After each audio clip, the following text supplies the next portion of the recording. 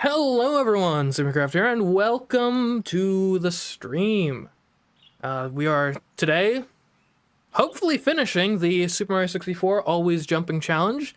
We've got 20 stars left to get, which, it's no small amount, that's for sure, but I think we can do it. Hopefully. We'll see. For any of you who are just joining us, which I guess would be everyone, because we just started. So as for the stream schedule for this week, obviously we got this going on now. Oh, I never updated the time on that. Oh well. Anyways, Danganronpa will be tomorrow, Thursday, 10 p.m. Jackbox will be Friday at 10 p.m. Streams available at either my YouTube channels. So normally the streams are on the Let's Play channel, but challenge streams generally end up on the main channel. Or if you want to be kept abreast of all of the streams, best way to do that would be to follow me on Twitch. But anyways, let's get going. Alright. Hello, chat. Okay. Let's get this going. There we go. Alright, onwards we go. How are you guys doing? The Jump Guy, and lots of you guys in chat. Can you do the most important Sonic characters according to the box art? That's definitely one I'd be interested in doing at some point. I've got a different project for that series that's going on, I'm working on right now. I'm hoping to get that up within the next couple days. But yeah, Sonic is definitely something we could look at some point. Okay, so what do we want to do? So we did a lot in... Obviously, we've unlocked the main upstairs area. Before we do that, though, I want to take a look at some of these areas down in the very bottom, just to make sure we aren't missing out on some, like, easy stars. It's like, for example, in Whomp's Fortress. Shoot into the... Okay, this one. Shoot into the Wild Blue. In theory, this one shouldn't be too hard. Normally, you would use a cannon for this. We can't use cannons. But, nevertheless, and we just gotta get onto a platform. Hello, the real Blueberry. For all these years of no jumping, how does it feel to use your character's legs? It's weird, for sure. Yeah, I feel like one of those guys that, like, always skips leg day or something, then turns out today's leg day, and there's no getting out of it now. This is the high quality, top tier gaming we come here for.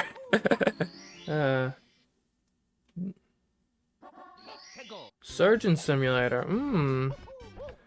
I never played Surgeon Simulator, but obviously I was kind of aware of it when it was coming out. It was big back in the day, as I recall.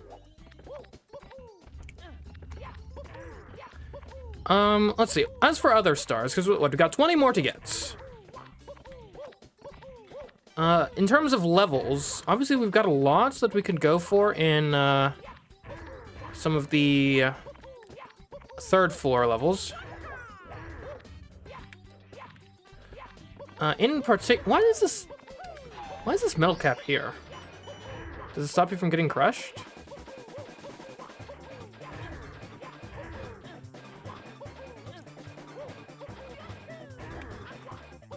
Okay, so how are we getting into the Wild Blue? And there's the idea of potentially you try to go from, like, above, or you try to triple jump from below, but we've tried that a lot. And if this was like Super Mario 64 DS, it would be super easy. Just grab a Luigi and then Luigi backflip down. I guess we're going from below then.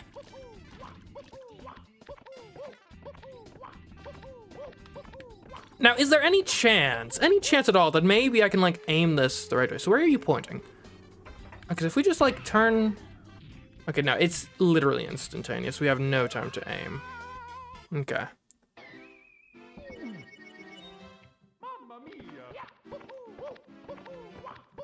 Console drift. Not even sure what that is. Sounds maybe cool. Is it cool? Like a Tokyo drift? Rainbow Ride doesn't work at all?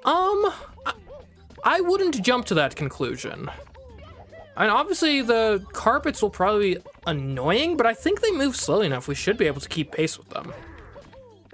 Obviously, I guess we won't know for sure until we try the level out. But Rainbow Ride is actually a level that I'm somewhat looking forward to. It'll probably be nicer than Tock Clock at the very least.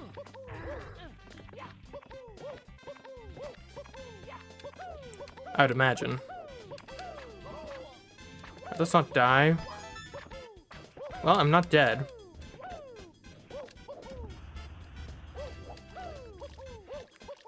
Okay, I think we do need to go from the top. I think that's got to be our aim here. And actually, I just thought of a potential approach we could use. Hopefully it works out. Oh, additionally, in terms of stream tech, I think, and I made this change as of yesterday's Paper Mario stream, but I think we should finally have for console games, the face cam audio and video actually properly synced. I know for a while there it was not. Because apparently, I guess I'm the fool here. I was using, because for PC it's easy because there's no delay on anything. So I can just have everything work. But my capture card for my console has a delay of like, I think a bit over a second. So I have to delay the webcam footage. Issue is, that means I also need to delay the webcam audio, which is where the problem comes in, because, what I was using before, the delay between those two was very inconsistent. Despite the fact that, you know, it lets you pick a value of, like, how much delay do you want down to the, like, millisecond, which would make you think it's pretty, specific and precise. It's not. It wasn't in the slightest. But turns out I'm the fool. I guess I wasn't supposed to be using video delay. I was supposed to be using render delay. And apparently render delay is what actually works. Okay, so how are we getting down here?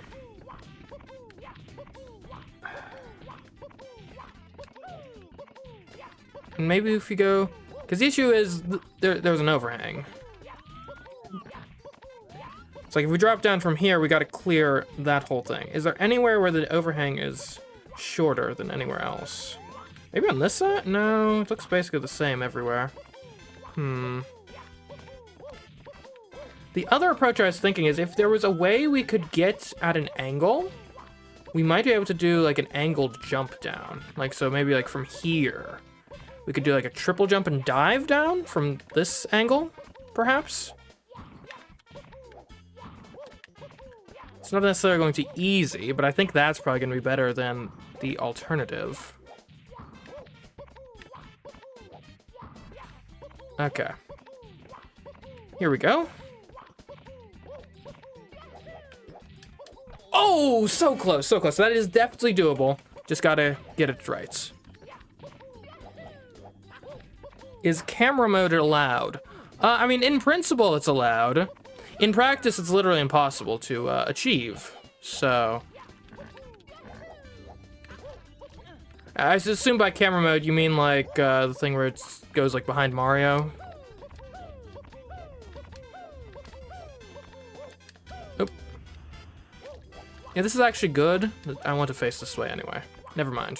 I didn't want to face that way. It's fine.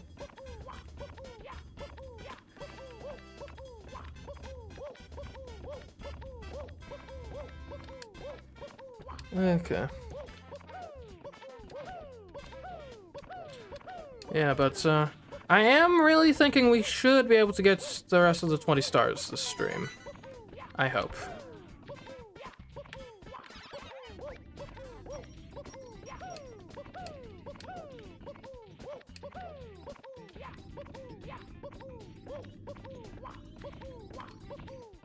Although that last Bowser fight is going to be a doozy for sure.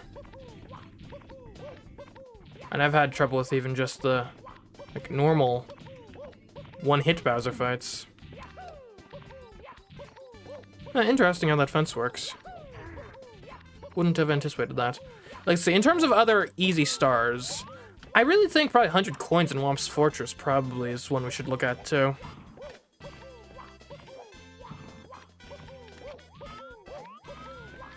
Okay. I like this angle. Oh, okay. Okay, come on. Where do these coins go?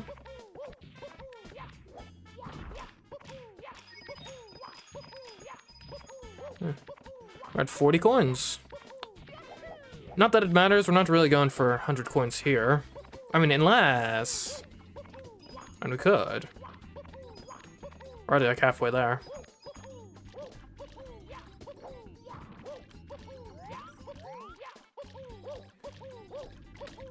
What is your favorite retro port to the Nintendo Switch? I mean, I guess that depends a lot on what your definition of retro is.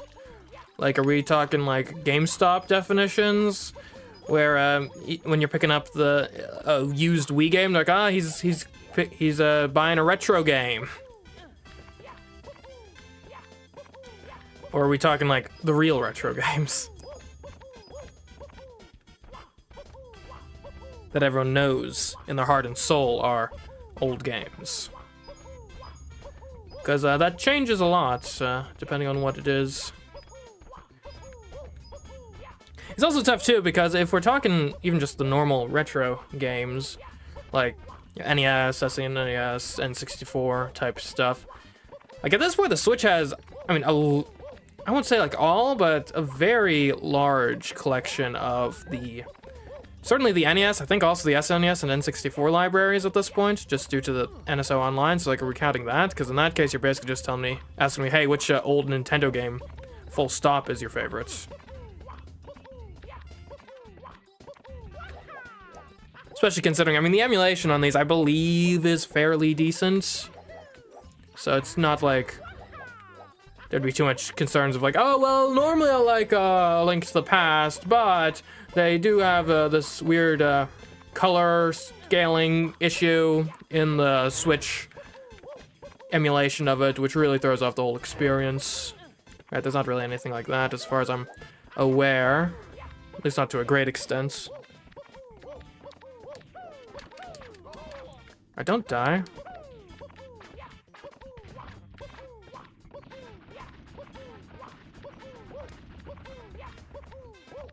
Alright, so, let's see. So we're at 67 coin.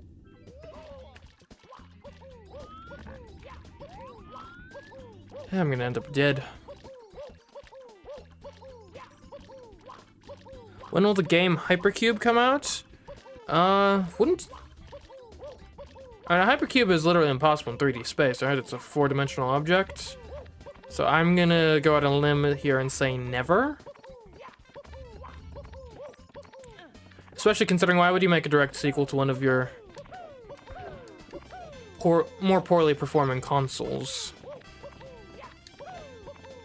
Because I believe the only console from Nintendo that sold less than the GameCube was the Wii U, I believe. No knock against the GameCube necessarily. I'm just stating facts, and the facts don't care about your feelings on the matter. Okay. This Whomp should give us some coins.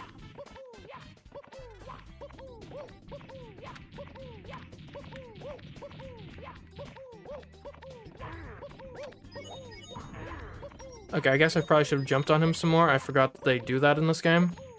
Oh well, hopefully it'll not be too much of a problem. There's a lot of coins up top. This should be quite doable.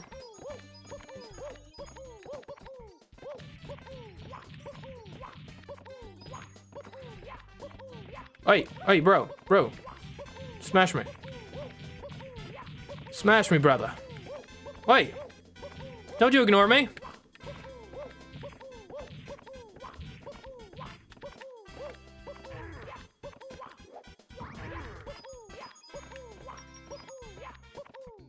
Okay, 16 more for 100 coins.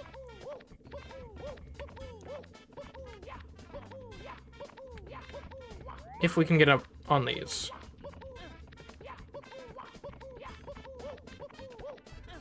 Are there coins on the tower? I don't recall there being coins on the tower. I could be wrong about that, though. There's a star in a cage. I think that's one of the stars I already have, right? I know there are coins on the arrows and on these platforms over here, but we gotta kick the block down. I got it up to the GameCube because I consider the original Pikmin to be old enough. So that's...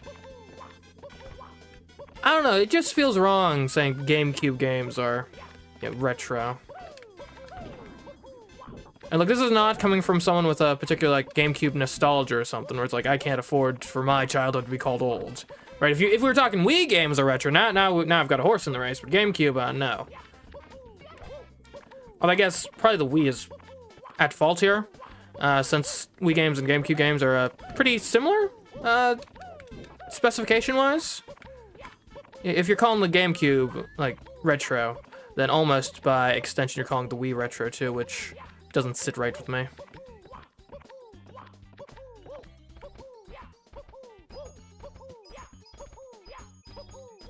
Okay. 92. Need 8 more coins. If some of them are red, though, that helps. Are there... one of these islands... Yeah, okay, that island over there has coins. And the draw distance of coins is so short in this game. It's kind of absurd.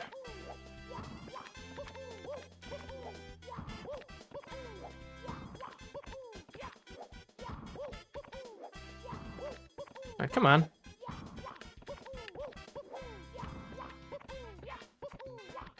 We had great games, but is considered the original console. But it's considered the original console right before the Switch. I consider the Wii U as part of the Wii's lifespan because they were still promoting the Wii and its games. I don't think I agree with your characterization of the Wii to Wii U era, honestly.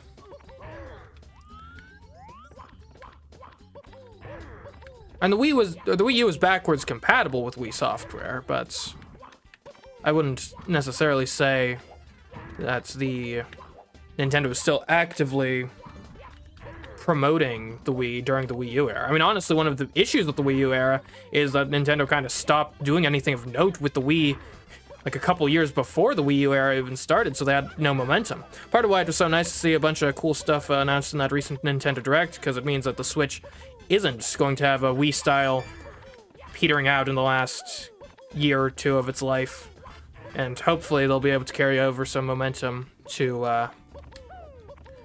the Switch 2.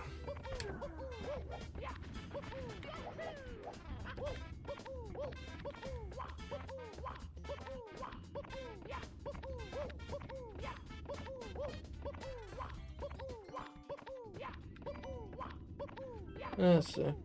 Whomp good? In what context? Like as a friend? As an enemy? As a piece of game design? I don't take issue with Thwomps generally, I suppose.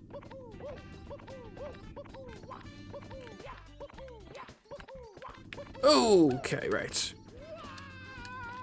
Okay, I think easiest way to do this is we get the red coins. Starting with this guy on the slope. Because I don't want to climb all the way up. Not to mention, it can be risky up at the top. You can, like, fall into the void from there.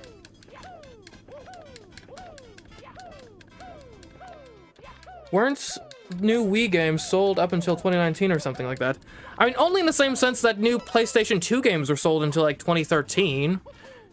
I mean, what you're talking about is, I believe, like, Just Dance was sold on the Wii even longer than it was sold on the Wii U. But it's not like they were releasing, like, a new Super Mario Bros. Game on the Wii in 2015 or something.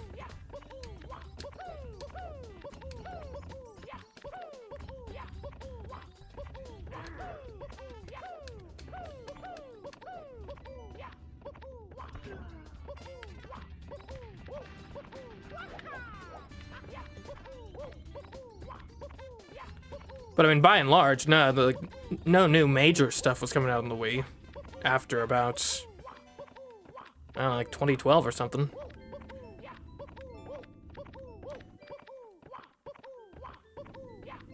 And heck, if anything, I feel like the Wii, in terms of major releases, was significantly less relevant immediately after its release than most consoles. And if you remember the early 8th gen consoles, you know, Xbox 360 and PlayStation 3 were still getting games like multi-plat across the or what's the term, multi-generational releases, like a couple years after PlayStation 4 and Xbox One came out. So you're seeing the same thing right now, even with PlayStation 4 and PlayStation 5. Whereas with the Wii, like yeah, again, there were some games, like, you know, you'd get a Just Dance game or something. But as in terms of major games, my recollection is that basically people moved on from the Wii like as soon as they possibly could. Again, with a few exceptions.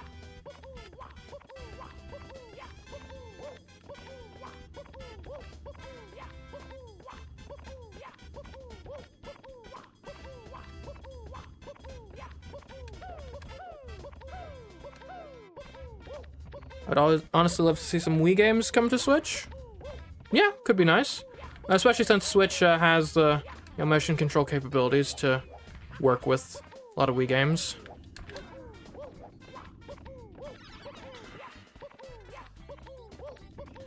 I mean, they're getting a few, right?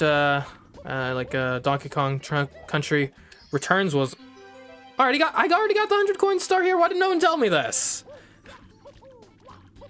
We just been doing this for no reason.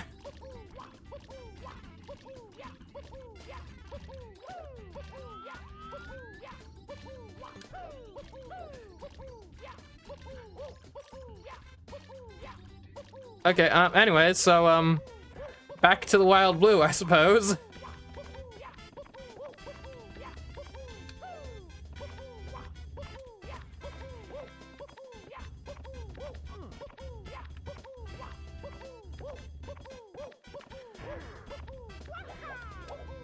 This level becomes so much more annoying to navigate while I was jumping. Which, granted, applies to, like, all the levels. Maybe I should just die. I'm, like, on low health.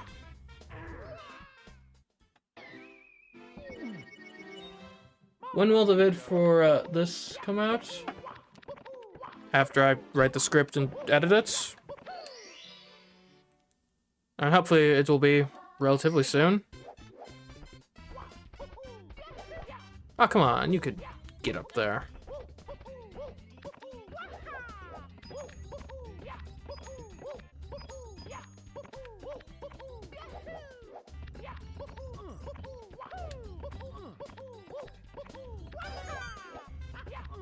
I wonder what other 100 coin stars would make sense to try. Maybe Jolly Roger Bay if we haven't already?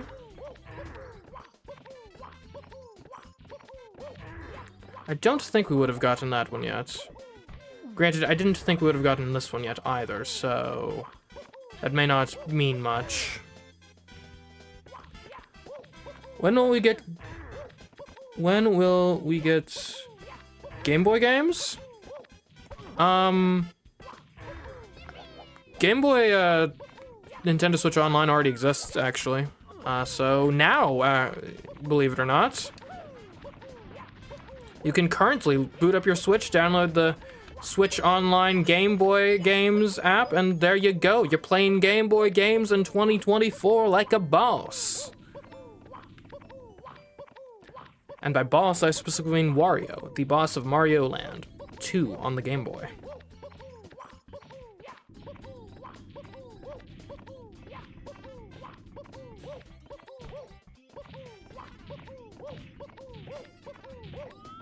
If we're talking remakes, I mean, there's a Link's Awakening remake. Oh, okay. Nearly dead. Nearly dead, but not quite.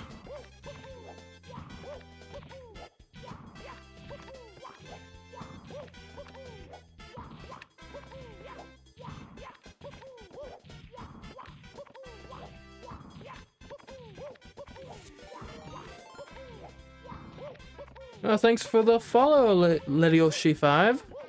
Hope you're enjoying the stream. As I fail to do this star, and also collect other stars that I didn't already had. Okay. Oh, that was a bad start. That was a bad start. You could tell it from the start. Oh! So close!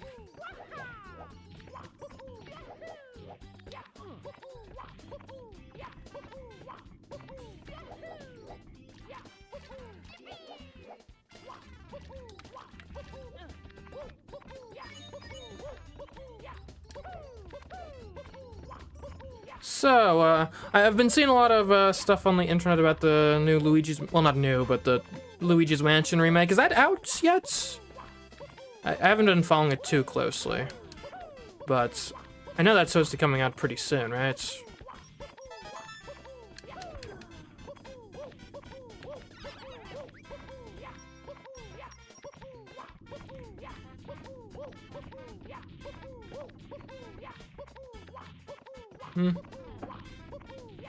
Kennel seems much less consistent. Yeah, I guess... could we try canonless? Because I know, generally, to do canonless, there's a very specific series of inputs that people generally do. But that's just for the purpose of getting to, like, a very specific collision point, right? In theory, as long as you get to that collision point, you should be able to do it, right?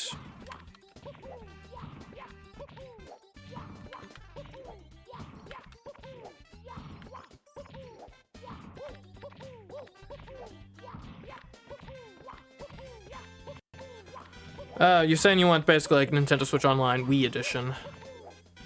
I don't know, here's the issue with why Nintendo generally seems to, not go beyond Nintendo 64 for, you know, their emulation or virtual consoles or what have you. Oh, come on. I'm so consistent at getting it exactly wrong.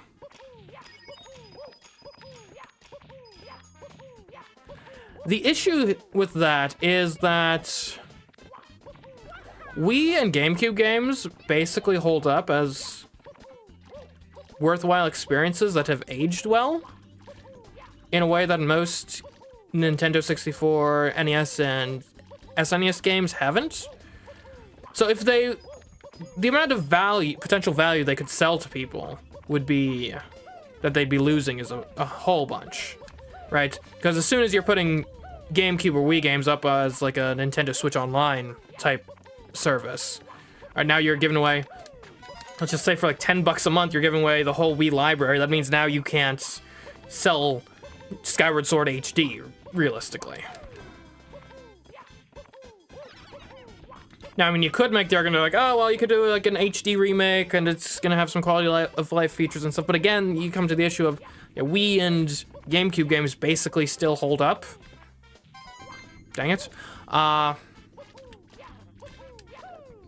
So if people have the choice of, well, I can, for like $10 or whatever the price of your online subscription thing is, play a Wii game, or I can get the higher res version for, because it's Nintendo, it's gonna be like 50 or $60. They're gonna go for, you know, I think your average consumer might just play the emulated version. Not to mention, and one thing that's, I think is misunderstood a lot about emulation, is emulation takes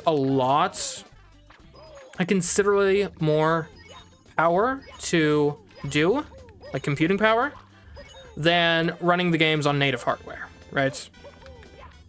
To emulate a Wii takes more computing power than being a Wii does, typically. So it could even be the case, I'm not saying it is necessarily, but I wouldn't be shocked if emulating GameCube or Wii, or certainly Wii U, might actually be something that is just too much of a computational load for the Switch. Because keep in mind, the Switch is a console that's, and at this point it's basically, I don't know, somewhere like 15 to 17 years old tech-wise. Because it's a little more powerful than a Wii U, which was a little more powerful than, like, an Xbox 360, which came out in, I think, 2006.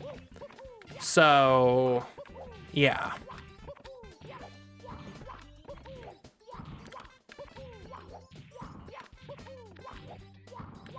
So basically what I'm saying is it might be slightly difficult to emulate Wii games on a console whose hardware capabilities is comparable to the Wii's contemporaries.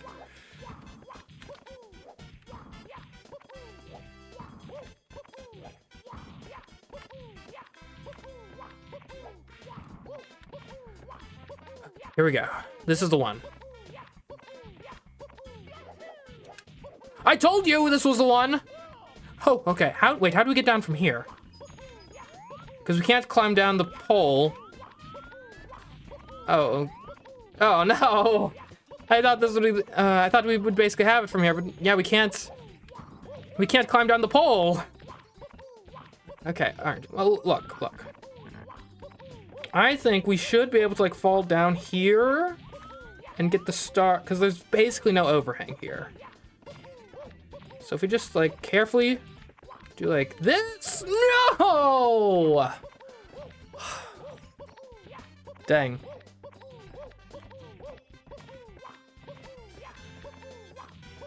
Do you like Eminem?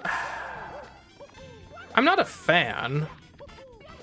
I basically never listen to his music, but I'm not an anti-fan.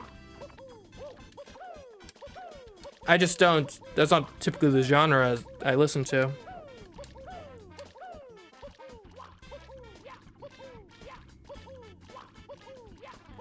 Okay, so how are we gonna do this? I don't think it's impossible to pull off the maneuver we were trying. So there's that. Additionally, in theory, we probably can dive to the star platform directly. It'll just require different timing.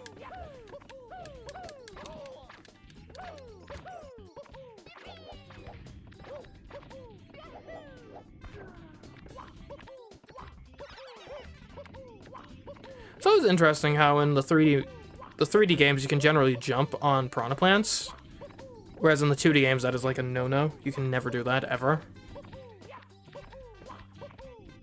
Ooh, barely made it there. Do you like M&Ms? I mean, they're decent candy. They're not like insanely good or anything, but they're all right. Though if you're gonna get M&Ms, get peanut butter M&Ms. Those are the superior type of M&M for sure.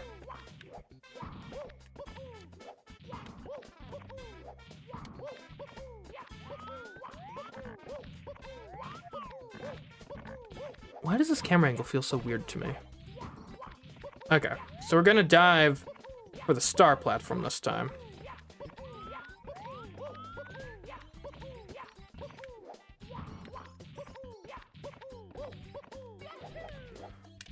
Oh, I touched the star platform. I was there. Okay. This is doable. We will make it. Just gotta do it a few more times. Or maybe just one more time. M&M's, mini M&M? That's what I said? Oh,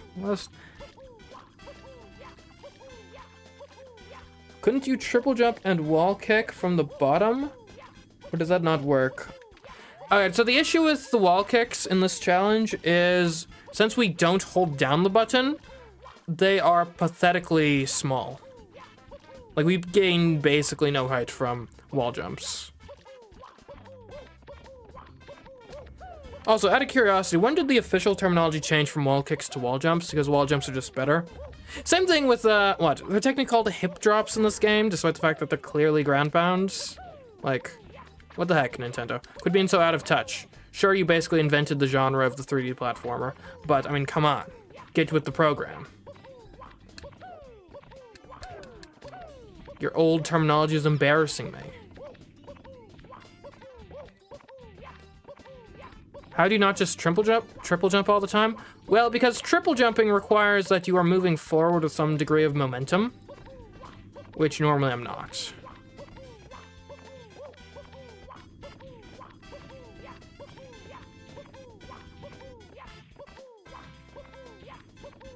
It's almost into Skylanders, but I didn't have any of the consoles with the games.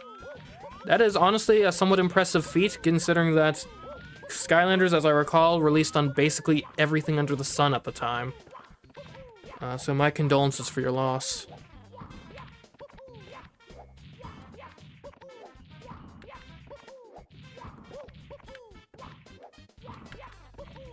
M&Ms are great. I eat pretzel and peanut. Interesting. Yeah, I've had pretzel M&Ms on occasion. I don't know. For me, I don't think pretzel M&Ms are better than the sum of their parts. Like, I'd rather eat pretzels and M&Ms than pretzel M&Ms. No! I died! Would you play a Waluigi video game? Yes. And anyone who answers no to that question is, quite frankly, not human, and should be immediately deported from the planet. Because they would be an illegal alien, quite literally.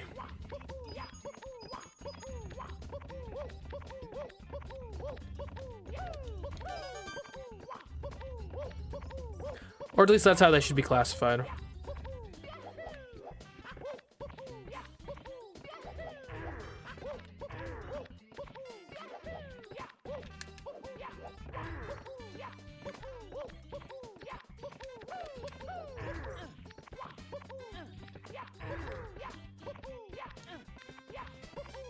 Speaking of which, we need to bring that term back. I mean, I don't know when it went out of fashion, but I distinctly remember back in the...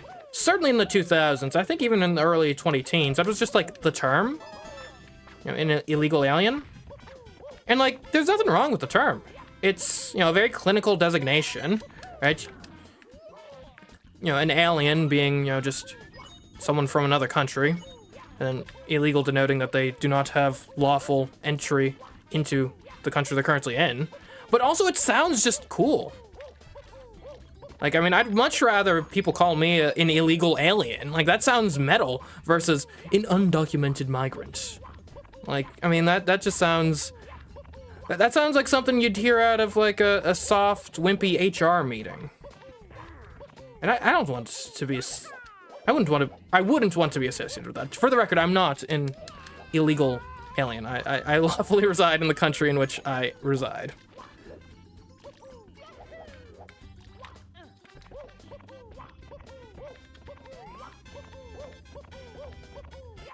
Yeah, let's bring it back. Let's make illegal aliens great again.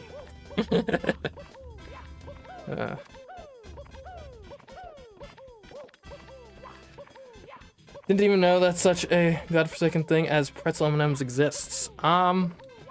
I don't think they're terrible in concept. You know, the crunchiness of the pretzel timed with the, or not timed, combined with, you know, M&Ms. Like a similar sort of appeal to the peanut M&M, I suppose, except peanut M&M's also, you know, peanutty. Which I believe elevates the snack. Whereas again, like I said, I do not think pretzel M&Ms are greater than the sum of their parts. I would rather eat a bowl of pretzels and a bowl of M&Ms than a bowl of pretzel M&Ms. Granted, that could just be the gluttony talking. You know, with the old theory that 2 bowls are better than 1. Which, this is why the college football season is superior to the professional football season. More bowls. I guess technically postseason in both cases. Bring back this problematic term used for very bad things because it sounds kind of metal, but seriously, it does sound sanitized. Well, here's the thing though, and look, I'm not sure if this gets you on the wrong side of the law or anything. In my opinion, most political correctness is just BS, because typically what it means is, here's a word, we're gonna say you can't use this word anymore, we want you to use this different word. Why?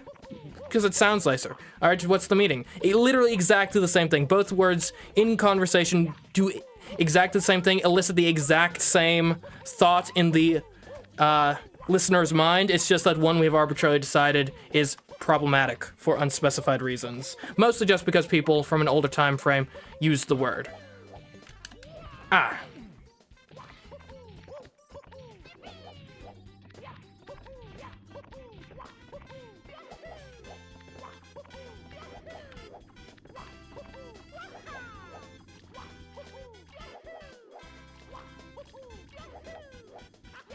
Like, call me the radical here, but in my opinion, the meaning behind the word is way more important than the specific syllables that are uttered.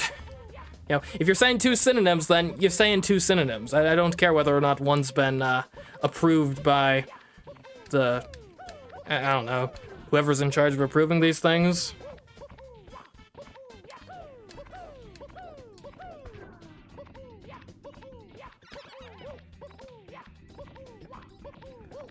The euphemism treadmill? Indeed, indeed. Geez, man, if you're gonna go about... Hold on. Alright, what? If you're gonna go about illegal aliens versus undocumented migrants this much, then bye.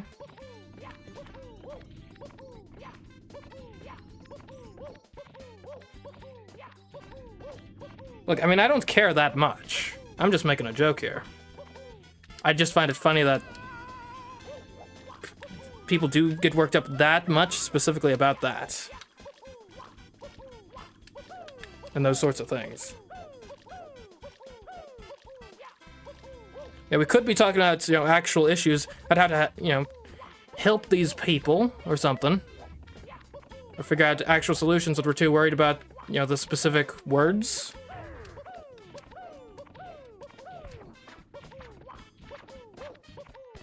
How do we even get on this topic? Oh, right, because I made a joke about extraterrestrials and Waluigi. Right.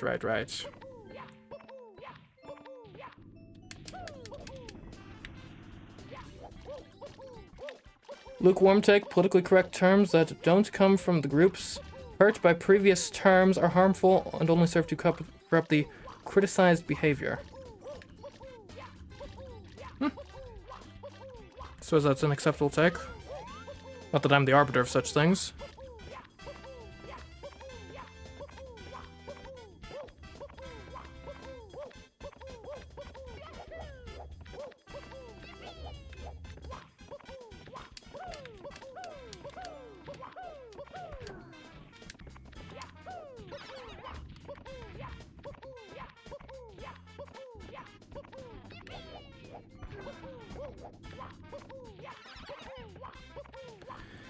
Okay, waiting on this.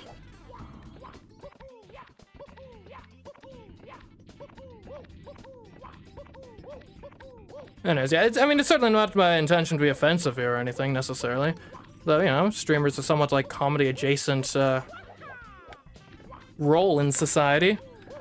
And making fun of society's use of words is kind of like comedy bread and butter. I mean, I forget who the comedian is, but it's like one of the more famous comedic routines is like, you know, the 5 words you can't say on TV, which is, and basically the punchline of that joke, as I recall, is kind of the same as what I was just doing, so, I don't know. In any case, we gotta get the star. Okay.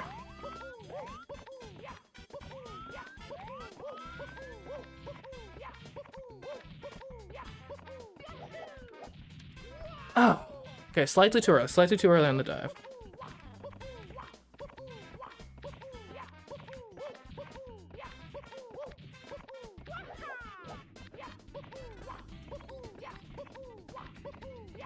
Hope you finish the round before Mario breaks his legs. That would be the goal. I mean, so far he has been a very resilient plumber. We'll see, hopefully. And the real thing is I hope we beat the run before my sanity breaks. That'd be the major concern. While I'm just jumping up this slope, might as well make mention of the fact that we are currently streaming to YouTube and Twitch simultaneously, so yeah, you can watch wherever you like to watch your streams the most. We are trying to get up to, 250 Twitch followers, in which case we will, do a marathon stream of Ring Fit Adventure, which will surely not have a negative impact on my health or safety whatsoever.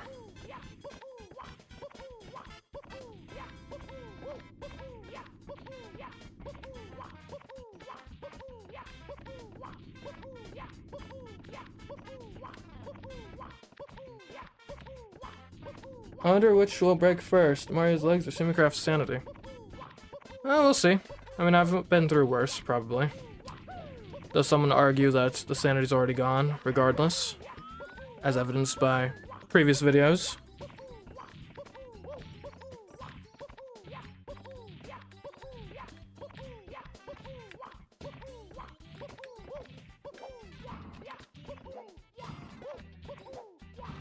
Seems like it's leg day for Mario. Indeed it is.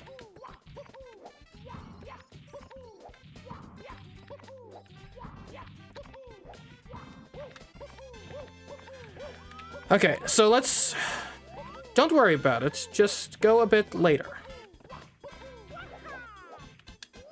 Not that late.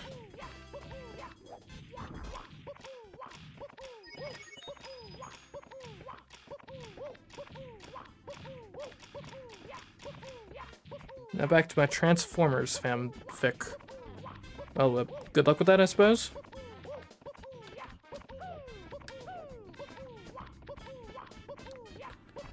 Okay, here we go.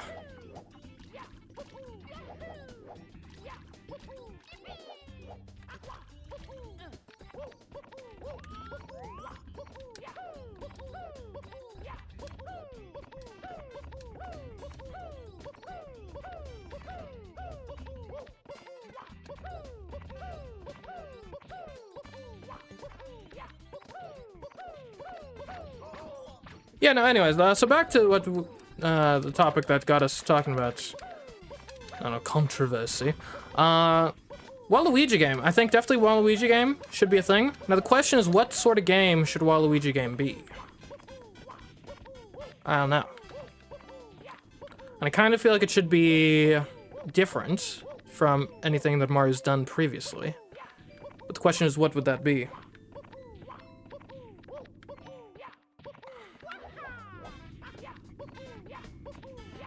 Let's see. I feel like Waluigi, he'd do something wacky for sure. What exactly? Who can say? Waluigi's taco stand? That is extremely random. But, I mean, I could get behind the idea of a cooking-based Waluigi game. Like Cooking Mama, except with Waluigi. Waluigi stealth game? I don't know. I mean, have you seen Waluigi? Does he look like a very stealthy man to you?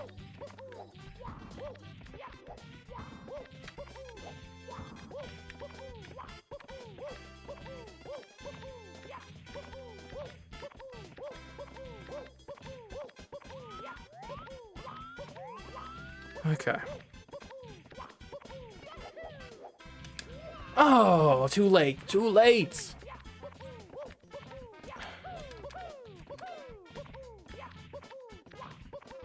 Why no jump counter? Because, like, are you for real? That would be insane. That'd be ludicrous. How would you even implement such a thing?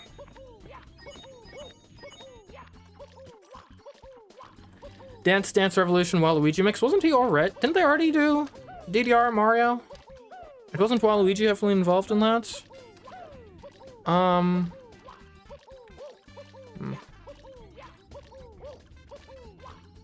The counter would overflow at this point? Yeah, basically. We'd end up with a stack overflow, next thing you know, to be displaying, like, emojis somehow.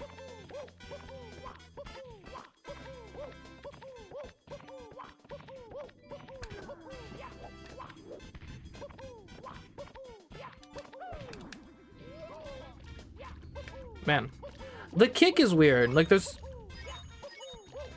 The funniest thing about the kick is it has collision with other objects that actually obeys Newton's laws. Right? That every action has an equal and opposite reaction. You know, normally you don't have to deal with that in games. Normally you punch a wall and then, like, oh, looks like my fist just, like, phased through it. What was that?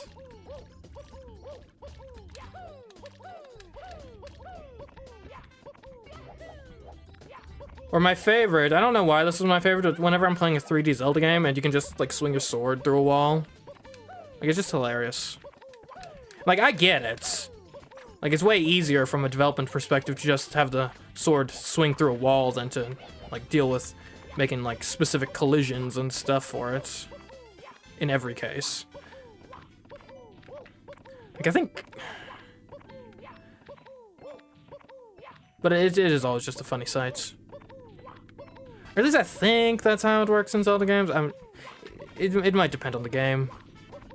Because on the other hand, I do have a distinct feeling, like I think in like Wind Waker, you must, like I think you swing and then like it clangs or something. Or maybe what I'm thinking about is you can like just sort of walk around. I don't know. It's a thing in one Zelda game, I'm sure of that. Probably.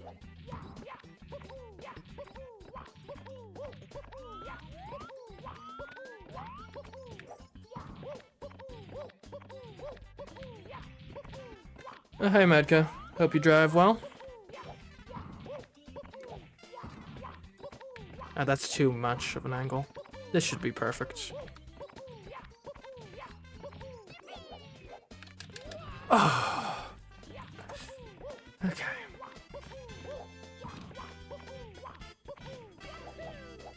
Waluigi's Wicked Revenge? Is that like a thing, or is that just your thing? I don't understand why you get a moon in Odyssey for just jumping 10,000 times. Guys, that gives you an idea. We need to do an Odyssey speedrun, which will be 10,000 jumps per cent. It'll even be a tool-assisted speedrun, and I've got the perfect tool for the job.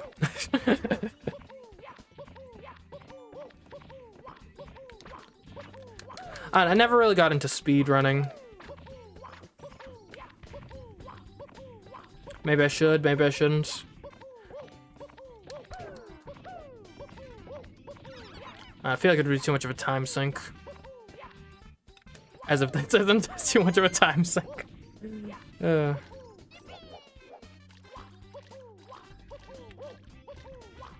it's 10:52 p.m. Yeah, and? What? You just concerned by the fact we haven't gotten a single star this whole stream yet?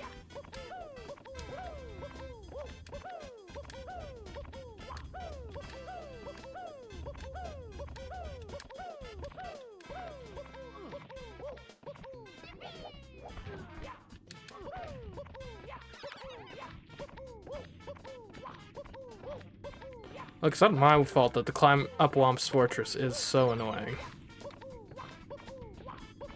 Have a great idea. Set out to collect 9,999 coins in Odyssey before beating the game. Interesting.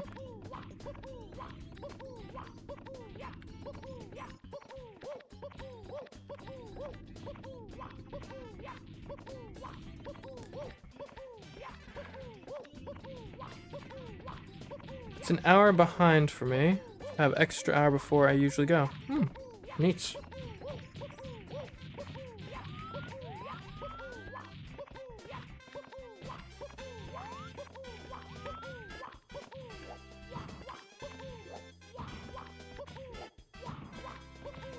Or 4:53 a.m. That is, yeah, that's pretty early.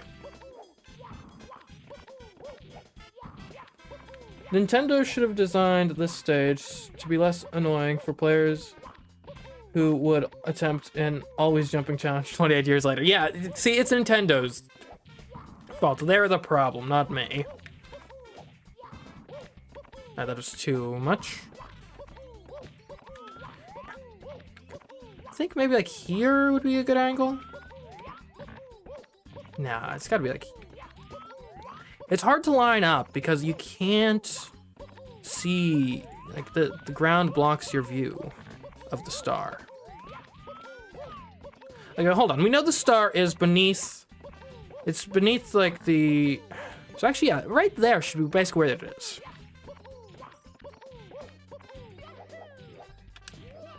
There we go! That's how it's done! Oh.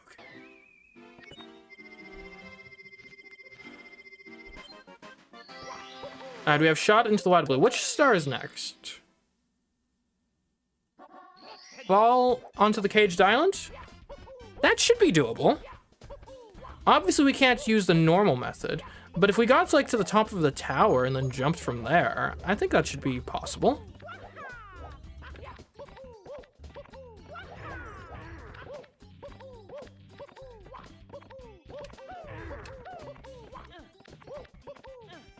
Like, how high up is the caged island?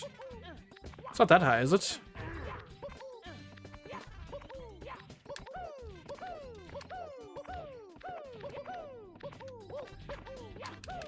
Oh, hey, don't you bite me. You bit me again.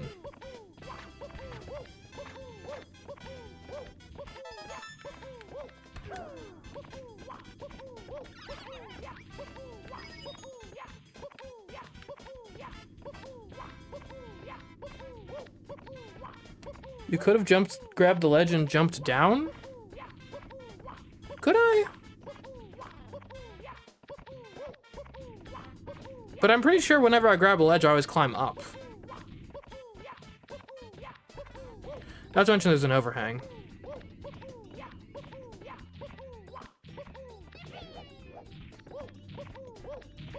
You know the thing that always weirds you out about piranha plants?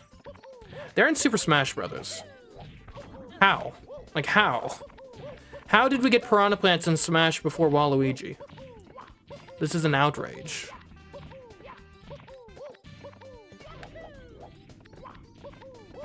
Okay, so we climb the tower and then we'll just jump from the top of the tower. Easy as that.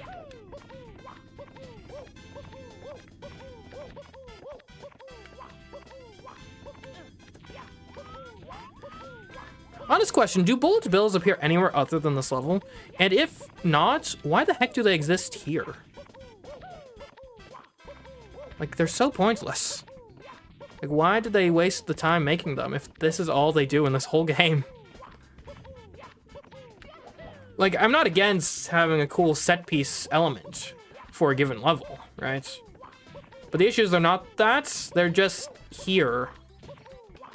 And they're so little here that, honestly, I wouldn't even blame you if you didn't know they were here. Alright, let's not accidentally grab the star we already got. Okay, so where are we going for? We're going for the caged island over there.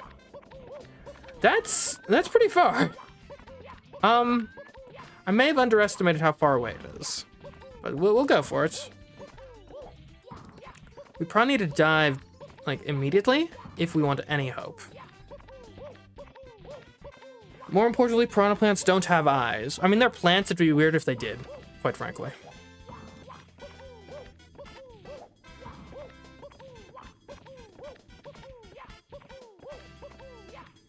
And you saying this takes a long jump?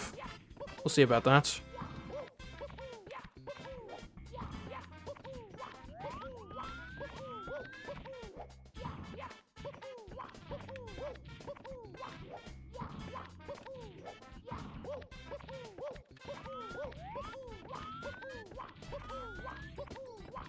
I'd hope for that's the right angle.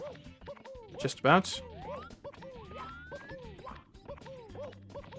Oh no, that wasn't even a triple jump!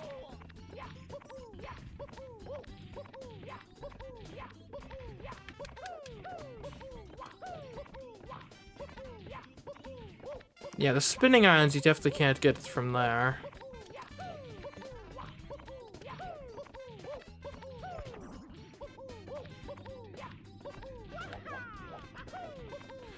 Equal and opposite reaction and all that. Okay. What?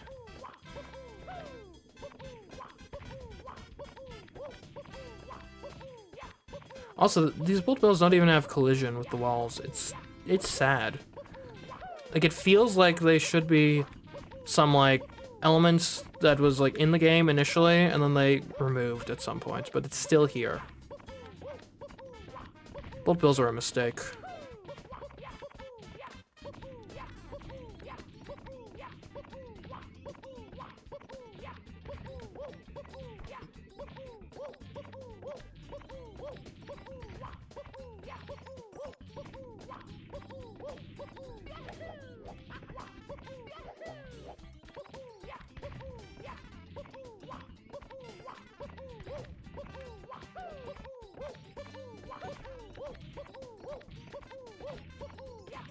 Who taught piranha plants to read? Can they read? Is this Mario canon? Wow.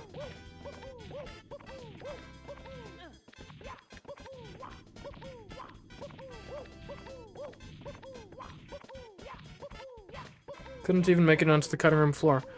Yeah, it seems like it. I don't know, they just seem so unfinished. And again, they only, as far as I'm aware, they only appear here, right?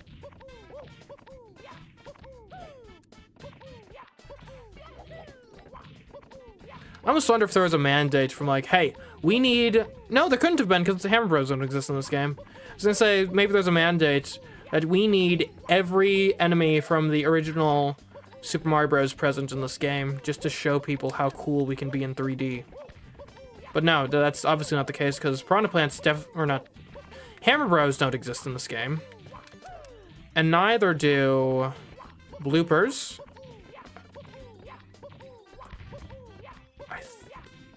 And technically I don't think red Koopas exist, but I mean normal ones, green ones do, so. That's not that big of a deal.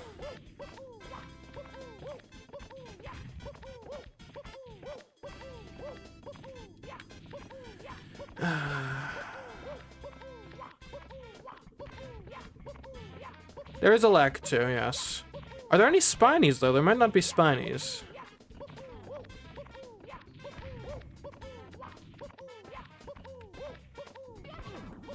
And Buzzy Beetles were in the original Super Mario Bros. I don't think they're in this game. Petey Piranha doesn't have eyes? I mean, I guess not.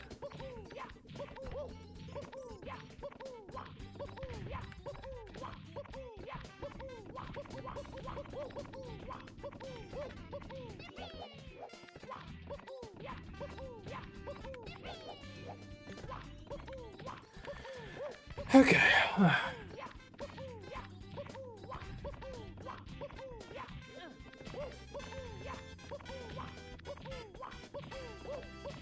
Trying to think of what levels we could do next.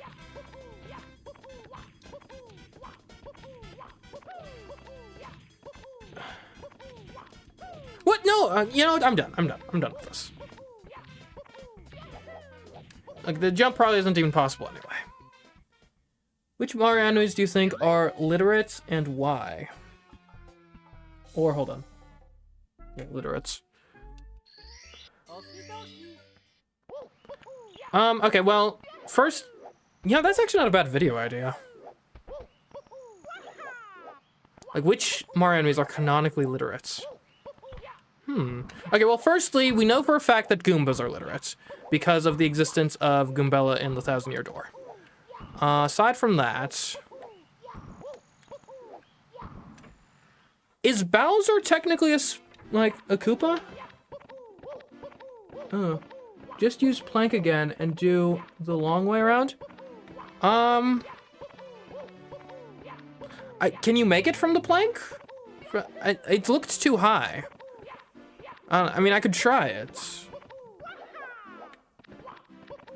But I didn't think plank was... I didn't think those islands were high enough to get to it from.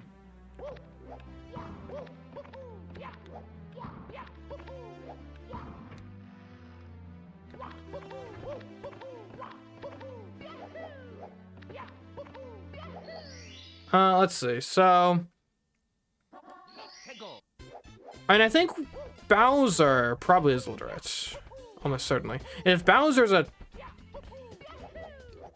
is a type of Koopa, then we could maybe infer that Koopas in general are literates.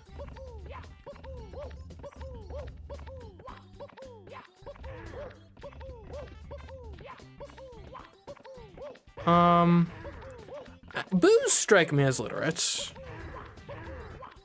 Like, they're probably one of the more civilized creatures. And yet, I just realized Koopas must be literates. Because they, in Mario Party 8, they run all the hotels. And you are not going to tell me that they're running hotels and checking in guests and keeping track of the logs without the ability to read and write. Like, that's just not plausible. Bowser is a member of a specific race of Koopas. Other members of that race include the Koopalings, Koopa Kids from Mario Party, Motley Boss Blob from 3D World, and maybe Boom Boob and Pom Pom. Motley Boss Blob, really? I thought he was just like a weird jester gremlin. He's a Koopa? No idea. Wow. And Bowser's the king of the Koopas, so yeah.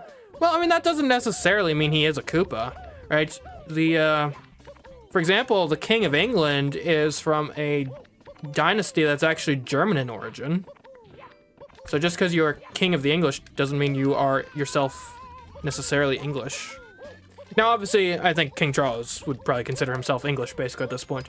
But back in the day, when you had, like, I think, the time period of, like, King George, I think that was around when I believe it was the Hanoverian dynasty came to power in England. Like, for a while there, I don't think they even spoke English as their first language.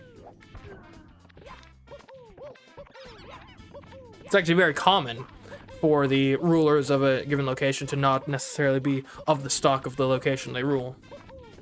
I mean, for a while there, you had Mongol emperors of China. There are some accounts of, you know, Germanic emperors of Rome. What about Spike? I'm not sure about Spike. Probably good at volleyball, but other than that, I don't know.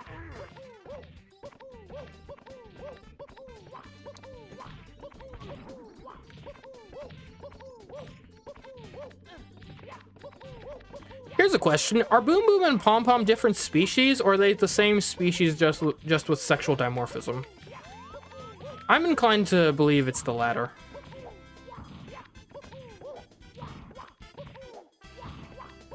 Oh yeah, Boos for sure are literate. I believe they've left Mario notes at some point. I don't remember exactly when, but I'm fairly certain that's been a thing.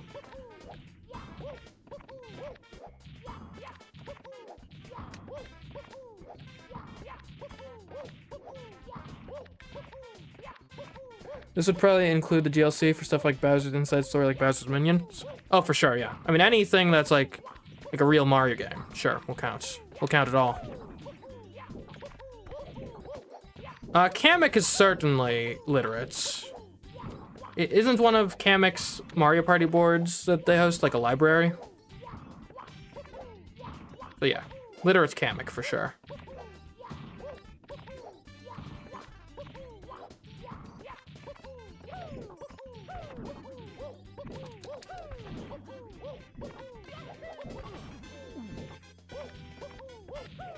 This plank is such a weird mechanic. It never comes back either. Like, old games are just like this. It's weird. They just do not care at all about, like, consistency or anything. Or they're just like, yeah, here's a cool thing. Let's just do it.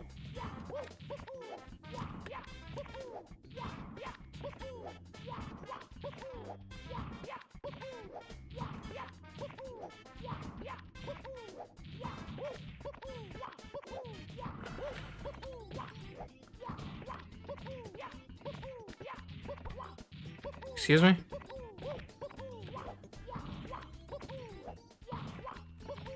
What are Peepas? Those are those, non-boo ghosts. I don't know about Peepas. They seem like lesser ghosts to me. I wouldn't be shocked if they couldn't read.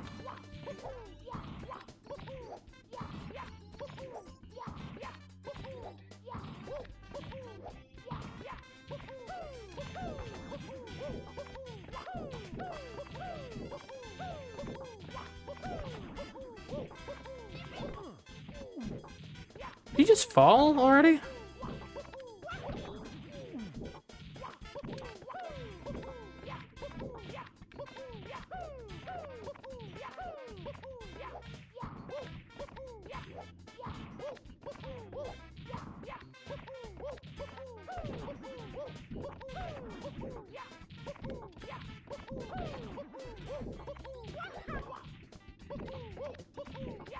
I hate this thing.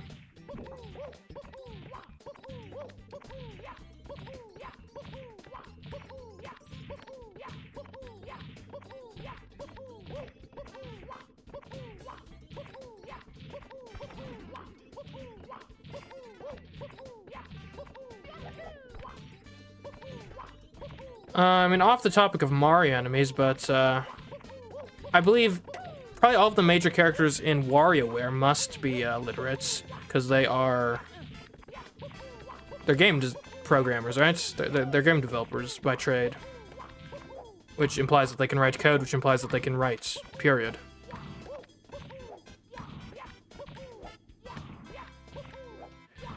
I think King Boo and Luigi's Mansion has to be literate to send letters tricking Luigi to come. Yeah, for sure, for sure.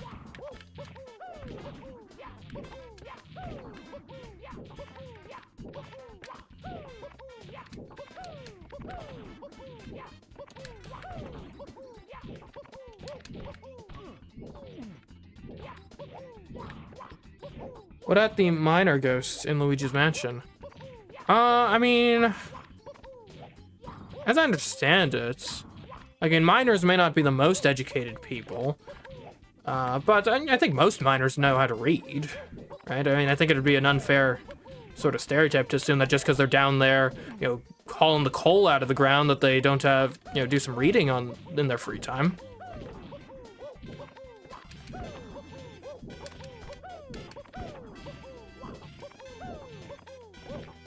Just go down! What am I doing wrong with this thing? There. Okay. Or you just have to yell at it.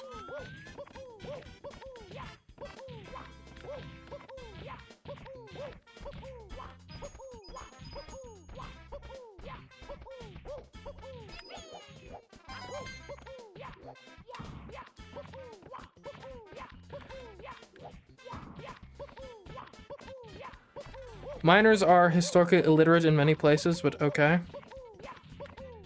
I mean, it depends on the time and place.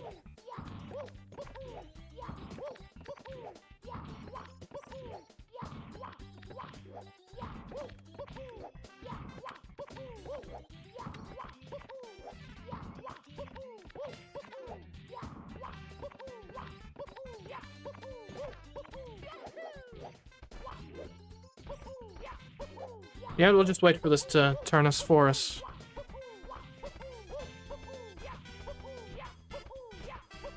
Anyway. Is Wario literate? He must be, right?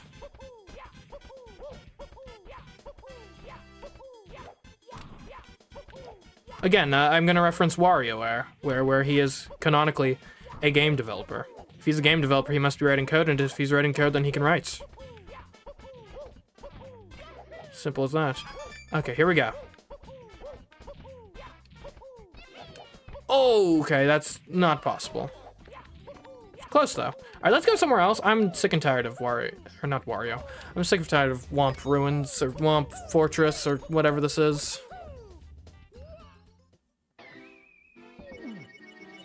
Would I Grumblump a Thwomp type from Super Mario 3D World? Illiterate, for sure. Why did I just go back in here?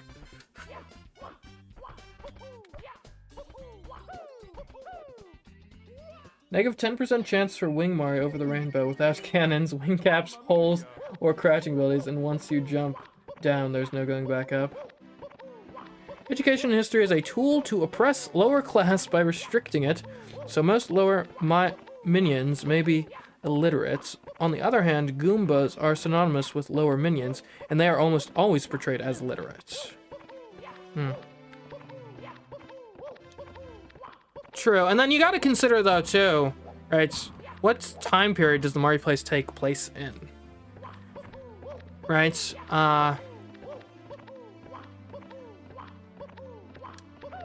because in various Mario games, like, you've got cars, you've got, you know, mobile devices with emails on them, right? Which implies that the Mario universe actually is a fairly modern-day society. In which case, I wouldn't be shocked if, you know...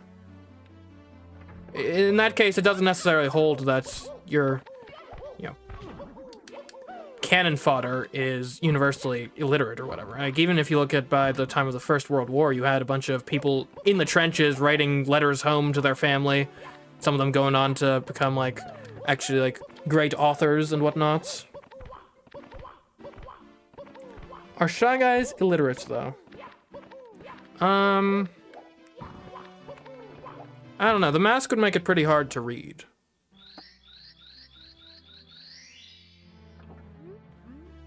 Shy Guys have written books and host several TV shows heavily featured with written quizzes. Ah, that is true.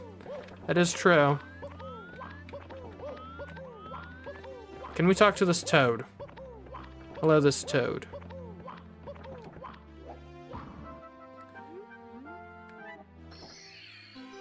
Easy as that.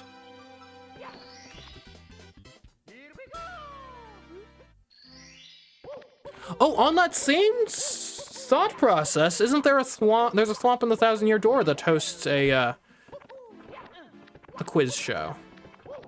So maybe thwomps are actually literate. Okay, which one of these windows brings us to Rainbow Ride?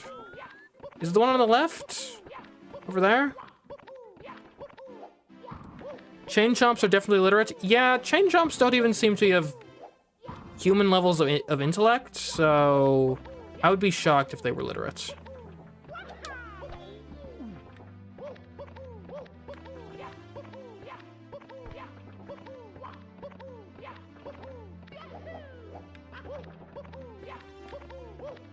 Chain chomps are literally dogs. It would seem that way, yes.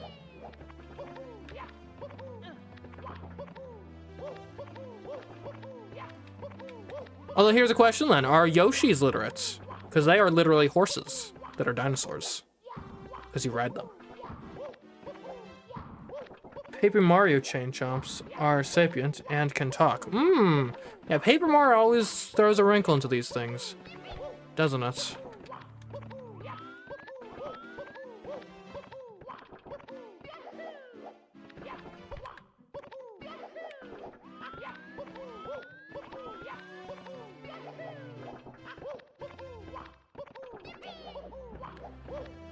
Man, getting into this level is tough. Please tell me this is the right place. Wait, is BLJ possible? I can't even normal LJ, so... The BLJ is out of the question. And it's not like against the rules, it's just, it can't be done.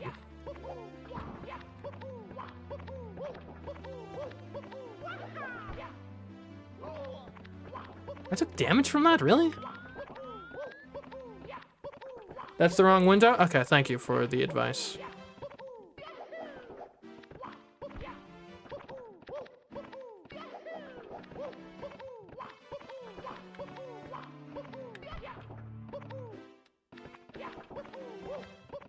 Maybe I should just go to Tock Clock, since it's actually, like, plausible to enter.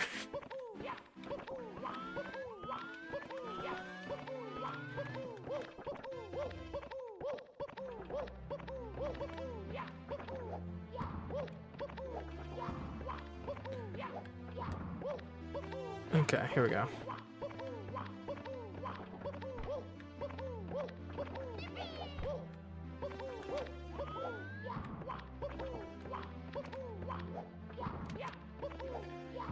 Let's see. Almost all Paper Mario games, including the two most recent ones, portray them as pets and dogs. Assume we're talking about chain chomps there.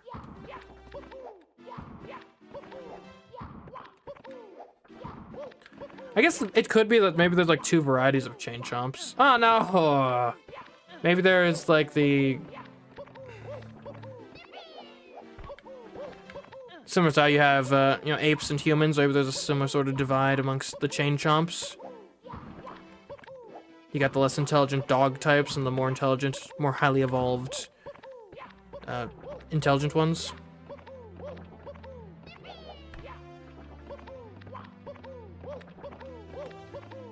You need sleep? Sleep is for the weak.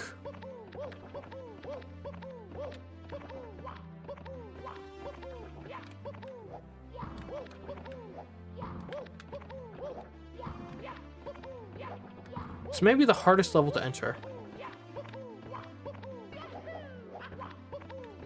Alright, now how are we getting in the window?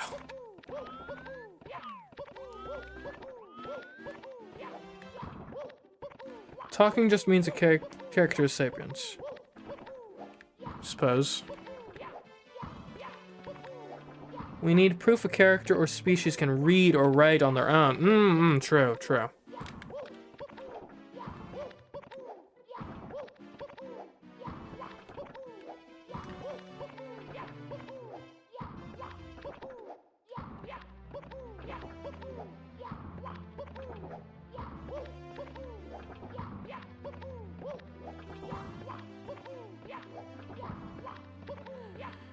Okay, here we go.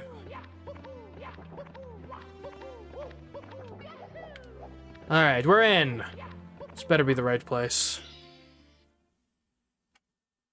Rainbow Ride, alright. Here we go!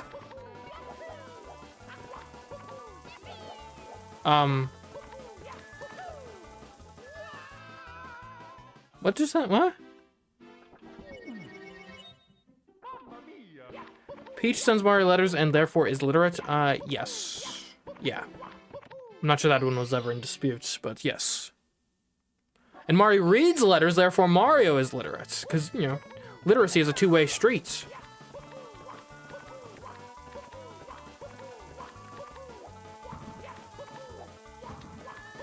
Well, this is a problem.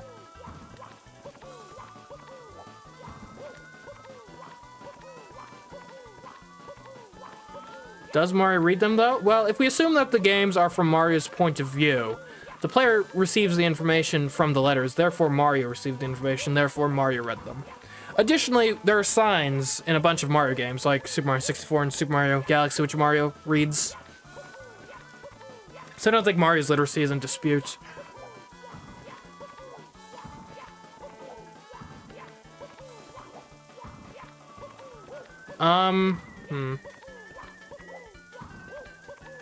So not relevant, because we know that every single enemy that's playable in, every single character playable in Mario Party 8 can tell time.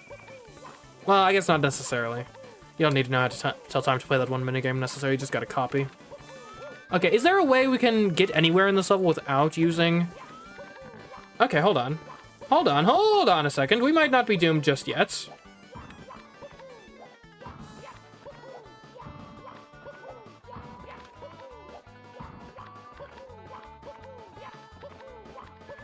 Yoshi's can read. He leaves a letter for Mario at the start of Super Mario World. True. I think he does something similar in Super Mario Galaxy 2 as well.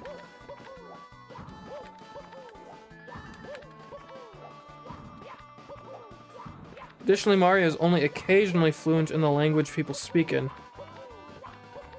He may be conversationally fluent, but struggles with communicating back on his own.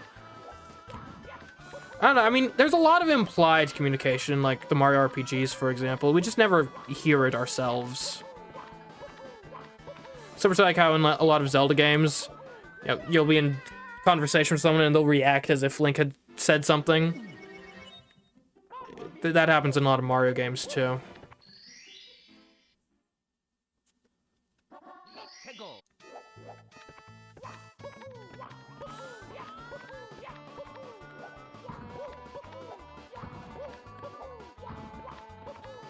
Pokies are probably illiterate. I don't really have any evidence otherwise.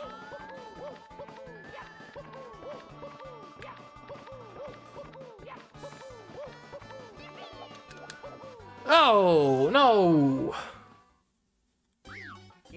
Dang. Mario's actually an extreme introvert? I don't know. Nah, there's no way Mario's an extreme introvert. He's hosted like 19 parties. Okay, that is not introvert behavior. He's hosted like 19 parties and that were named after him. All while not aging visibly at all, meaning it's all probably took place within a period of like a couple years. That's not introvert behavior, let me tell you.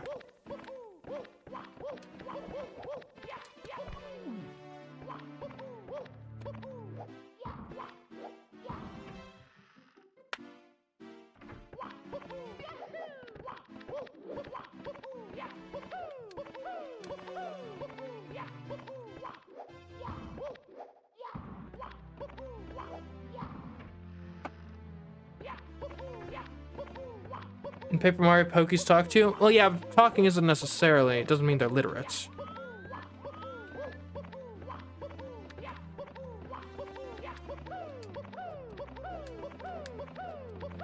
There's only one way to go, and all others require carpets. It would seem so.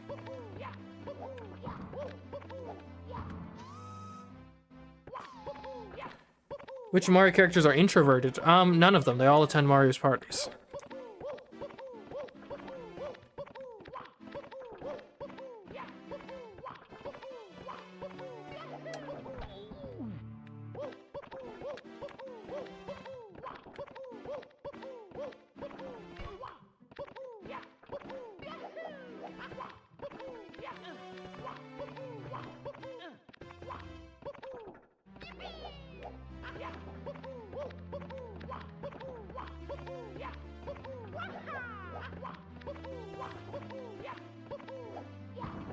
Have fuzzies ever demonstrated literacy?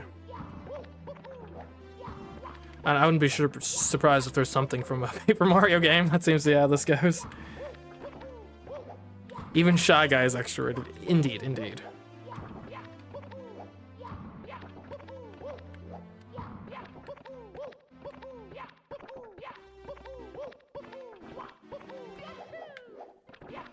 Oh, you know, we know for a fact that,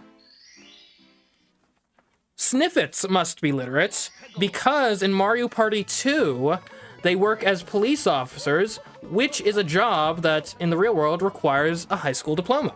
Therefore, they must be literate. And also confirmed Sniffets have gone to high school.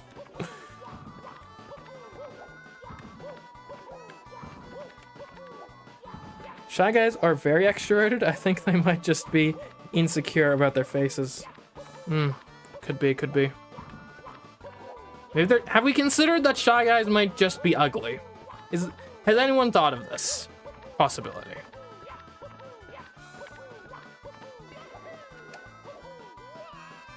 That's gotta be makeable, right?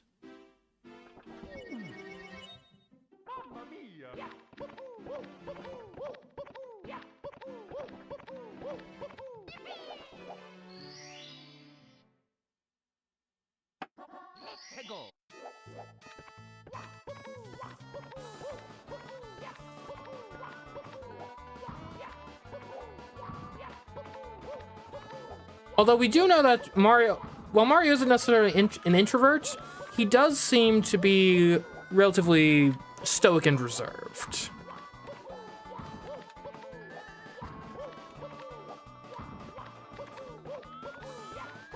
Maybe we just aim for the pole.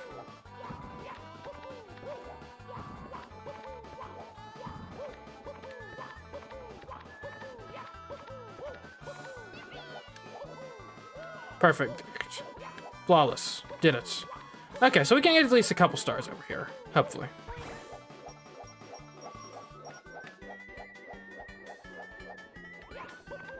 Alright, there's like a star in... I guess this way is where we'll be going.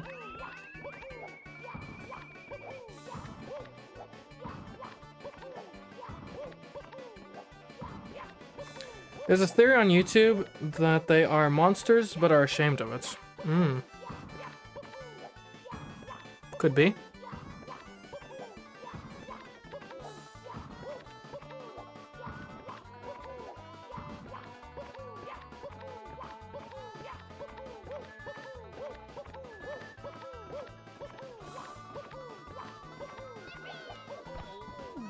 No, don't you tilt.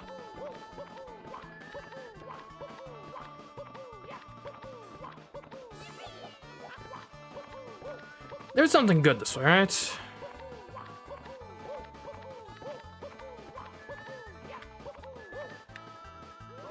What the heck just happened? Oh no, I'm dead after I fall down here because I can't climb the pole.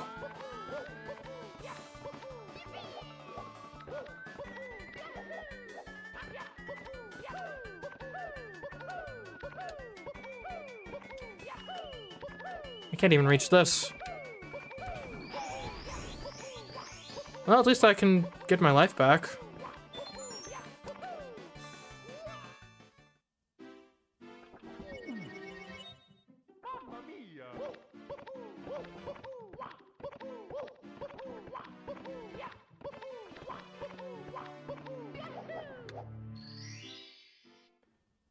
I'm using tilt controls.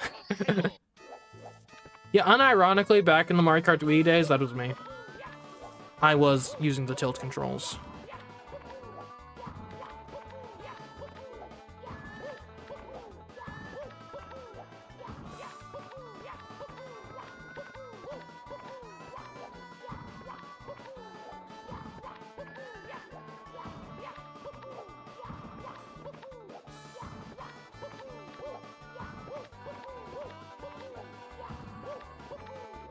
Look, if you guys need to sleep, then sleep.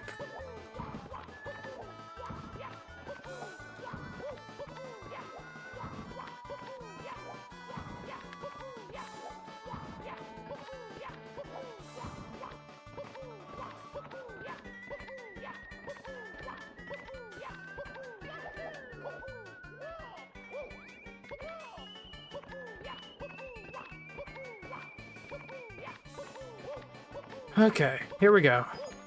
Again. No, I want to jump on you. Come here.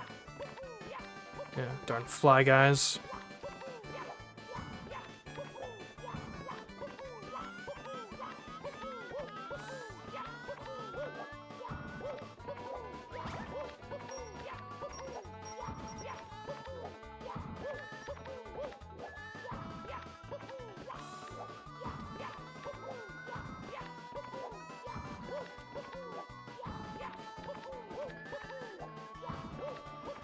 Okay, here we go.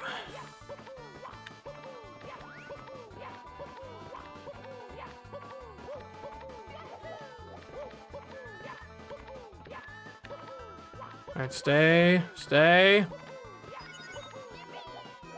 Okay, that was kind of tough. No! Slopes. We do have to get this mushroom. Because I do not want to have to get up into this window again.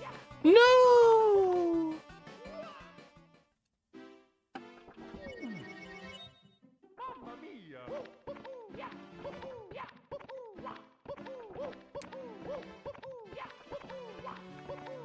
What? That was the wrong direction.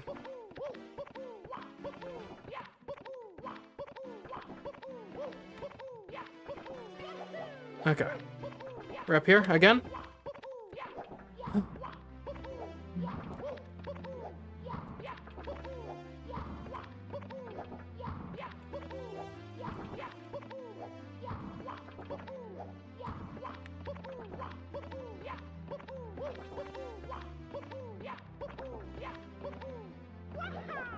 Now here's a question with the literacy issue.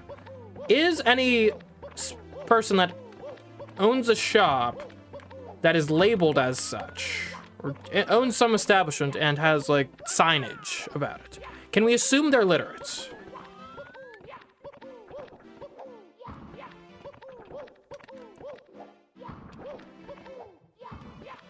Like, probably? Because that's gonna be a lot of folks.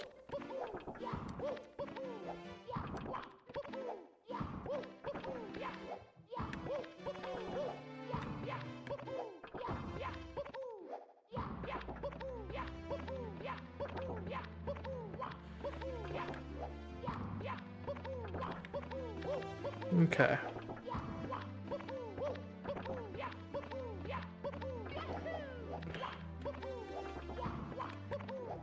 Yeah, I'm starting to get worried about our stars. So at 52, we need 18 more. Where are we getting them from? There's probably a couple more we can get from Hazy Maze Cave. Yeah, we're just gonna go to Tock Clock. I'm done with getting in that window. Surely Tock Clock will be fine. Who doesn't love Tock Clock?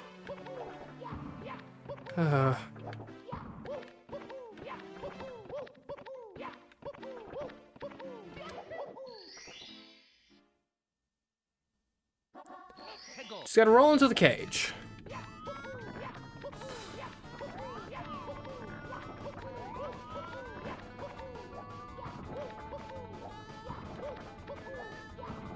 Okay, they need more music in this game. This is getting ridiculous.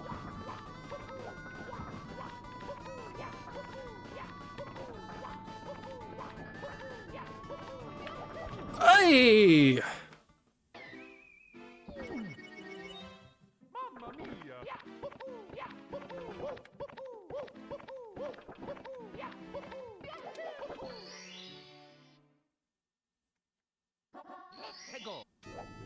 They'd have to name their establishment and do taxes. I think they'll need to be literates. Agreed.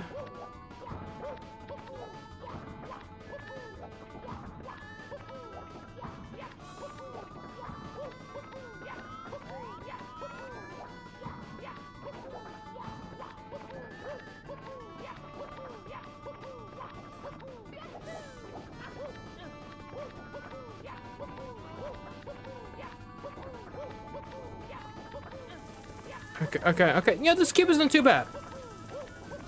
This cube's fine. Turning is annoying, but the cube's fine.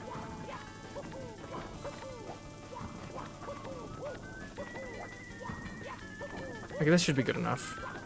No, it's not good enough.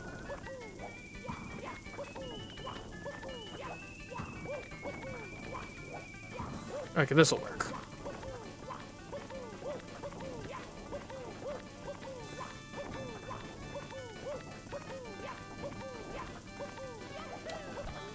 Okay.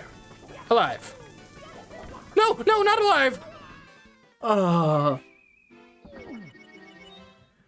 What is a charge and chuck, and are they literate? I don't know, they're football players. Most of those are literate, right? And most football players went to college.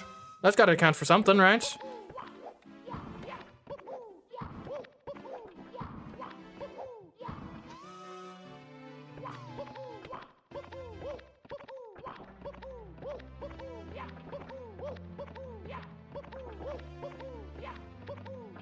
Oh,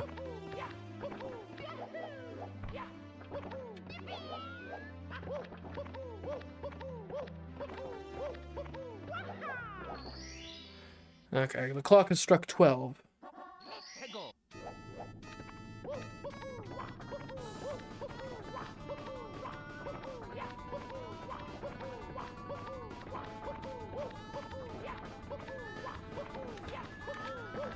I mean, if they're a professional sports player, especially a professional football player, then they probably went to college, which would imply that they're literate. Actually, you know what? I wonder if, like per capita, like the NFL players, professional football players, are probably actually one of the higher educated professions in the country, I would imagine. Since, again, the vast majority of them went to college.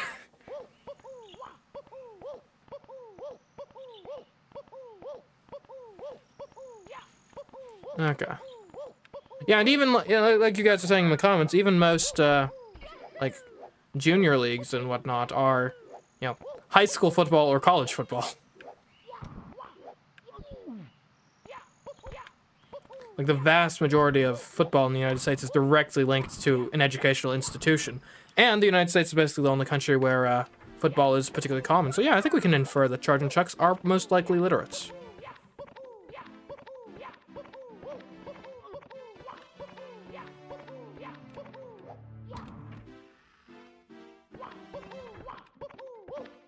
Did we get 100 coins here? That's why I'm here, if we didn't get 100 coins.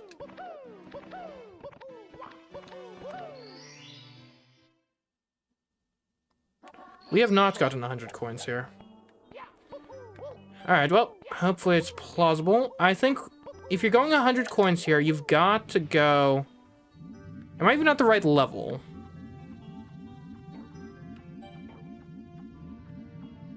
You gotta start with the cave. Because there's a blue coin switch in there that I think you basically have to get.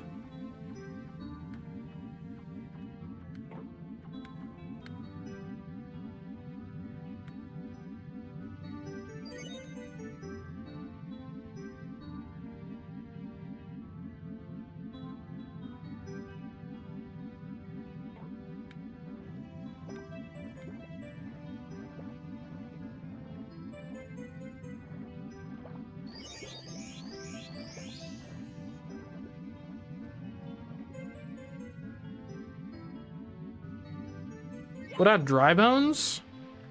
And dry bones are dead Koopas. If we assume Koopas are literate, then we can probably also assume dry bones are literate as well. But where do these coins appear? It's like over, like that way or something? Okay, there they are. Oh! Okay, I will look at that in just a second. Okay, we failed miserably there. I think we need to restart. And what's this? Pop That Draws is gifting tier 1 subs. Thank you, Pop That Draws, for that gifted sub. Much appreciated. I hope you, and that's for, what? That was to Joey. Hope you enjoy your new subness, Joey. Dire Docks 100 coins is textbook impossible without being able to reach the blue coin switch. Okay. Well, we can reach it. I just need to actually do it properly this next time.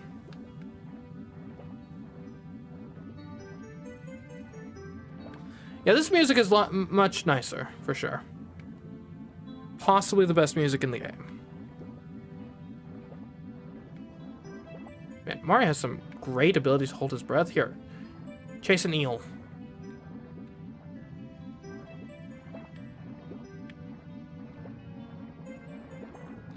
The eel surprisingly did not kill me.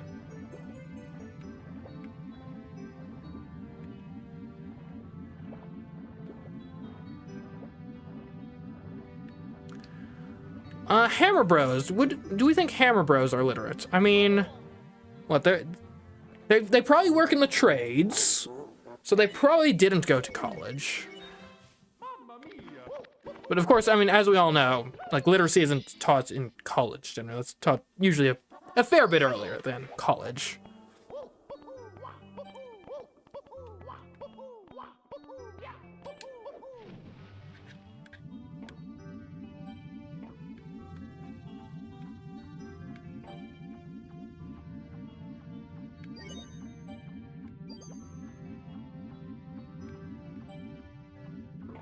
Oh, hey, Shannon. We are working on getting some stars. We've gotten, what, 2 stars so far this stream? And one of them was a toad star, so it's going a bit slow. Hopefully we can go a bit quicker soon. Okay, so what is our strategy for the Dire Docks? We need these blue coins.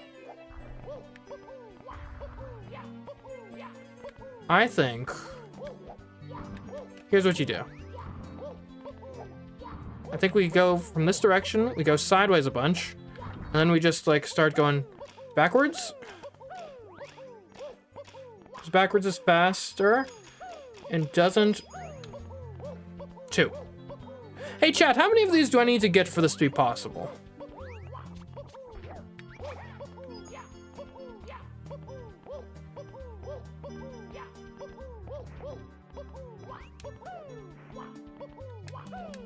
Oh yeah, Hammer Bros' father in the 1,000-Year Door is a business bro. This is true.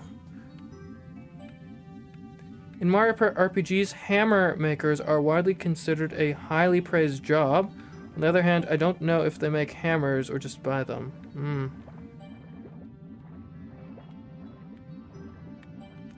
Hello, Luigi 426.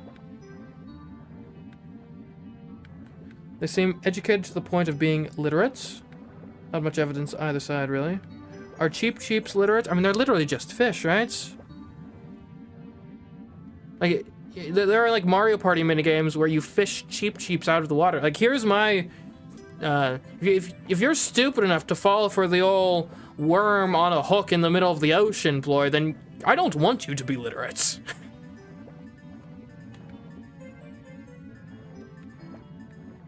Like, they're literally just fish. Think all of the blue coins are required? Really? All of them? That's insane.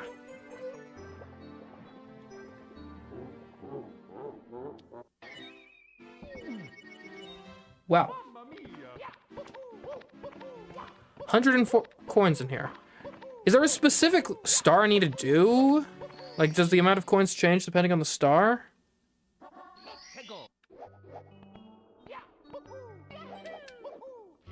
Are there any coins, like, up high that you gotta get via cannon? Because if so, we can't get those either.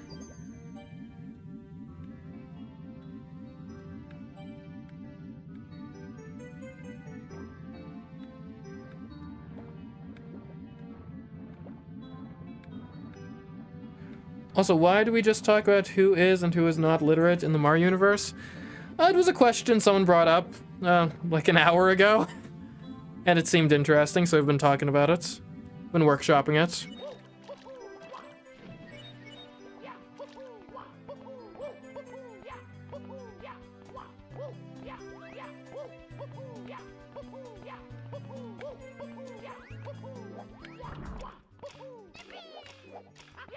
Okay, that was... I was gonna say that was better. It was, until then. It goes so slow sideways. And if you hadn't done that second one, maybe you got a chance. Are the bully enemies literate? Not sure we have much evidence either way on them.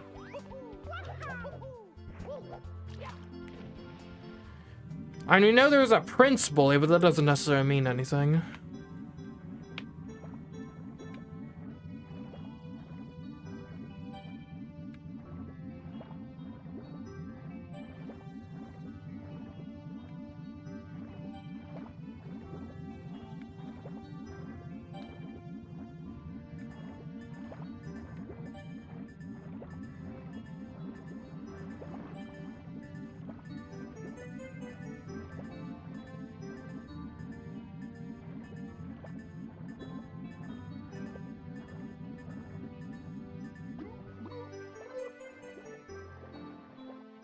What about Hazy Maze Cave?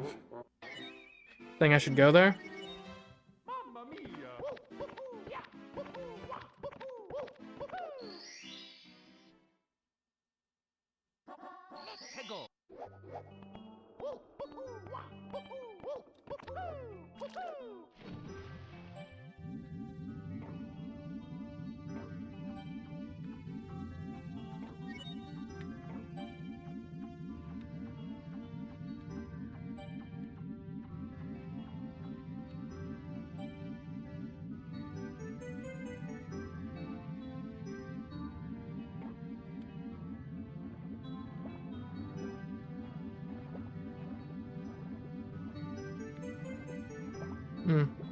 Although speaking of Mario canon, canonically Mario is from Earth, given that he competes in the Olympics.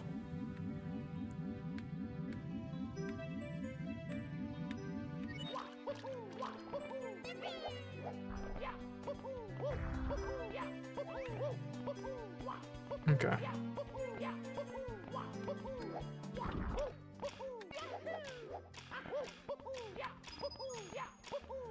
Okay, come on.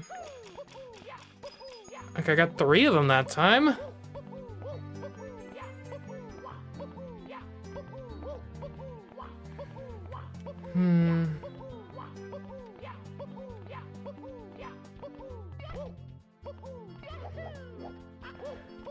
I mean, is there a... How would we do this?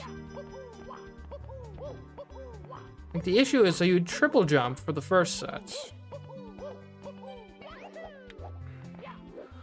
Maybe you could pull off that sort of maneuver, sidestep immediately after the triple jump?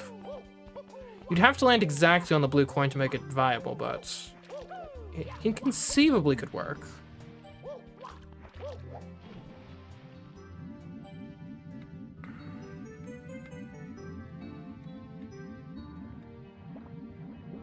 Wait, you're not allowed to compete from the Olympics if you're from another planet? And I'm not sure there's a rule specifically against it, but you do need to represent an Earth, like a country on Earth, so it's implied.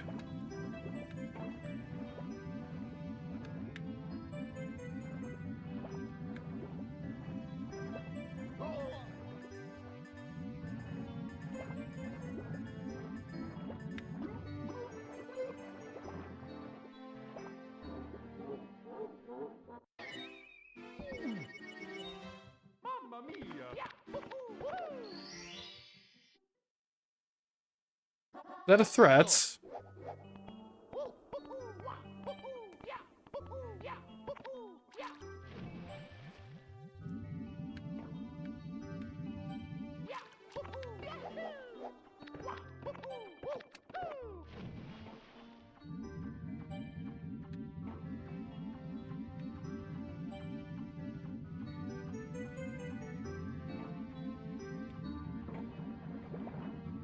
There's a booster course pass 2. I'd hope to see Mushroom Bridge added in it.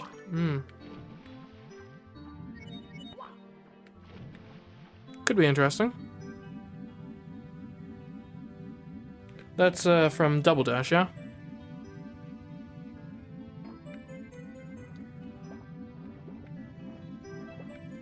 Yeah, it's funny. I played a bit of the booster pass stuff online.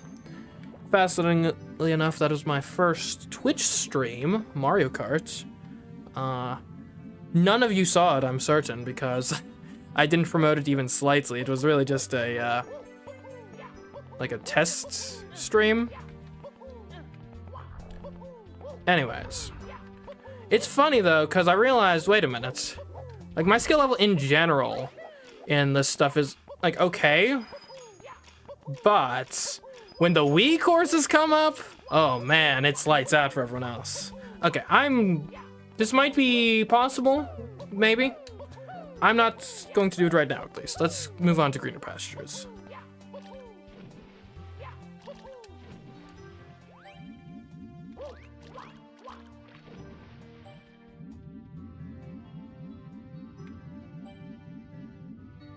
Wonder if DS Test Circle could work as a battle course. And it sounds promising. What is it, a circle? That's it?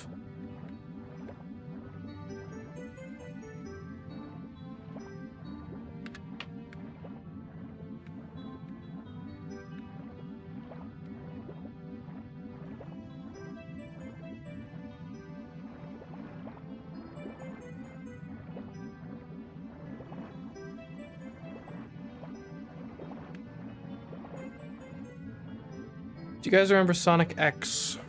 No.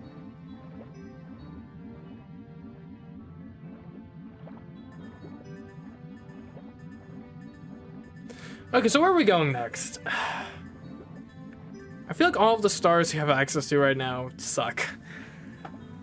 And there might be some low-hanging fruit in Snowman Land. We've done literally nothing in Tall Tall Mountain. I think we've pretty well gotten most of Tiny Huge Island. And we haven't done hundreds coins in Tiny Huge Island. We haven't done red coins in Tiny Huge Island.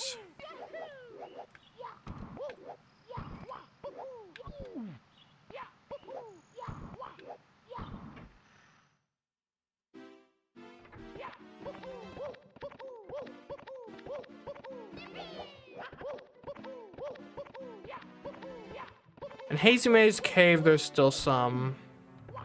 Possibly Lethal Lava Land, too? Do we go down to the basements?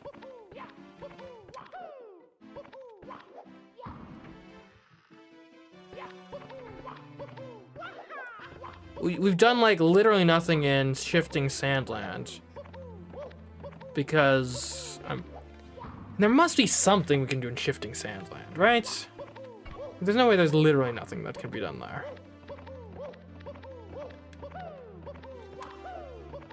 The issue is we basically can't navigate the pyramid, so anything that involves going in there is a no-go. And almost everything involves going in there. Like, maybe there's some red coins we could get, perhaps?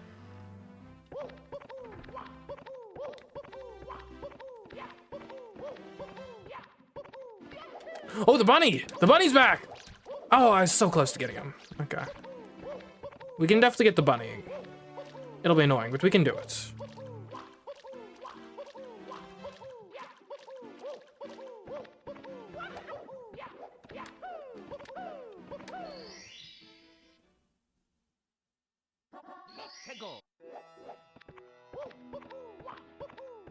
Okay, so remember I said that red coins could be a possibility? I don't think so anymore. Okay, what are the stars that exist on the outside in this place?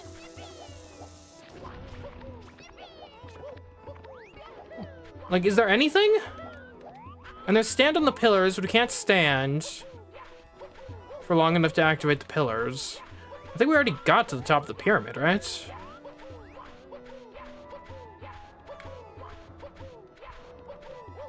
Right, we are... What is this? Okay. I think this is stand tall on the pillars, technically.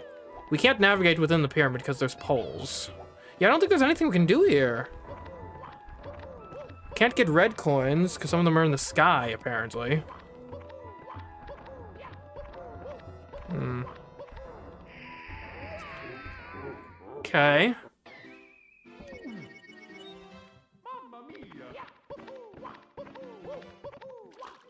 Alright, you can at least get the bunny.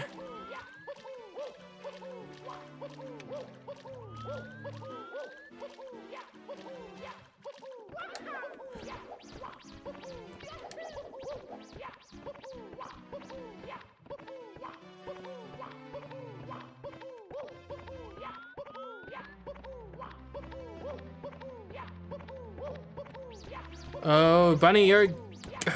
Sheesh.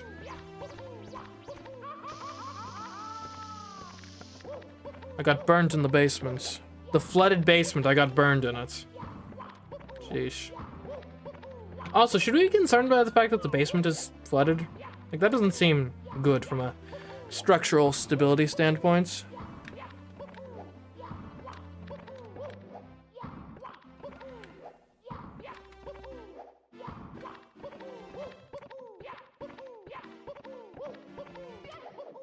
Oh, so fast. Fast little bugger. Sheesh.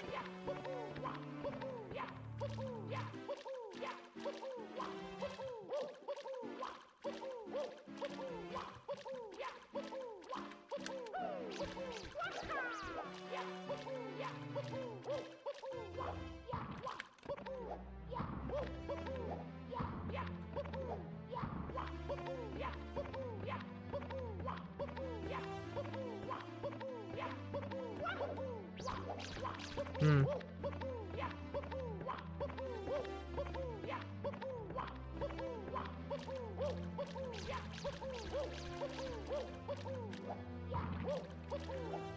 Okay, the bunny will be annoying to get, but we've gotten the bunny before, so this shouldn't be too bad.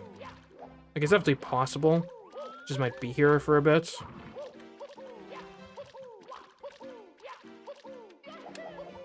Oh, come on! I had him!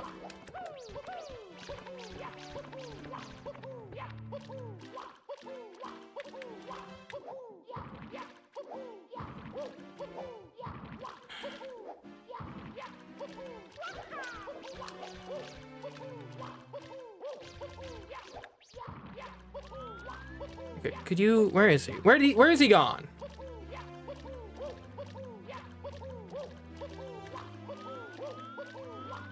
There you are. Little bunny. Facing the exact wrong direction.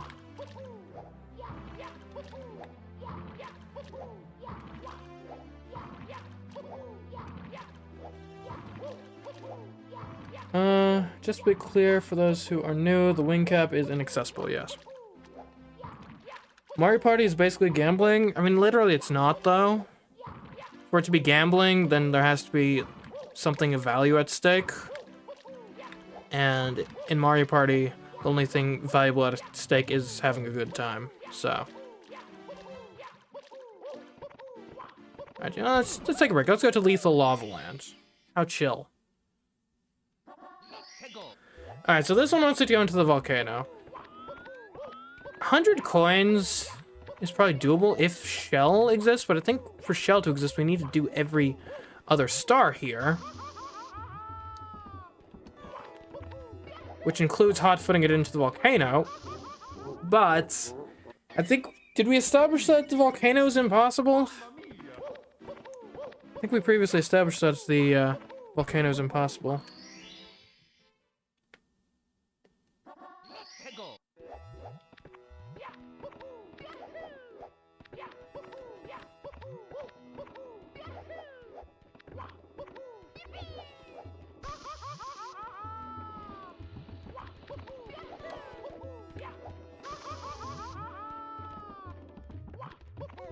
Nope, I'm alive.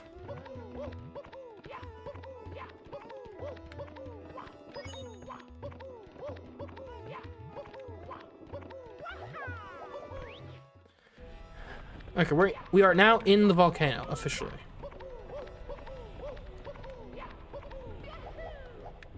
Don't do anything stupid.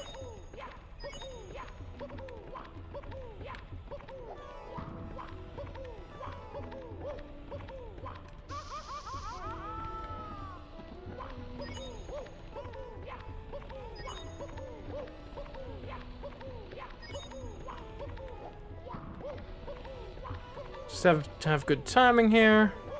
There we go.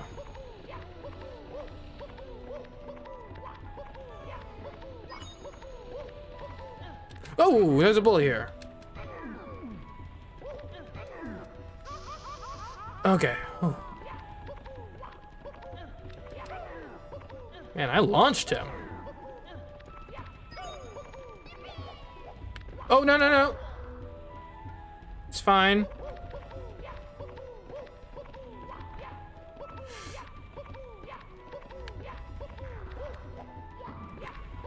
What is this trap here? Like, it's so unnatural. Literally. It's meant to, like, steal.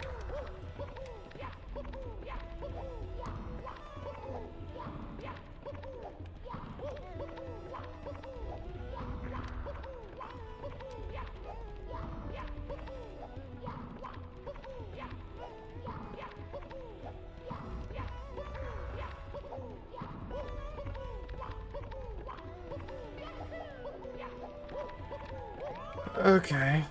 Platforms, lovely.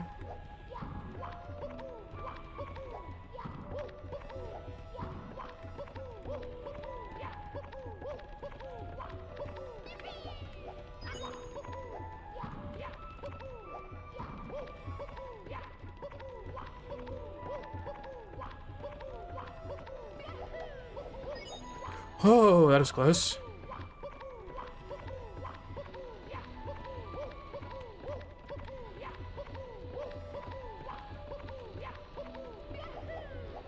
No!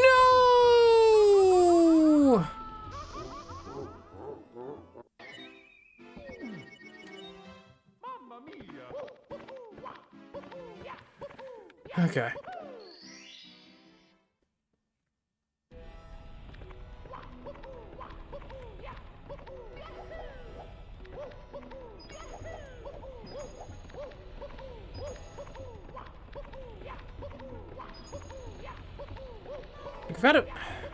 I feel like we've already tried this before. And did we deem it impossible or just annoying? I don't remember. Because it's definitely annoying. I don't think anyone would deny that.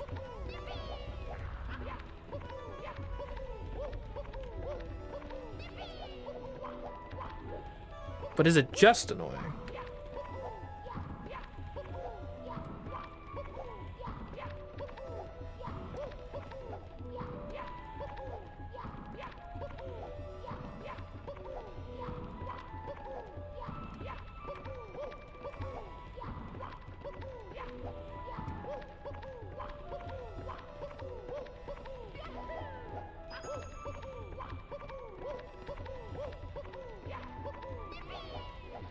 Oh!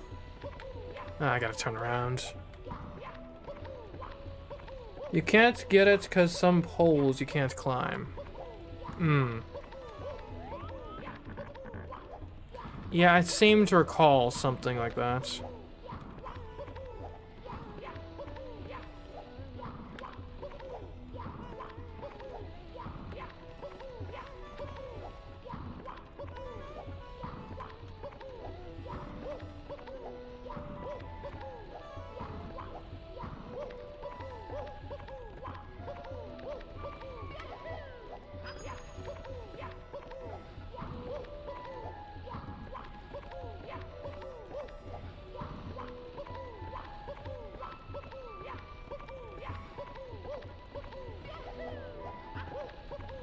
Okay.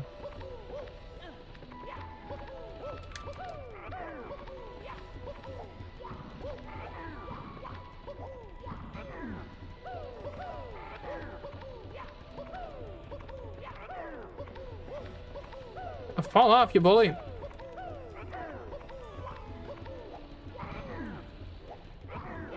Okay. Ah, dang it, there's the poles. Okay.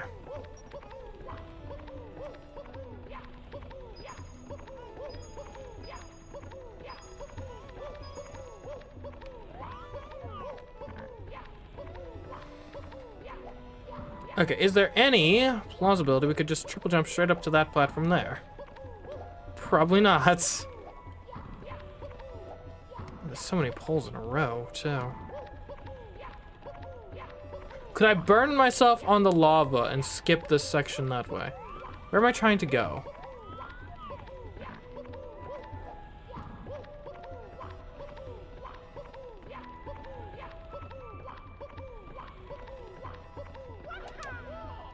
Oh!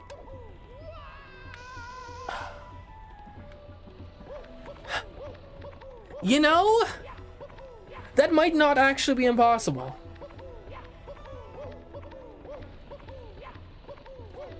I hate to say it, because it means now I'm obligated to keep trying this, but there is a possibility. Dang.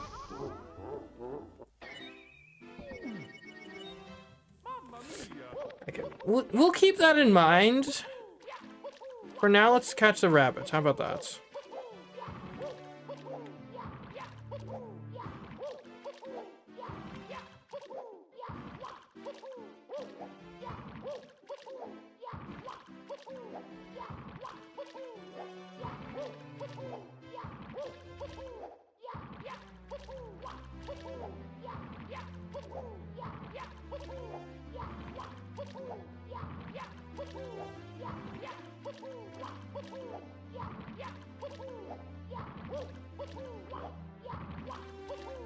Okay, here we go.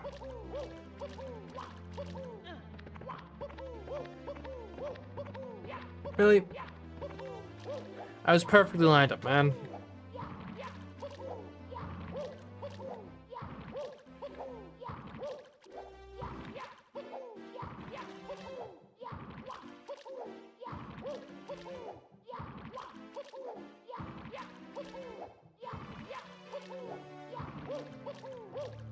Okay, come on. There we go.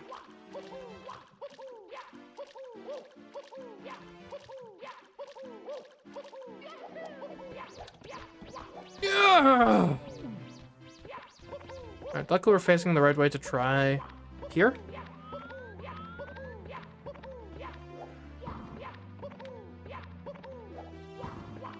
Alright, Toad, watch out.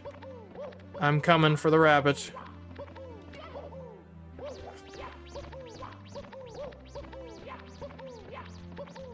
Okay, this is a good place to try again.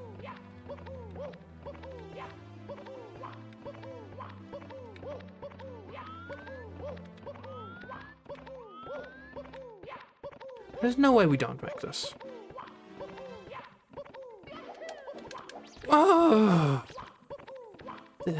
This is so annoying. Who thought this was a good idea?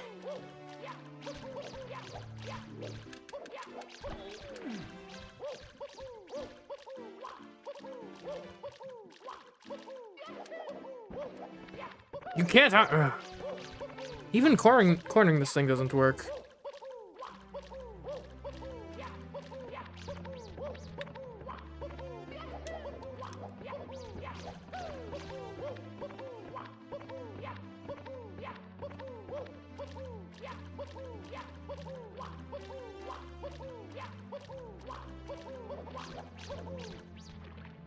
Yeah, it's kind of surprising that.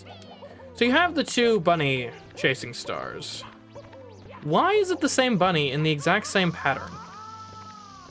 Like, why not just move the bunny somewhere else for the second one?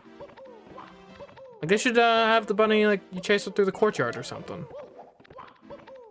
It'd be different at least.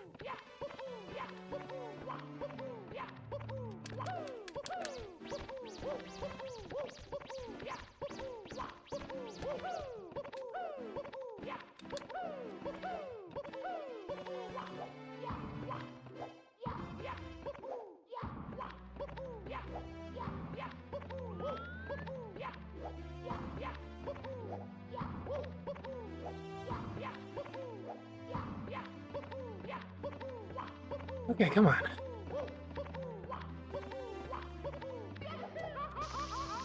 Really?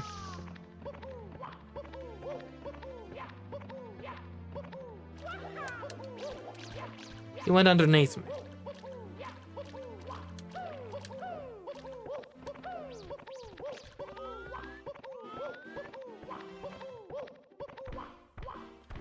Oh, oh.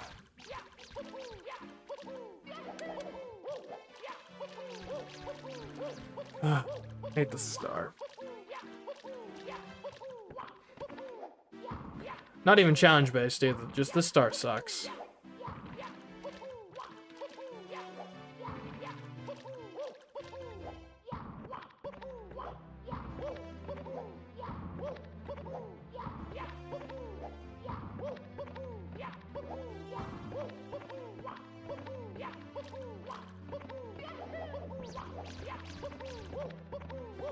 Okay.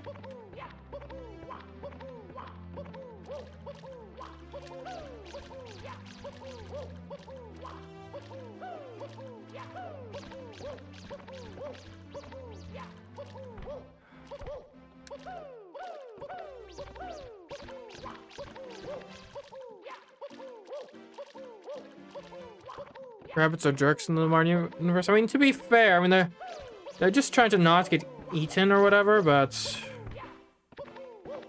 doesn't mean it's not annoying for me.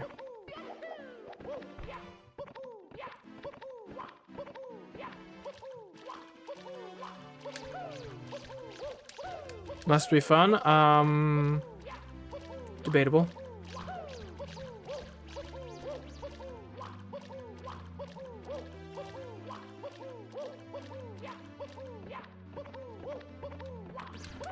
Oh, come on, my dude. I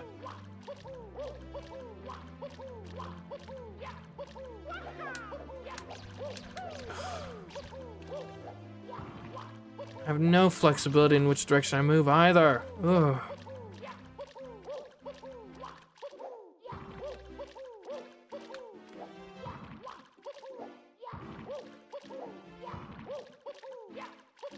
Don't think I don't know where you're going. What? Yeah, I didn't know where he was going. I anticipated him moving to the left, but he went to right. The rabbits aren't literate. Probably not. Star bunnies, though. I bet the star bunnies are literate.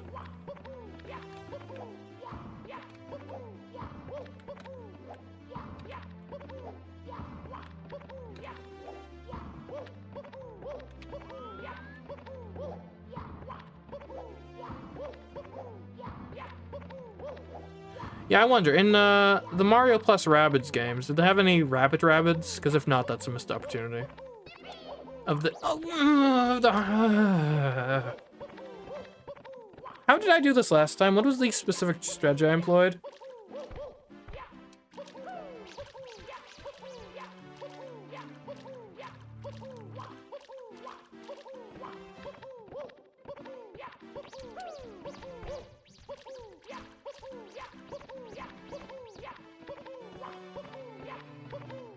Did it even go this way? I don't even know where it is anymore.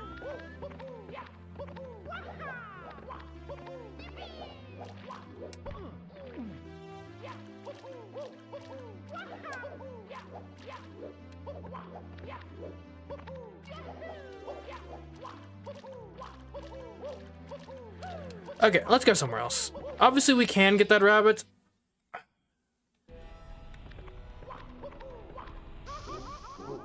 But I don't have the patience for that right now.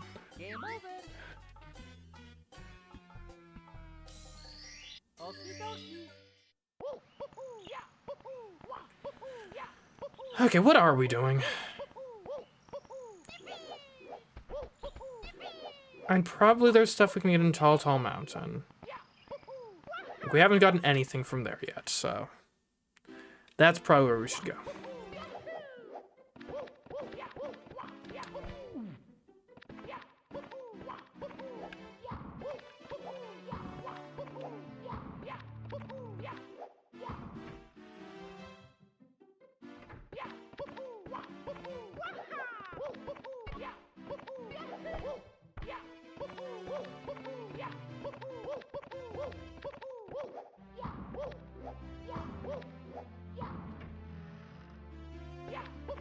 Okay, there's also wet dry worlds.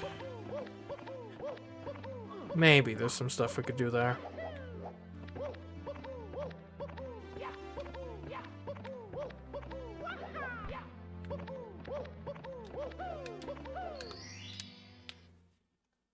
You having fun? I mean, we're kind of into the less fun portion of this challenge for sure. Okay.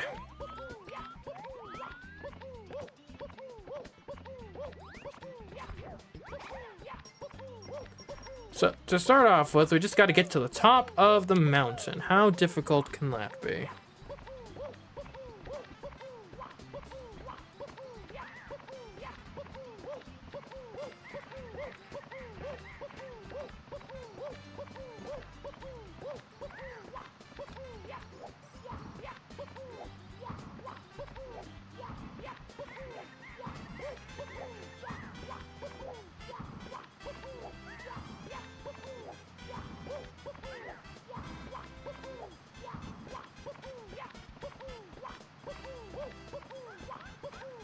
That's not enough. It's okay, we'll just go again. That path curves. Really don't like the monkeys in this game? You mean the ukikis? They're just being monkeys. They're just monkeying around. There's nothing to hate there.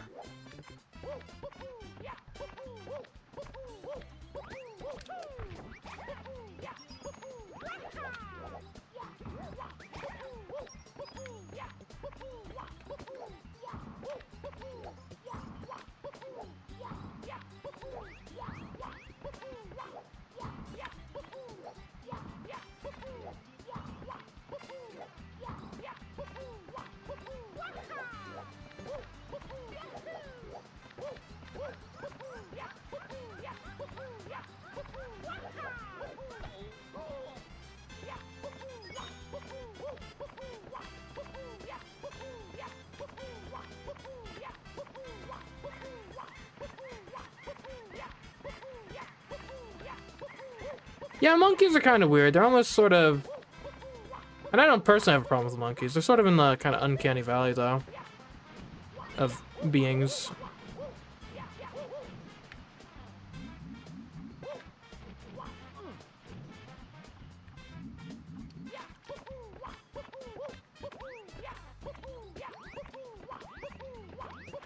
Yeah, one funny thing I saw someone say, I think online, at some points, which I'm not necessarily saying I endorse this, but it's an interesting thought experiment nonetheless.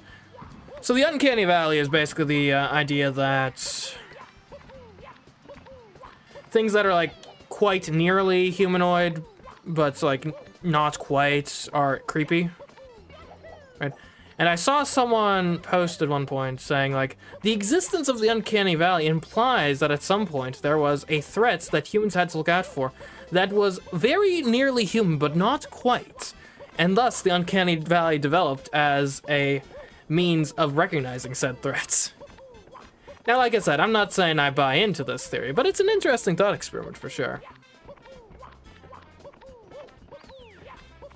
Have you ever going to do Mario Party Do Nothing challenge? Oh, hey, are you ever... Well, I have done it a couple times, yes. Am I going to do another one? Yes. I mean, I've got one that's in progress right now, but it's taking a bit longer than I would have liked.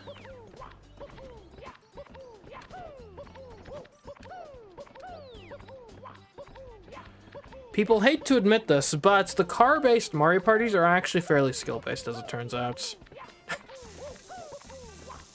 Maybe not with regards to board strategy, but if you aren't winning minigames in those games, you are not going to win.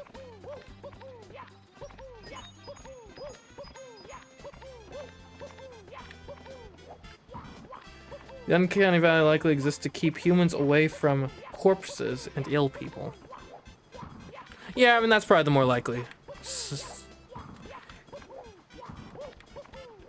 The more likely scenario.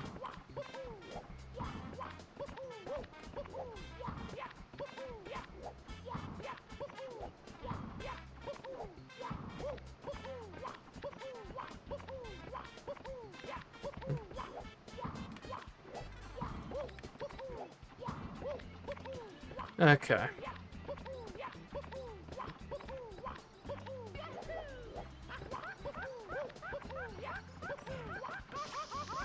Oh, thanks, Fly Guy. I don't think I could have made that up there without you. Oh, I can use this guy. Okay, I will thank you in just a second. First, I need to use this Fly Guy. Okay, okay, go, go, go, go, go, go, go, go, go, go, go. Because this... yes! Okay. Because that log was giving me a super hard time last time. Anyways, thanks for the follow, Barn Finder Doug. I hope you've found your barn. Unfortunately, this is not it, I'm fairly certain, but...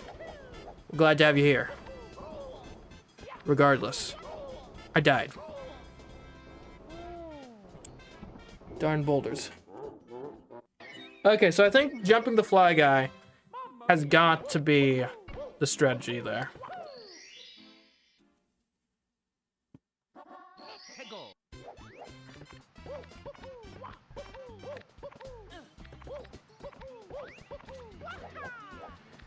And certainly I'll have intentions of, when the new Mario Party game comes out, doing a do-nothing challenge for that.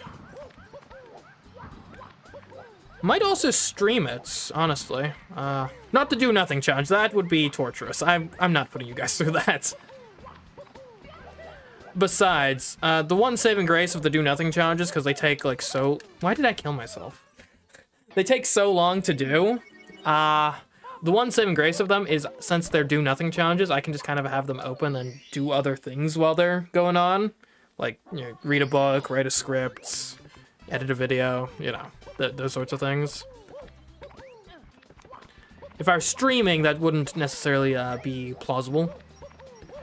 Unless you want to stream where it's just like, Mario Party is on while I'm just sitting there reading a book or something. Somehow I doubt that would do very well. But I don't know, Twitch viewers can be weird sometimes.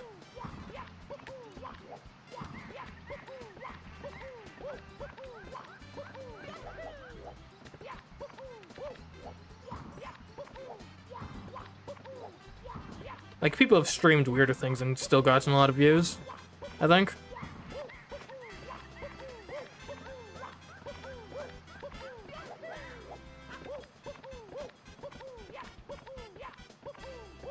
Mario Party is in November, yeah.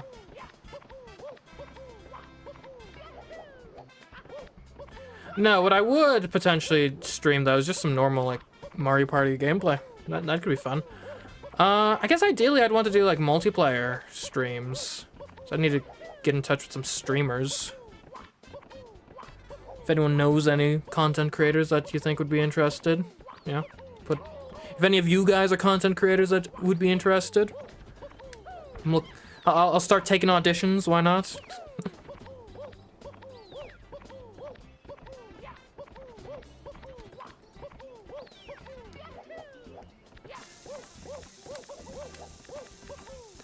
As I recall from previous streams, I do believe we've got a disproportionately large proportion of content creators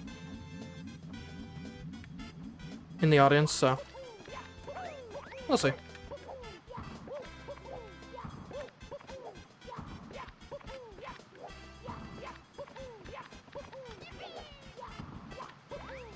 Beat all 5 ports in Mario Party 10 without collecting mini stars en route. That sounds annoying. 'Cause those just like happen to you, don't they?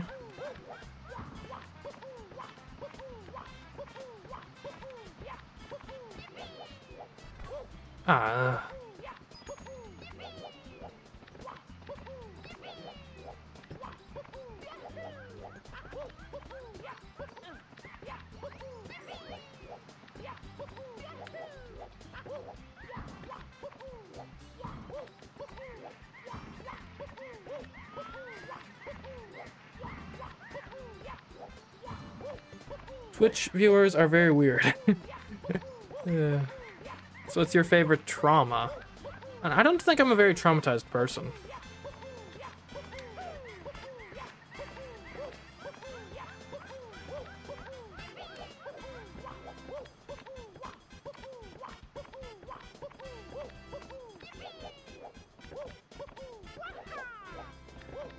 And if I were traumatized, I don't think I'd describe it in said terms.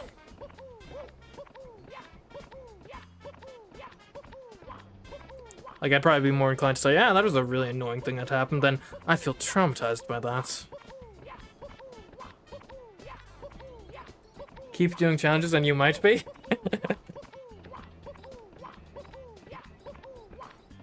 Yeah, one wrong die roll restarts the board. Yep, yep.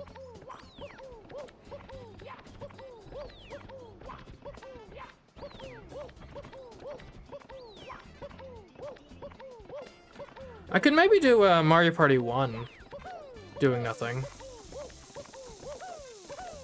And honestly, that might be one of the easier games to win in, since it's... Like, again, not to make hating on Mario Party 1 be like a routine, like every stream we do it sort of thing, but it is kind of a game that like sucks and has very little strategy in it whatsoever, so, you know. I bet the Doing Nothing challenge would go crazy in Mario Party 1.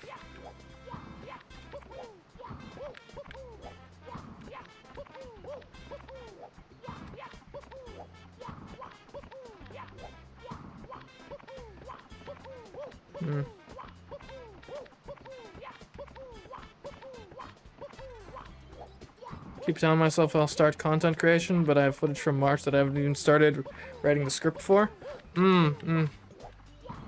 Yeah, I hear ya. Here's my tip for script writing. My tip for script writing is to do it. Now that may sound very dismissive, but it's legit advice. Like, you will find, in all likelihood, that writing the script, likely, once you start, it's a much easier endeavor than you had initially envisioned in your mind.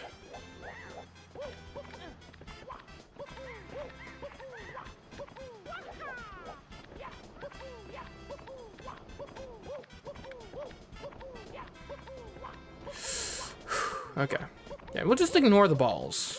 We'll take a different route.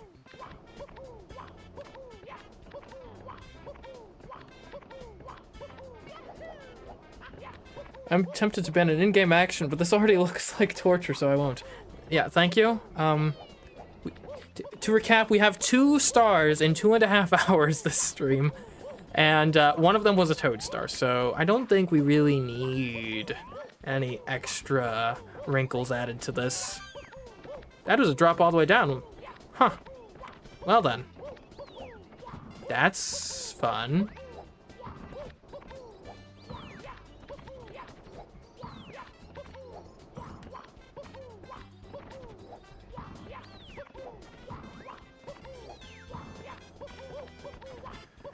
Okay.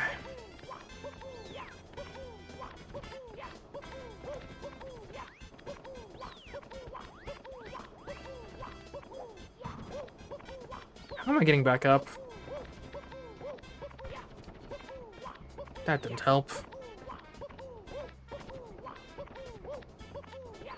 Banning camera movement? Sheesh. Okay, hold on, so...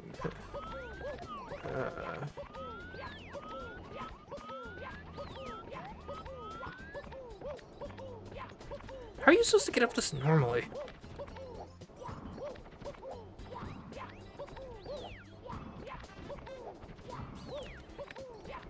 Like, I'm not sure I can even get out of here. And the Fly Guy's dead now, so... I'm not even sure we can get around the log unless the Fly Guy comes back. Which he might.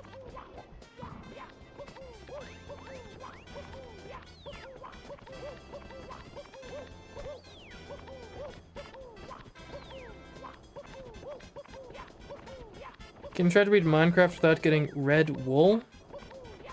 It might be impossible. I don't think I've ever tried to beat Minecraft without getting red wool. I've just, you know, done it on several occasions without even thinking about it. Okay, let's hope the Fly Guy's still around.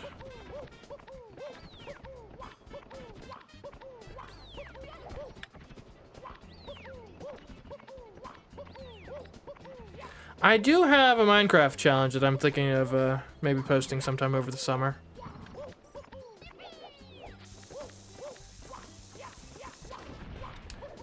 I will not be giving out the details here, but it should be good.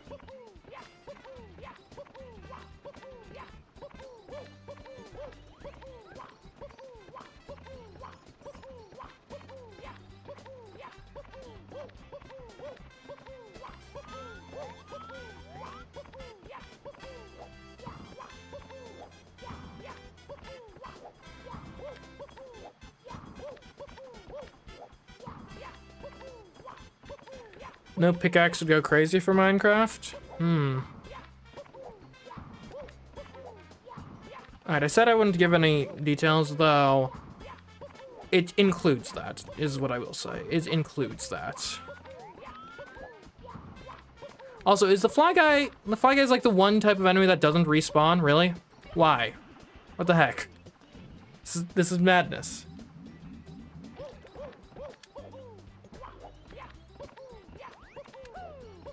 No tools? I can neither confirm nor deny.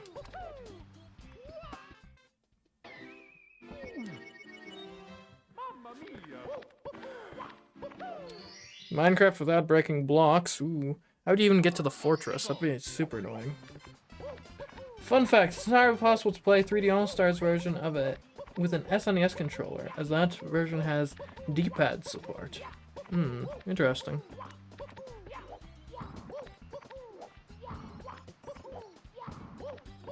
Can't get wing cap? Yeah, I understand that pain. And imagine how many stars we would have right now if we could just get the wing cap.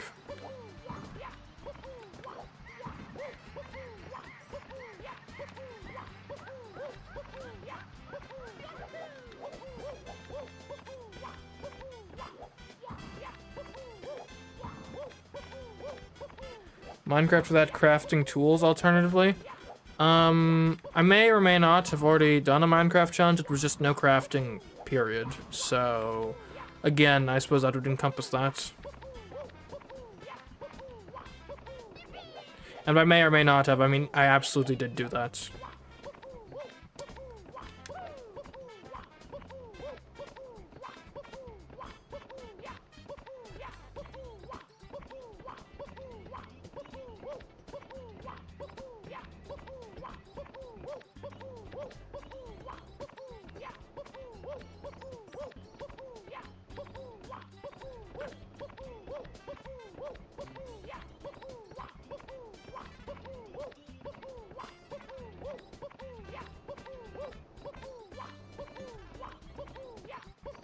What?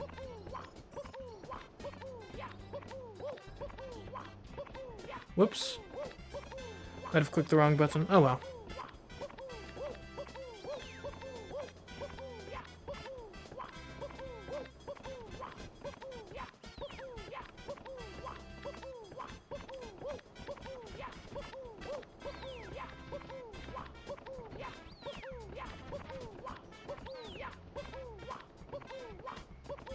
How many level songs are there in this game? Like 3? Like, this is getting ridiculous. The level song variation. It's sad, quite frankly.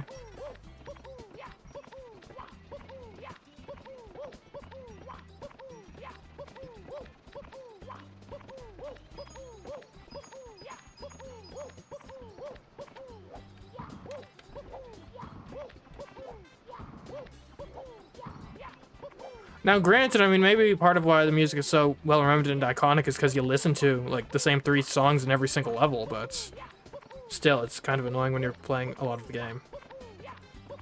No, no, no, that was too early. Don't you come over here, Fly Guy. I'm not ready for you yet.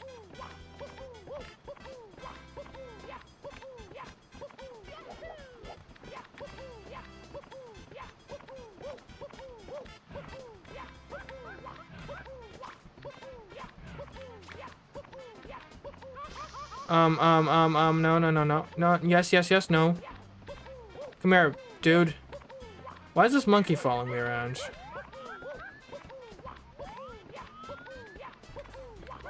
Oh, no, oh, Fly Guy!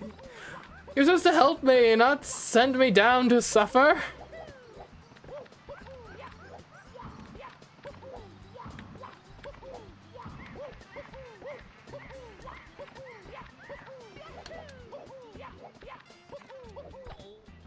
Dang. Could you put on other music? No. And like theoretically I can, but it doesn't really serve my purposes.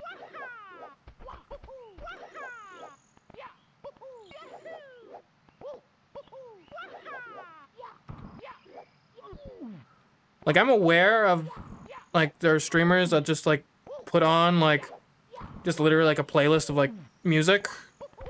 I don't understand how they can do that and sleep at nights, quite frankly. Like,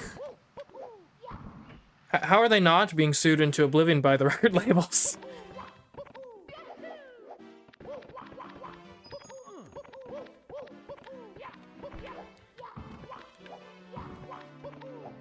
I'm coming from a YouTube background as opposed to a streaming Twitch background.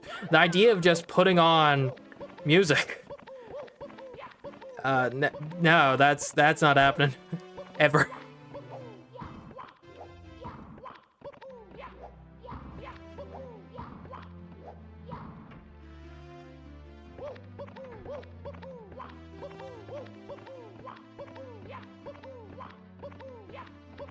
Kevin McLeod up? No. No.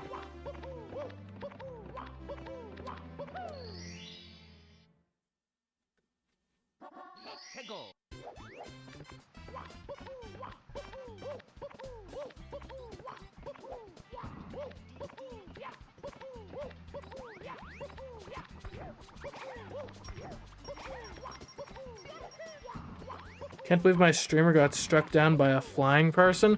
Don't you mean a person of flying? You gotta center the humanity first, don't you know? And come on. Come on, how could you be so insensitive?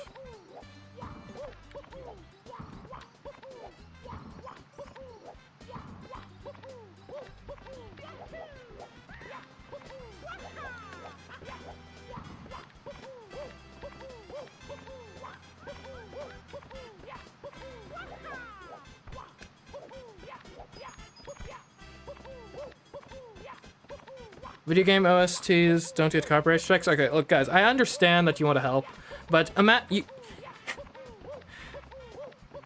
Look, you got to realize, just because I was complaining about something doesn't mean I actually am looking for a solution on how to solve it. Sometimes I just want to complain about something. Alright, you gotta pretend that I'm your, like, wife or girlfriend for a second, alright? I don't actually want a solution to this problem. I'm just griping for the sake of it.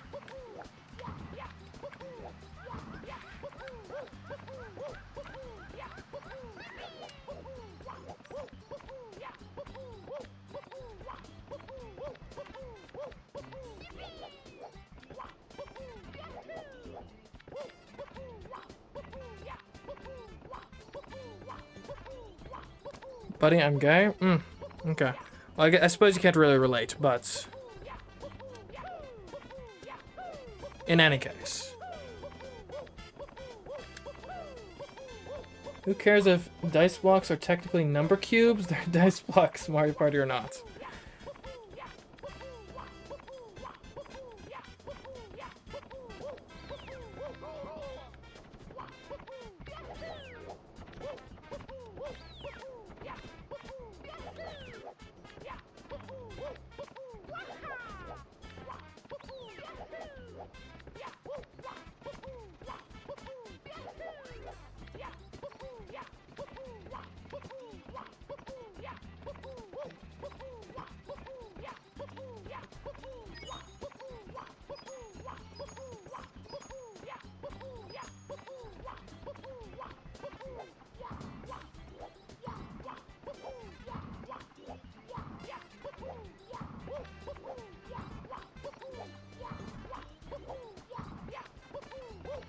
Okay, here we go.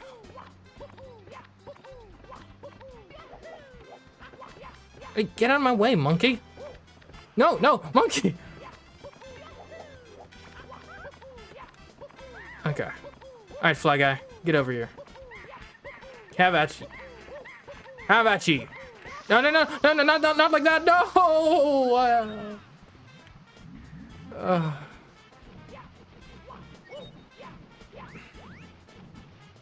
Sad thing is, that's like the only way. There is no other way.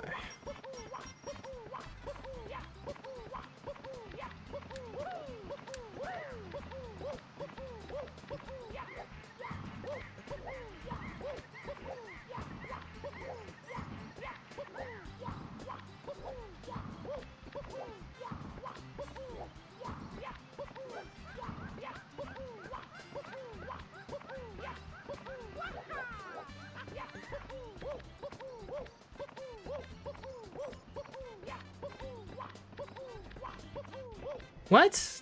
How's that not a triple jump? Okay, so, been playing anything else lately? Let's see, Mario 64, Paper Mario, The Thousand Year Door, Jackbox games, Danganronpa. Let's see, outside of that... Bit of Portal.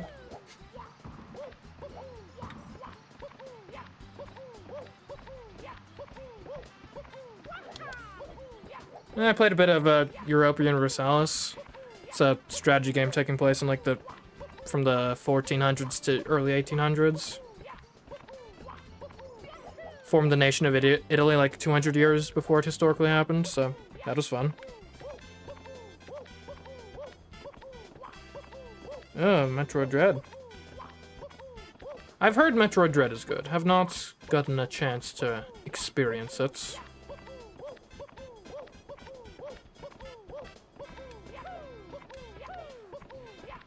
I own a Metroid game. I probably should play it at some point. Who knows? Maybe I should stream that in the lead up to Metroid Prime 4 coming out. People would like that, yeah? People like Metroid games.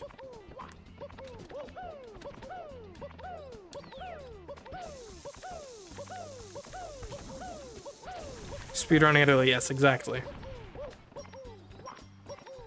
Oh, Balatro, yes, yes, yes. Played a bit of that, too. No. You know, actually, that was fine.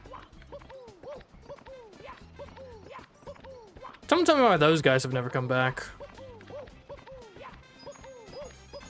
I bet they're illiterates.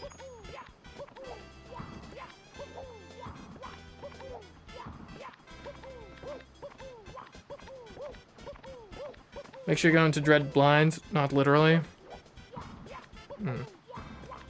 Oh, you don't think I could beat Dread without looking at the game? We'll see about that. Is that just an inside joke now? I bet they're illiterate. I don't know. And do you think those guys are literate?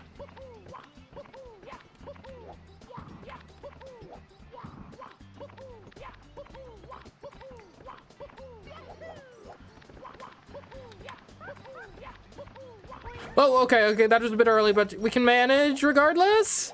We can't manage regardless. Oh, no. What if we could use the fly? We could definitely use the fly to the mushroom star. We should do that next time. This is the slowest death in Mario 64 history. Yeah, I bet those, what are they called? Like chuckers, chickens, throwing dudes. They're probably about as, I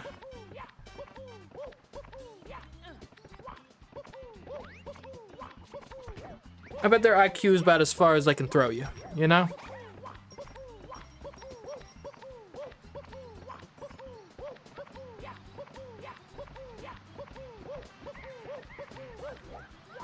Deep Rock Galactic.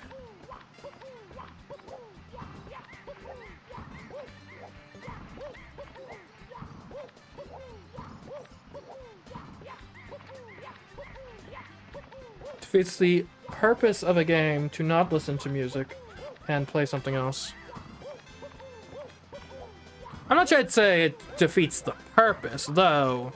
It should be noted that the musical selections in a given game were made intentionally to induce a certain atmosphere and feeling, and so if you are playing your own music instead, then you are blunting that tool at the game developer's disposal. And by blunting, I mean completely getting rid of it.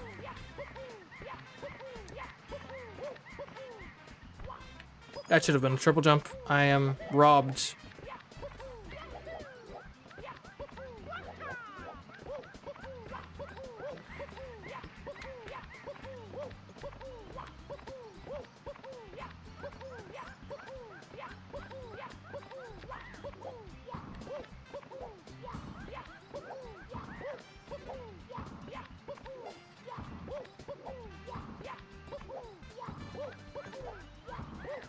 You know, it's funny. My initial plan for this challenge was to do it in Super Mario Bros.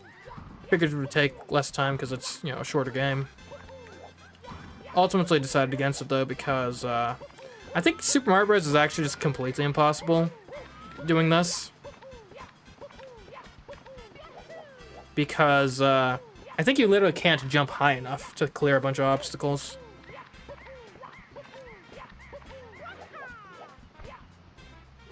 Really? And granted, this game would be pretty much impossible if the triple jump didn't exist. So to answer everyone's questions, no, we're never doing this in Super Mario 3D World, okay? Just get that out of your brain.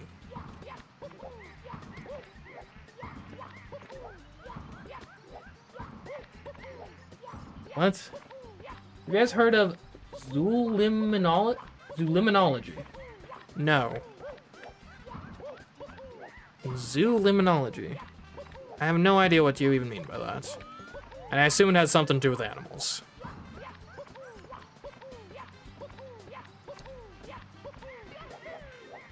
What? Yeah, I should have dove.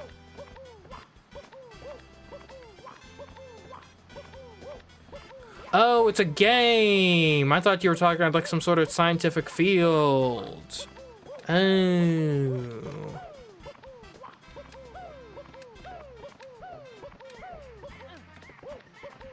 And here I was thinking like it's probably got something to do with the like liminal space left behind in the event of an animal's extinction or something. I don't know.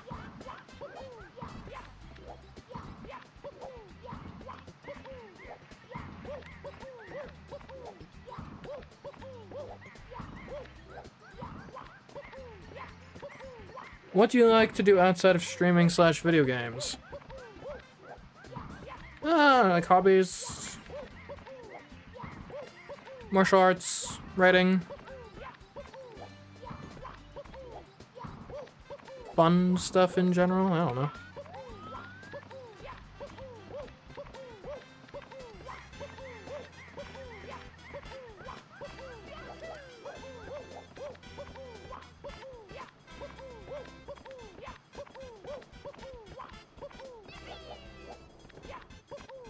Game design. Wait, martial arts? Yes. What? Were you sitting there thinking, oh, I bet I could take CMeeCraft in a fight? Nah, no you couldn't. Yeah, unless you've got like maybe a couple, like, well, not a couple. If you have a significant like weight class advantage, then yeah, no, maybe at that point.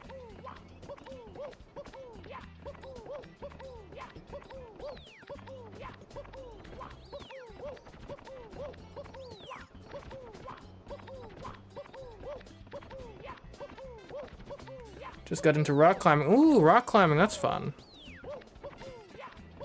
I've gone rock climbing a couple times. Not enough to be actually good at it, but it's an enjoyable experience.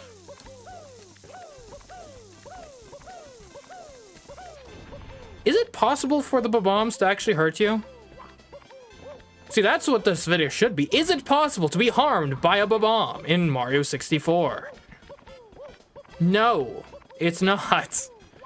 Their explosions do nothing.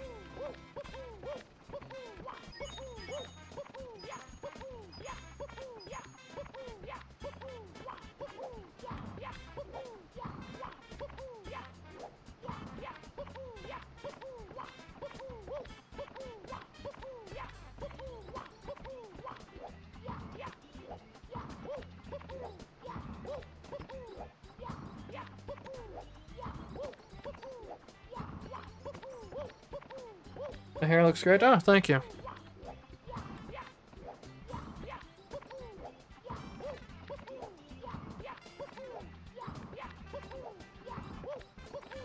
Yeah, I tried to go for the border of it looks decent, but also it's, you know, extremely easy to maintain.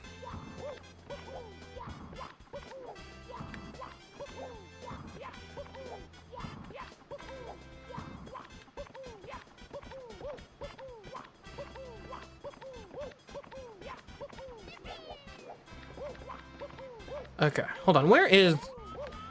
Hold on. Fly guy, I'm not ready. I'm not ready for you. We're not ready. Where would we be trying to... Where is the mushroom from here? It's gotta be close, right? Okay, well, it's over there. Okay, we can make it. There we go. Let's at least get a star on the board for this attempt. There we go. We got a star, finally. About time. Alright, we blasted to the lonely mushroom without blasting. Good to know.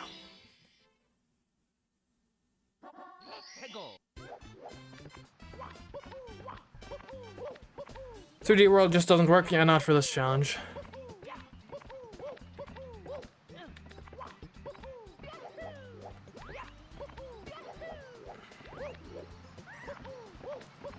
And actually, I bet if we got to the top and got the invisible cap, and then immediately went back down and jumped on the fly guy, we might be able to get a star that way. That's not gonna work.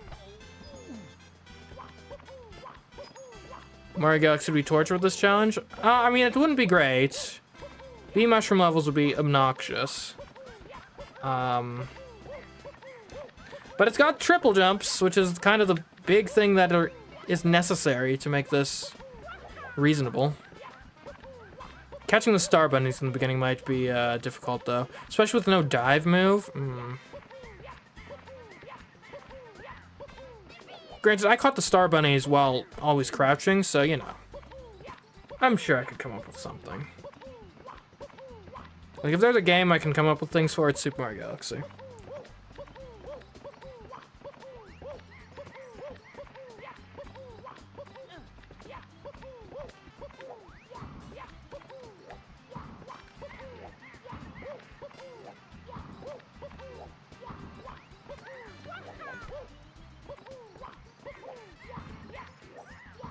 The spin would be helpful, yeah, for sure.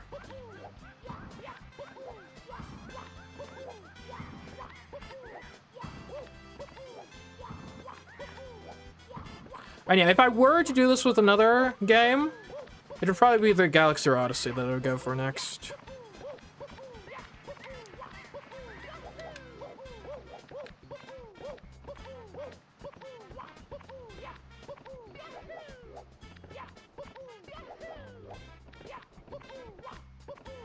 Probably Galaxy, though I haven't done like a proper Odyssey challenge yet. Could be good to make to rectify that. Luigi's Mansion 2 without using the Poltergeist 5K's vacuum? That doesn't seem... I don't know. And I'm not like a super Luigi's Mansion professional. That doesn't seem even remotely plausible. Like, how would you do that?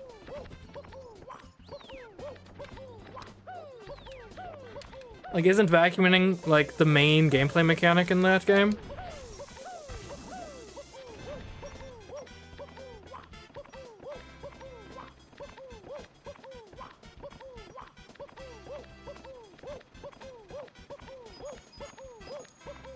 Speaking of Mario spin-offs, here's an interesting thing. So obviously there's going to be a new Super Smash Bros. Game on the Nintendo Switch 2. Who knows, it may actually come out pretty early in its life. We'll see. Because Ultimate came out pretty early in the Switch's life. Granted, Ultimate, and I don't have evidence for this necessarily, I feel like Ultimate, though, must have been heavily based on Super Smash Bros. For Wii U's basic architecture and stuff. Like, it feels like a very similar game. Anyways. I wonder, in the next Super Smash Bros. Game, will Peach's moveset be at all affected by Princess Peach Showtime?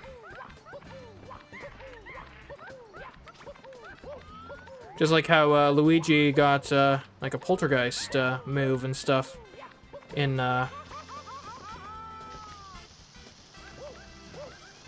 really? In Super Smash Bros. For Wii U. I'd say Peach will be affected by Showtime. Yeah, I think she's probably at least going to get a new Final Smash overhaul based on Showtime. That's probably a guarantee, or close to it. Because our current Final Smash references nothing. So, give her anything. Like, any transformation from Showtime would be a decent final smash. I don't know what the rest of her moveset. I mean, one advantage is, since Daisy exists now, Daisy could kind of carry on as, like, having the OG Peach movesets, so they could change it fairly significantly and not get rid of it for people who enjoy playing Peach.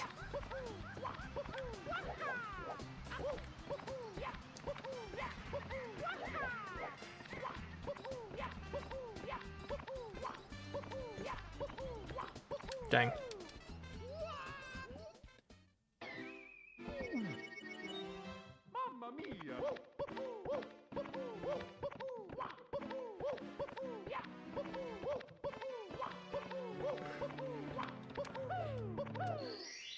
I'm actually better with rope climbing.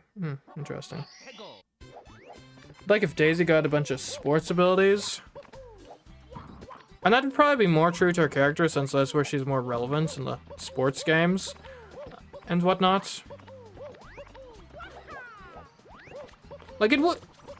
Granted, some of Peach's moves, by default, already were references to sports games, right? And she had, like, doesn't she have a move where she just swings a golf club or something?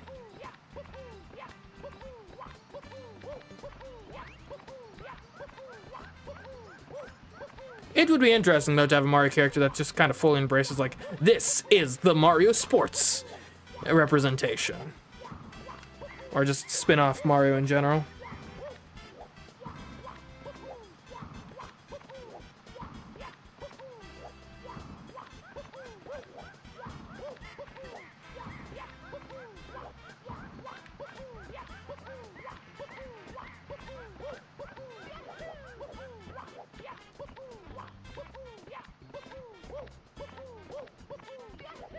So the tough thing about implementing like the Princess Peach Showtime transformations into a Smash Bros. Moveset is they are very tied to like this is a specific outfits, and it's not as if she's going to like. Well, I mean, you could have a system wherein you change outfits or something, but like it'd be weird if it was like, oh, we gave her the grapple hook in reference to the thief sections, but also she's just normal Peach running around. Like that, there'd be a disconnect there, I feel. Those specific moves are so tied to the outfits that if you had the moves in absence of the outfits, I feel like it would feel weird.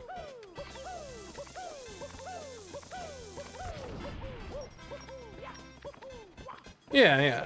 See, that's what I'm talking about, Mad Cow. Okay.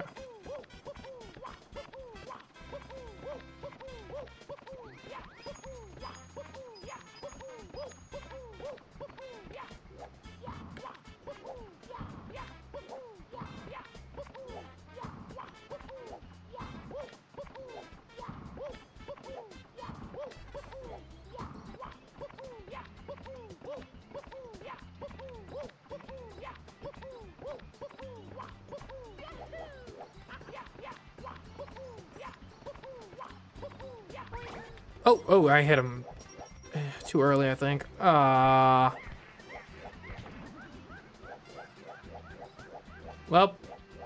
sayonara.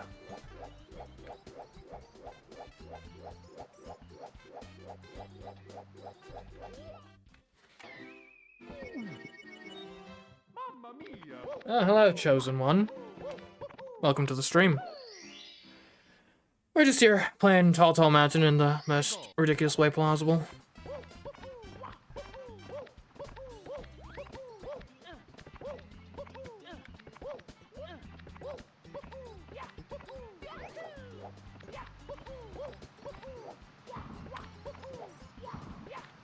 I think there's a way to give the Fire Emblem characters more individuality. That could be cool. Well, the thing is, with the Fire Emblem characters, like, because in theory there should be a lot of variety, because you know Fire Emblem has a whole bunch of different characters with a bunch of different like ways of attacking people. Right? You've got your magic users, you got your like healing staff users, you got axes and lances and swords and mounted units and flying units and whatnot. The issue though is every time they add a new Fire Emblem character, they just default to, let's just do the main character from the most recent game. Oh, what? They use a sword because all of the main characters use swords for some reasons? Okay, I guess they're using a sword. And then, you know, there's only so much you can do with guy uses a sword. So...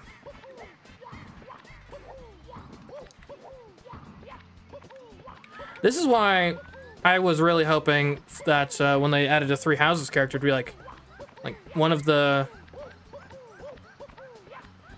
Like, either like Edelgard or Claude or Dimitri or something. I was personally pulling for Edelgard, but... Because at least then you'd have a different weapon type.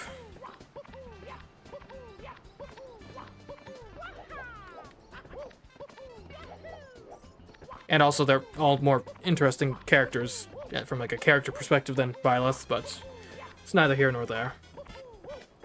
It's kind of difficult to be particularly interesting characterization-wise when you don't actually ever speak. So yeah. That was one of the nice things I'd engage, that your main character actually has a personality that you can notice. Not to hate on Three Houses or anything, right? I mean, honestly, it's actually one of my favorite games, but Byleth's characterization, somewhat lacking. But they lean into it, so I mean, it kind of works. You have like, oh, you're leaning into, you're a stoic, no-nonsense teacher character.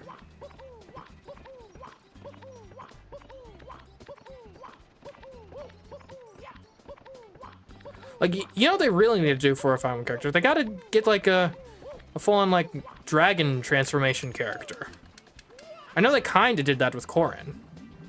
But they gotta go, like, all the way. I want to just be a Fire Emblem character that, like, transforms into a dragon. Like, imagine this as a Smash Bros. Character, like, thing. What if you've got a character, and they have just... Maybe they can, you know, they can even use a sword, alright? If that's that important to the Smash team, they can even use a sword. Okay? But they're, like, weak. They're a weak character. But they can transform into a dragon. Get this? And the dragon is much stronger, but they can only use that for, like, a limited time before having to recharge it. And then, you know, to play the character, it would be all about, okay, I gotta survive as a human long enough to be able to transform into a dragon and just wreck people. Like, wouldn't that be an interesting dynamic?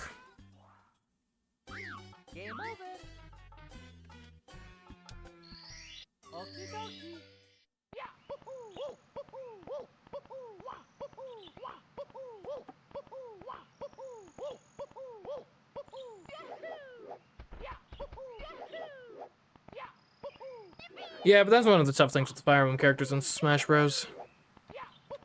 The fact that the series, like, never has a consistent cast of characters does mean that, they're kind of stuck between a rock and a hard place, where it's like, well, if you want to have... Like, if you put Mario in a Smash Bros. Game, then congratulations, you've represented every single Mario game that exists under the sun. Well done. If you put... I don't know, just randomly Chrom in a Smash Bros. Game, then congratulations, you have represented exactly one game in the series. Good job. Tough dilemma, for sure.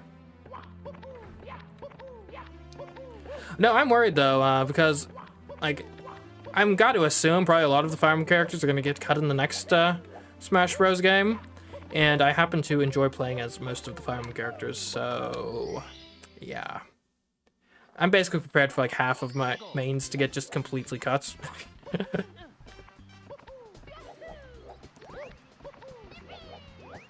Just make them fun. Well, I kind of think they're mostly already fun, but you know.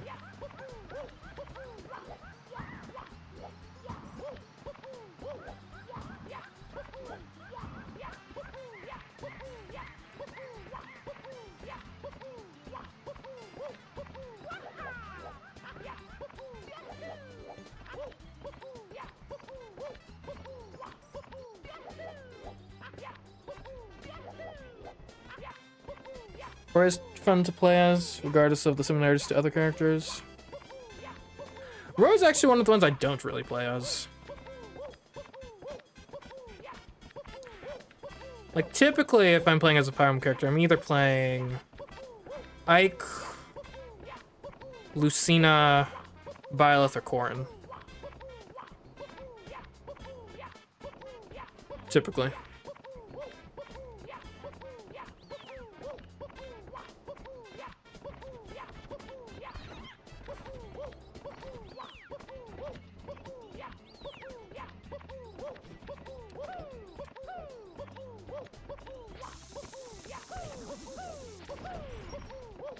Sounds like they're just going to run around the stage camping opponents until they turn into a dragon.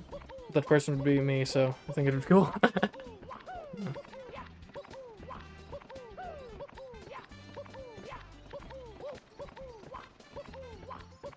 I don't know, I mean, the idea could probably use some more fine-tuning.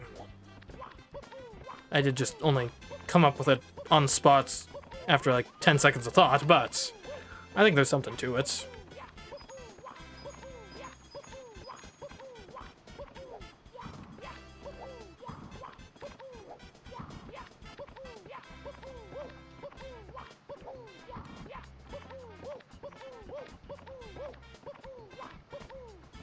What was that? What even was that? That wasn't a triple jump. It wasn't a double jump. It was just... What?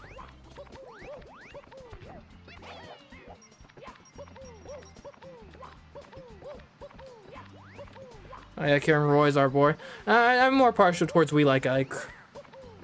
Really takes me back to like the 1950s? Yeah, 1950s.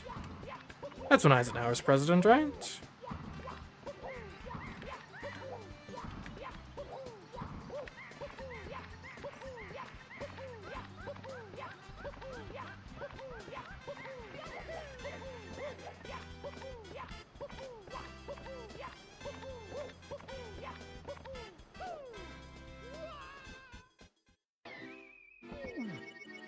That was a killer campaign slogan, for real. You had to be there to know.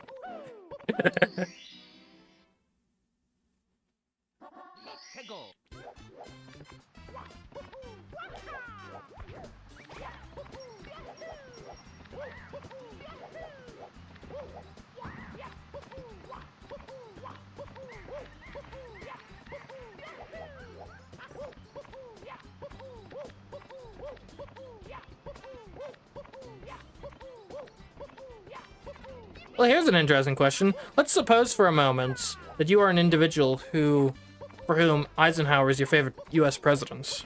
You think he did, like, the most good for the country. Now, I'm not necessarily debating the merits of that right now. Let's just suppose, for the sake of argument, that this is you. Does that mean that you think that World War II occurring and Hitler aggressing against Europe and whatnot was a net good thing? Because if you don't have World War II, there's no way Eisenhower becomes president.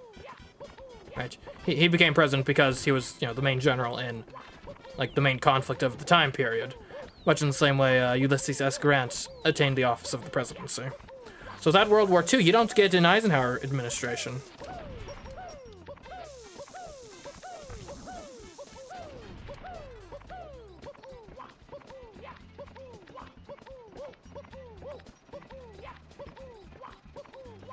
I don't know, just food for thought right there.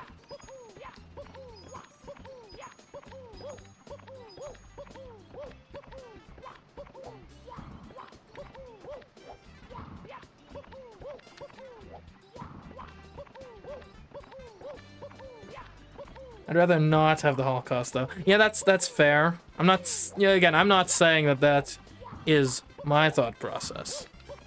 I'm just saying it's a thought process one could have. No, for the record, I'm against the Holocaust. I'm against Hitler. Not a fan of the whole World War II thing.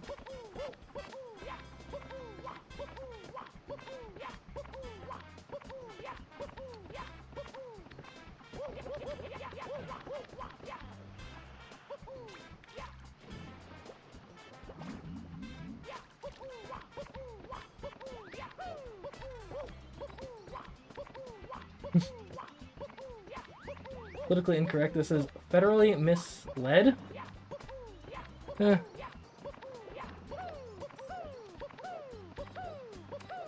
a question of butterfly effect, I think. World War II not happening would affect a lot more than just that. What I get for glancing at the chat. True, true.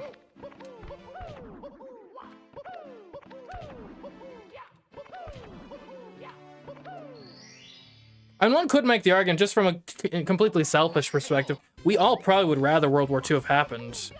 Because, you know, on the theory of butterfly effect, if World War II doesn't happen, there's basically no way any of us are born in the same sort of life circumstances and whatnot, so...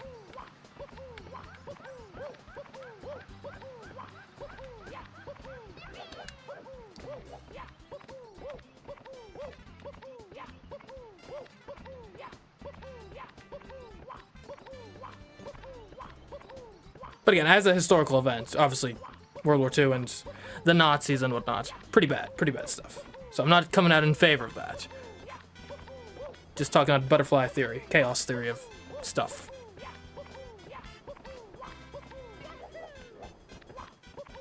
I'm just coming out in favor as to, like, the stability of the timeline, basically. Who says I want to be born? I mean... I'd say it's probably a fairly safe assumption for most people.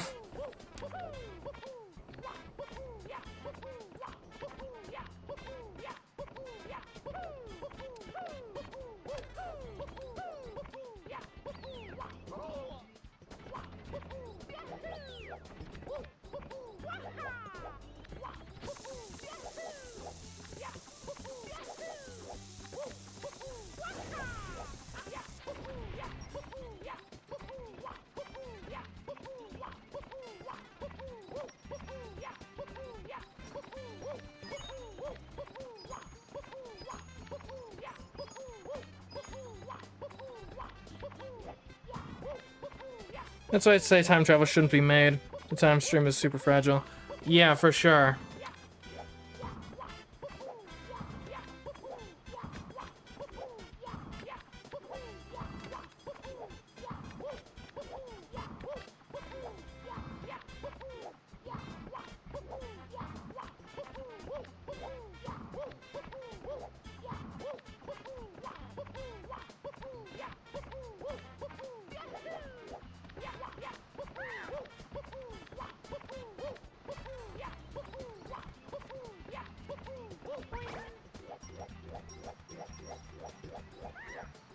No!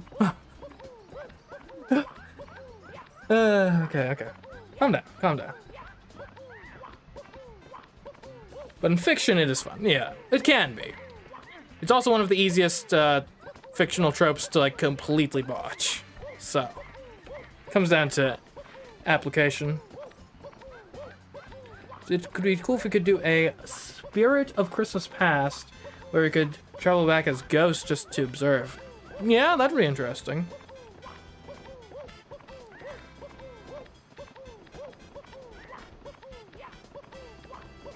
I'm technically speaking, granted, in practice this probably wouldn't work, but if you could devise a way to travel faster than the speed of light, you know, maybe you're using, I don't know, wormholes or something, but if you could do that, then in theory you could have, like, observation-based time travel, right? Because all you would need is to travel, like, a super far distance away to the point, like, if I travel, so I am 100 light years from Earth, and then if I had a powerful enough telescope to be able to, like, pick up all the light from Earth and see what's going on, then in essence, I could have observational time travel that allows me to see into the past 100 years. Now again, in practice that probably can't really work because I don't think enough light would really be coming off of Earth for you to be able to collect any useful data. But in principle, right, in principle that could work. If you could travel faster than light, which we probably can't, but who knows, maybe someone will crack that.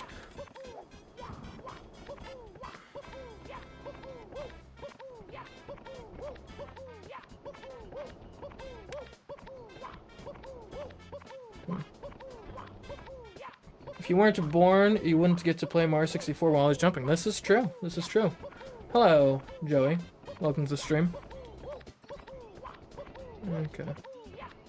Take something really big to break the speed of light. I thought as far as we were aware, you couldn't be done at the moment.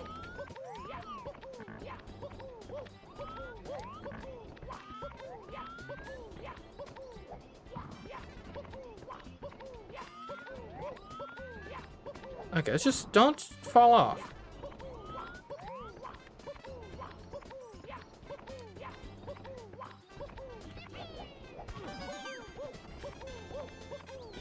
Okay, we're good. Oh, we are finally gonna get the first and arguably easiest star in Tall Tall Mountain.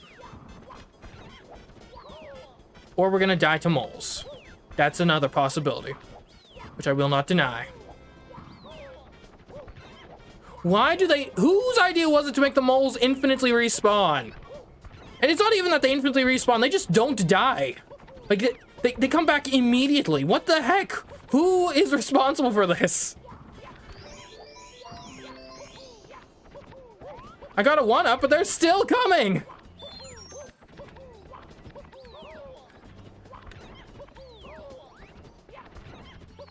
I'm going to die here. It's not even controversial to say.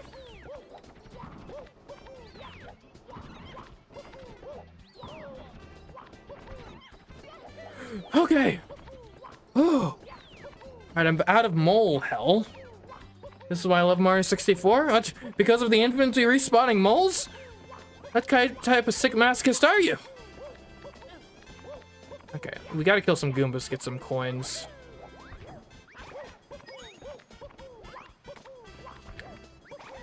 It feels weird stomping on Goombas in normal Mario games after you, like, play Paper Mario and realize, oh wait, these are actual, like, sapient creatures with souls and whatnot.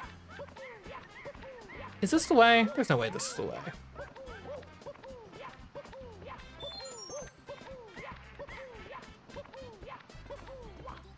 You've been mold.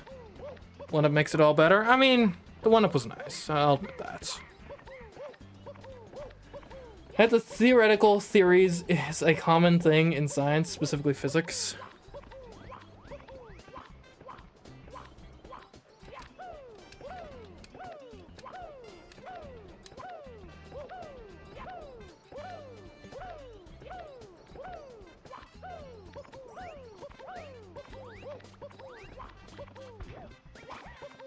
Okay, wait, where do we go? Because I don't think we go Boulder Way. It's been a while since I've played this.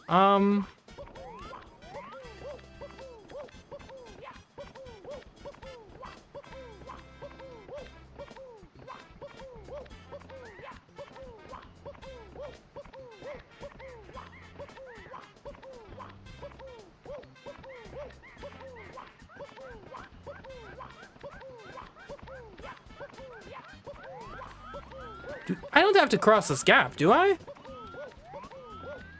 Like that's not the way. Do we know the 17 stars we will go for? No. That's not fun unless you want to go to the mole hole. Like, is that where I need to go, guys? It's been a while since I last played Tall Tall Mountain. Is that the next step of this journey? Do I need to, like, long jump across here, but I can't long jump? I can only triple jump? Can I just go get that star instead? This is not the way. There's no way this is the way. Do you think getting that star is possible? Which star? The one at the waterfall? And maybe, probably, hopefully. But that's not the one I'm going for. Now I'm going for the one that's just at the top of the mountain. Which I thought was easier to get up than this, but apparently not.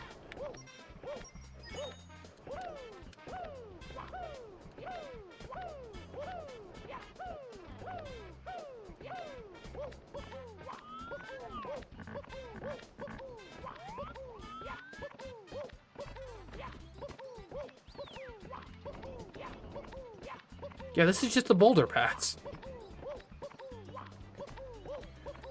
The theory that hurts my head is the multiverse. Is how the multiverse actually would work. Any reality you can imagine would exist. Anything from space travel is possible.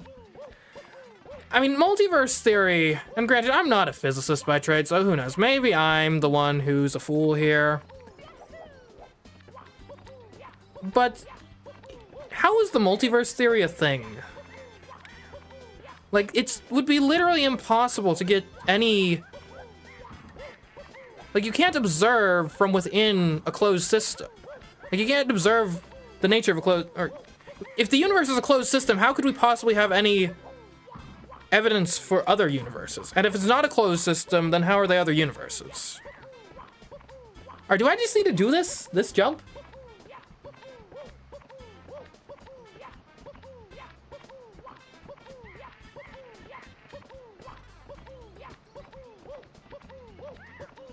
Okay, I guess I'll go for it. Triple jump and dive should get it there. Fun fact. What? Are you talking about, like, just do it first try? Sure. That's how we do things. We just will it into existence.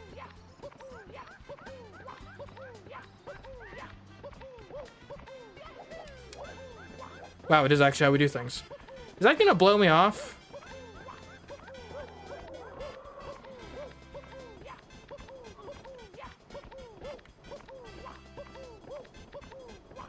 That jump was actually a lot easier than it looked.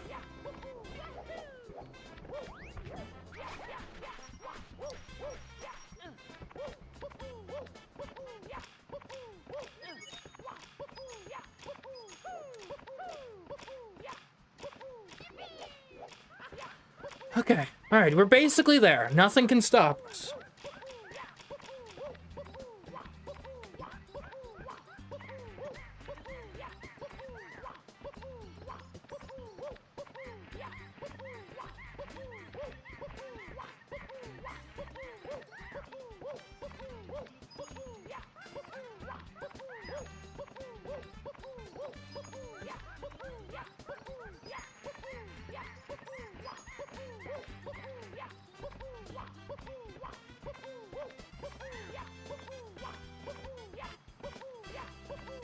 Yeah, now multiverse theory I don't really jive with. Simulation theory I'm pretty sure is just religion for people who aren't religious.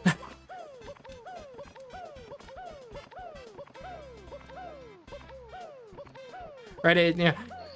Simulation theory is just, there must be a creator, there must be a god, but the god must be, basically a carbon copy of the current elites of our world, right? Instead of saying, oh, God must be like some sort of, all-powerful, incomprehensible being, we say, God is probably just like Elon Musk, basically, right? And that's who God is, more or less.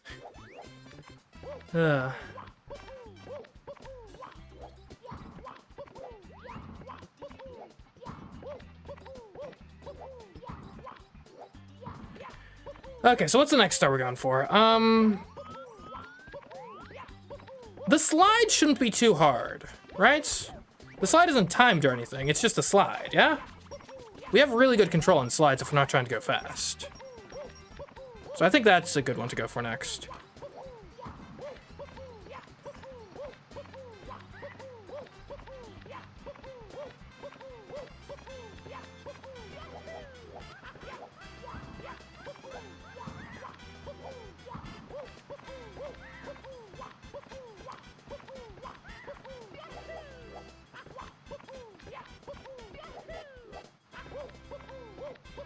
Just curious, how many days have you been working on this one? I don't even know. Chat, does anyone know? How many stars you need? At this point, I need 16.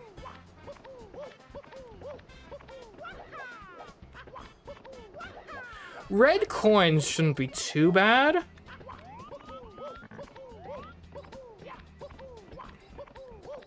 You go for these ones first, I think. Because you can die getting them.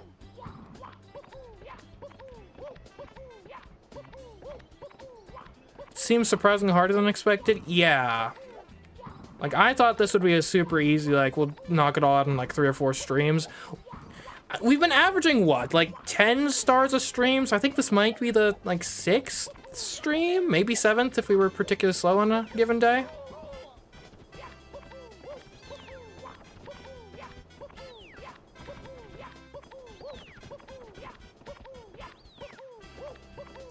Those red coins look spooky. I don't think they'll be that bad.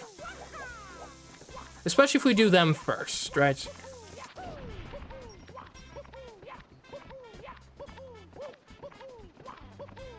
Hey, he's blocking my way. I'm walking. Actually, I'm jumping here.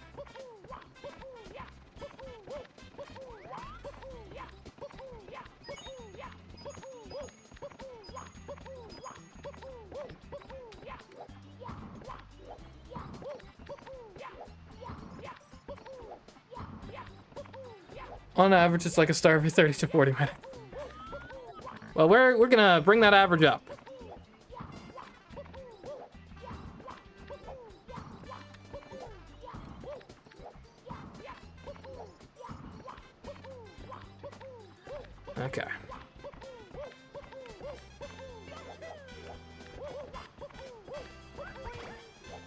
Hopefully that wasn't too far.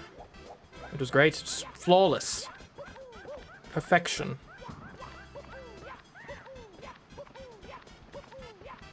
At least it feels like it. I know you can't be citing statistics that are just like, eh, it feels that way, man. Just sort of my impression of things. Citing statistics implies a certain degree of objectivity, which if you do not possess, means you have lied to us. We shall hold you in contempt of the stream. Oh wow, I got hurt by a bomb. That's never happened before. Alright. Beware of the mole hole.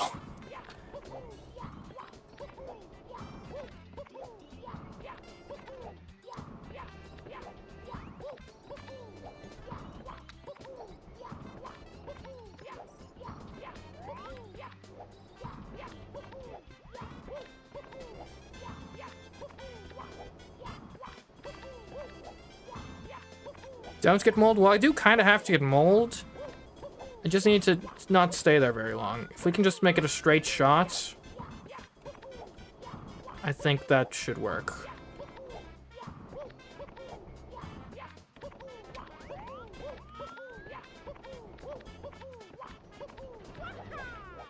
Oh, you know, that works. That works.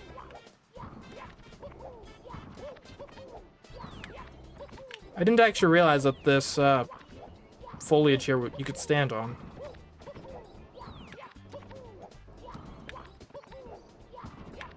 Okay, we have avoided the mole hole.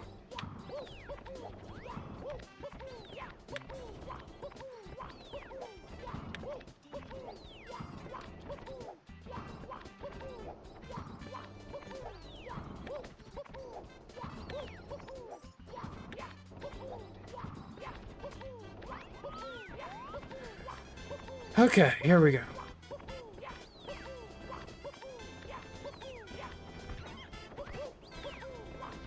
Okay, we're fighting for our lives now. It's the mole hole.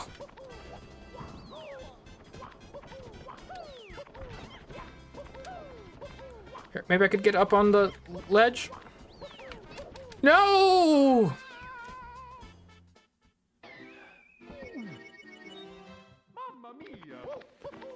He did not find the mole hole, Skip.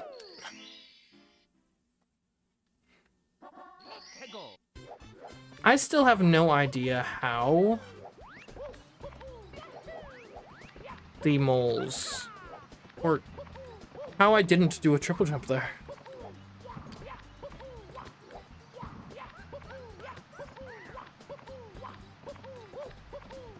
That's not gonna work. So the level here is the monkey cage. So the monkey cage is the star that's highlighted right now.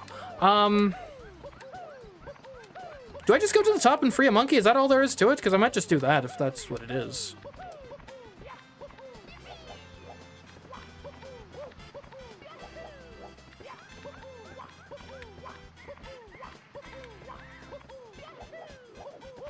Yeah, I think Tall Mountain is one of the weakest levels in this game. Because it's one of the levels that falls most thoroughly into... It's not an uncommon Mario 64 level trap, but it happens a fair bit. Where a bunch of the stars are basically exactly the same. Right? A bunch of the stars in Tall Mountain basically want to get to the top of the mountain and then do a thing. Like, the waterfall star is get to the top of the mountain, go in the waterfall. The first star is get to the top of the mountain. The second star is get to the top of the mountain and free the monkey. Then there's also a star that's get to the top of the mountain and go down the slide. Like, so many of the stars are exactly the same to start with. And by start with, I mean, like, 80 to 90% of their runtime.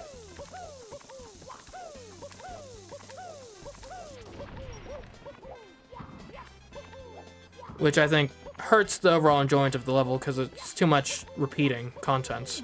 No, no, don't throw me. He threw me.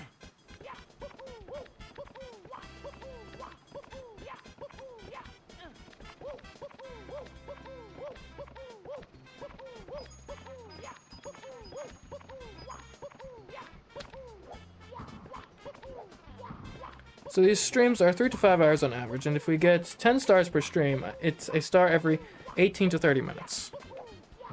Yes, we'll go with that. Statistics.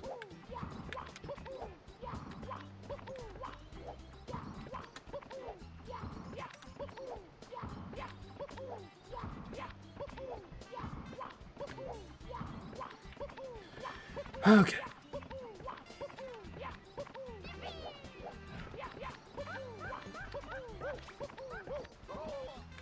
Oh, he just bodied me. Whoa, whoa, whoa. Okay. Did I just hit an invisible wall in the sky? Why would there even be one there?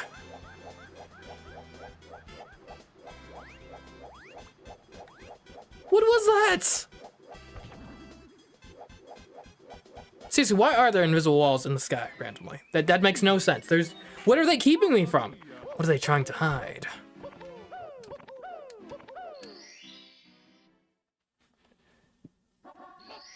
Strange enough, this is one of those memorable stages for me, probably because of the monkeys. And the painting is in level, but I do agree, it's pretty generic. You know what I want to see? Forget Tall Mountain. Show me Short Mountain.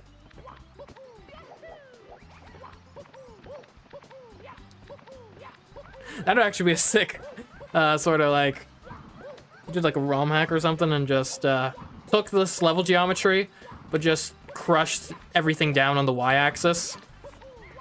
I'd play that. I'd play that. Well, if I knew how to deal with like mods and ROMs and stuff of old games, I'd do that. I'd play it. Short Mountain. Get on that. Short Mountain is just a pile of dirt. Maybe. But you know what's better than a pile of dirt? A jar of dirt.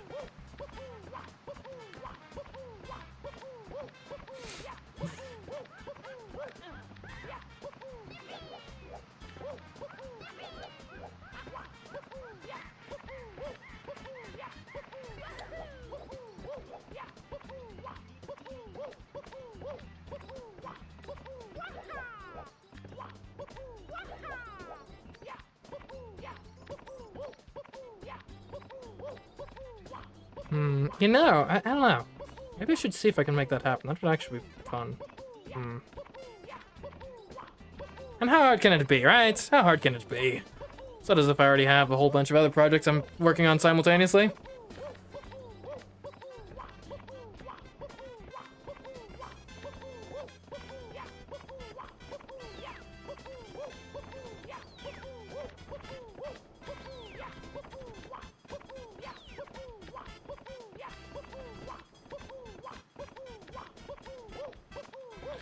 Literally making a mountain out of a molehill.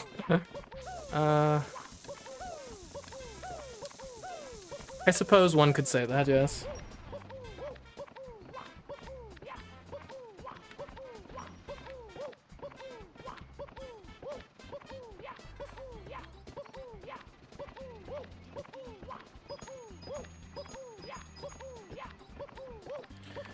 Okay, we're making progress. Well, no, we aren't making... Why did I say that? We're at the same part of the level we've been to like 1,000 times.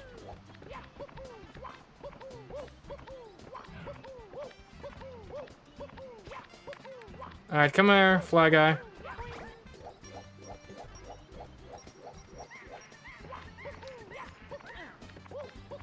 Okay, now we're making progress. Maybe he's failing a lot because he's feeling really down to... Or falling a lot, yeah. Oh no, I forgot about equals and opposite reactions! No! You guys are turning me into physics deniers!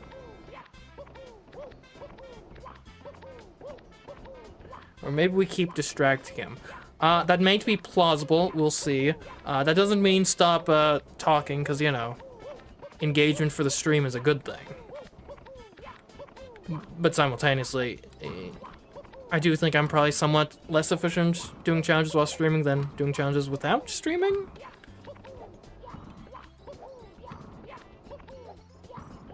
Though it does help when, because if I was doing this on my own, this would be the part of the stream where I'd just be like really bored. Or not the stream, but the challenge where I'd just be really bored. So I'm less bored right now.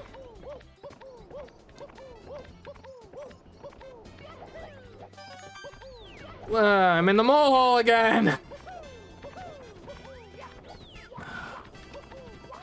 I don't understand why these moles are infinite. Like, I can understand why they exist, but why are there so many of them? Like, the saying is breeding like rabbits, not breeding like moles.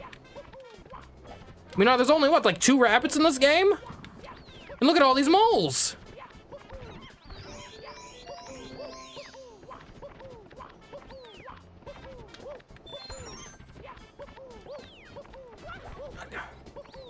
Okay, I'm facing the worst direction now. No! Okay, let's get out into this. Okay, out of the mole hole. For now.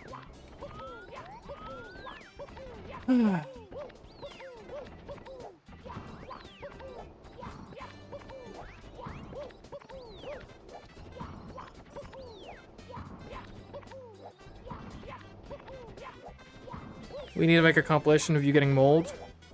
Yeah, be my guest.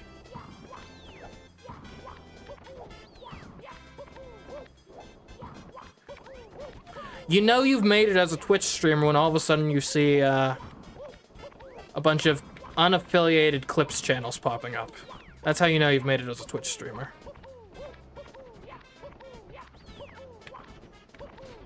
I'm back in the mole hole. There we go! I'm out of the mole hole! Yeah.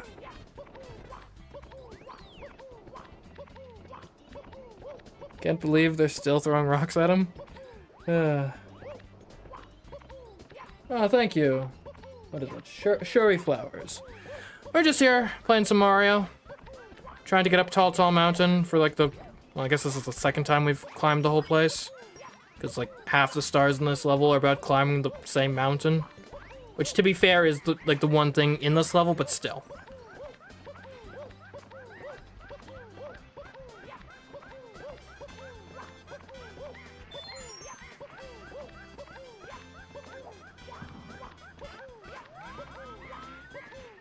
Alright, we did this first try last time, so I'm not overly concerned. We'll see how it goes, though.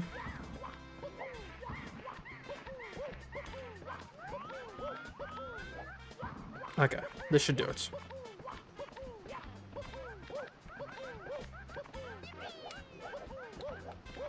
Easiest jump.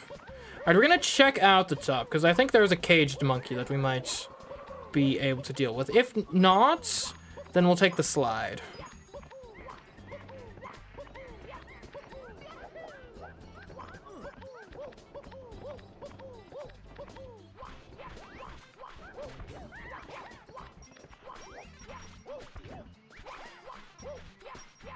This is the weirdest block. Why does this block exist? Like, honestly. Excuse me? What am I supposed to do with that? Cage. Can the monkey break the cage? Do I need to catch a monkey? And it's been a while since I've done Tall Mountain stars.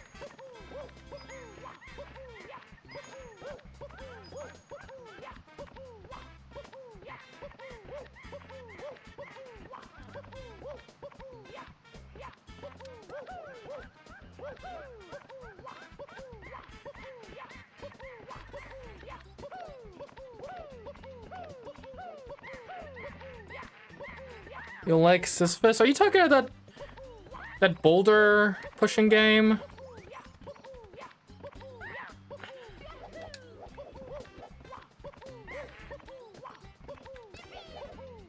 I don't know. Yeah. Okay.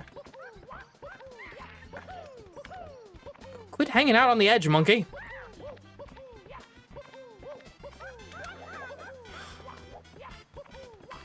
This is such a dangerous place to try to catch a wild animal. Can I kick it? Here, I should at least face the other direction. So if... Can I ground pound the monkey? What if I ground pound the monkey? Take that monkey down. Ugh. Anyways, I should change direction so if I die or if I miss, I'm not at risk of falling off the edge of the world and just at risk of, you know, concussing myself from a sheet of rock. It's like the penguins with worse. Or the rabbits with better. I mean, that's an optimistic way of looking at it, right?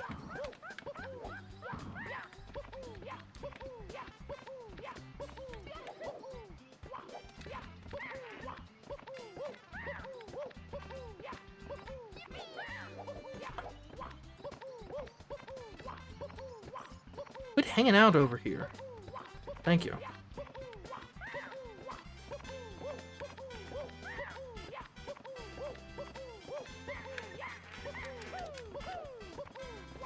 And if I could drop kick this monkey. I do need to catch the monkey, right? That's what I gotta do here. And then he'll open the cage for me.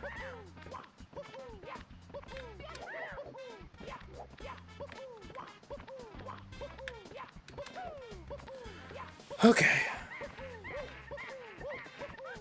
At the very least, he's a lot slower than the bunny. Yeah, but he is on a slightly more perilous locale. Not Paris. Perilous locale. Which, who knows? Paris could be a perilous locale. I've got some strife over there these days, don't they? I mean, everywhere does, I guess, to a certain extent.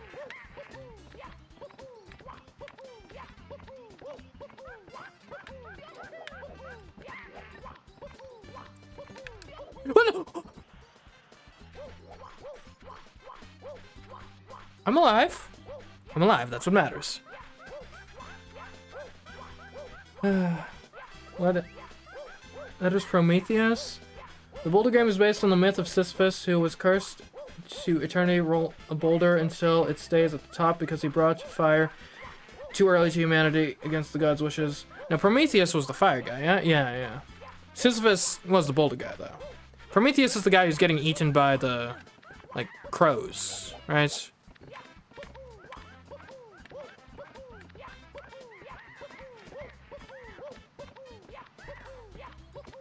Sisyphus is the boulder guy, yes.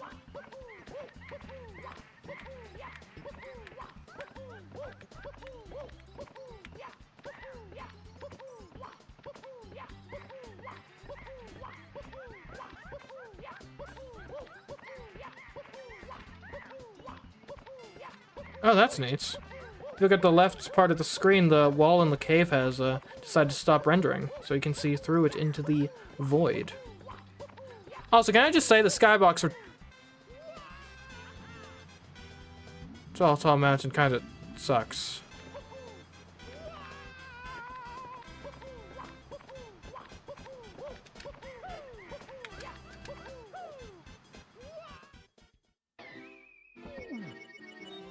Mamma mia.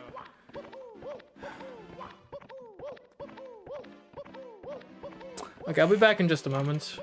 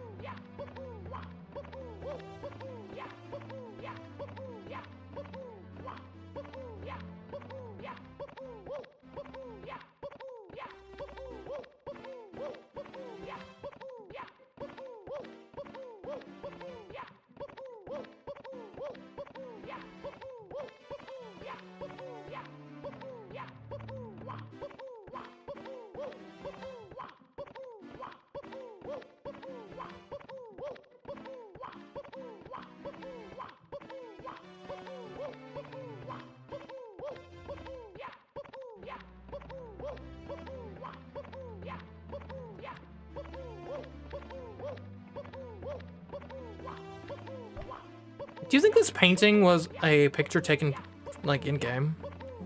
Like, a screenshot? Seems plausible to me.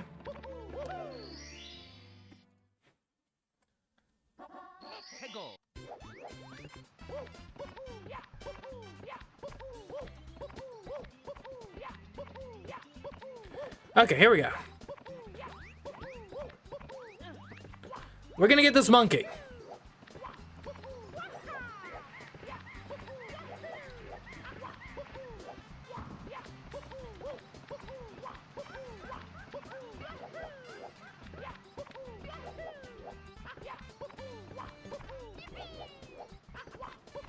The monkey is capturable, yeah? I'm not doing, like, the absolute wrong thing here.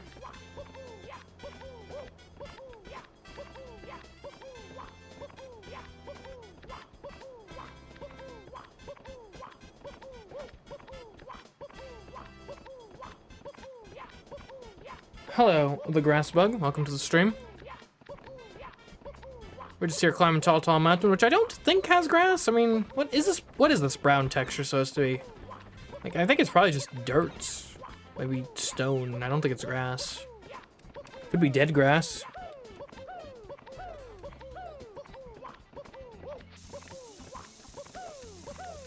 It might only be needed if he takes your hats.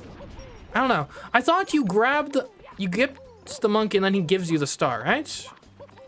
I thought that's how this worked. Right, is there two monkeys? I thought he was supposed to be at the top. Are we in the wrong level?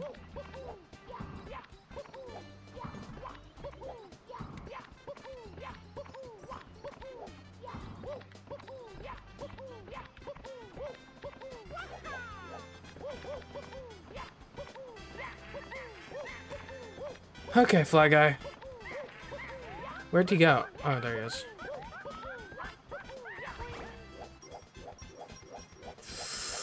Okay, that was a close one.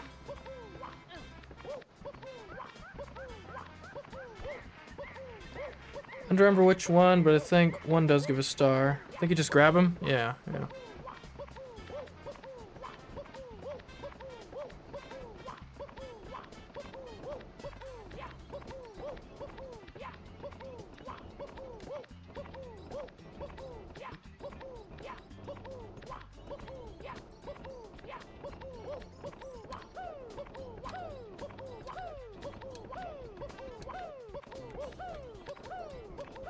It's always interesting to say, like, they apply to the principles of, like, squash and stretch and animation and stuff, even with a 3D model here, right? Because they expand his shoe. And it looks kind of off to me. And I get it's for stylization and whatnot, but... I don't know, it just... doesn't seem right with a 3D model. At least not at this fidelity.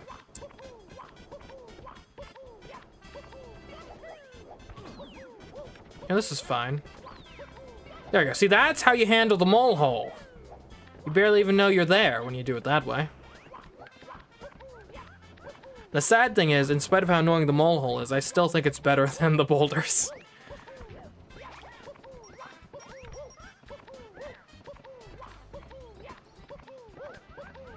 Alright, we will capture this monkey.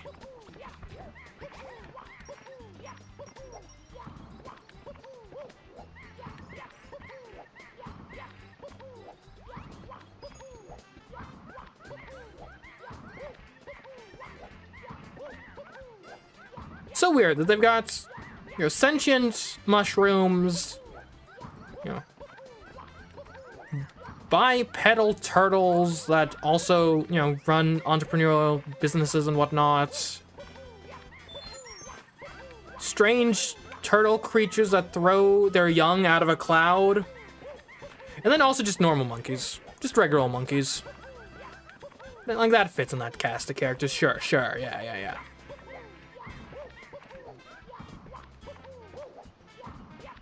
I don't like that angle.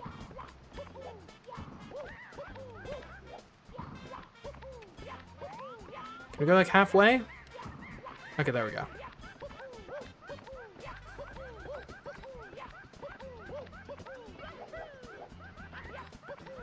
Okay, we're good. cloud will not even impact us.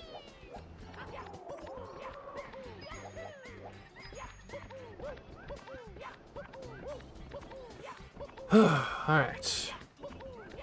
We are back. We are so back. Are the monkeys literates in this game? I don't know. Probably not. I mean, monkeys in real life aren't literates. But who knows? Maybe.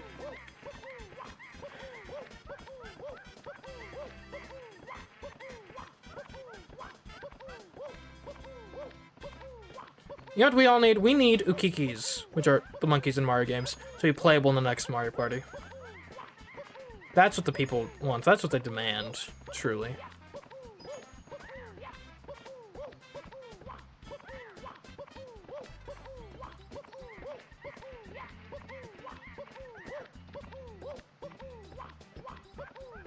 True. Maybe DK. I mean, he does use his initials on a lot of things. Including his, I believe his birthday cake has something. Some sort of, like, letter or number candle on it in Donkey Kong Country Tropical Freeze, which implies they understand the meaning of said letters. Isn't Diddy Kong a monkey? Yes.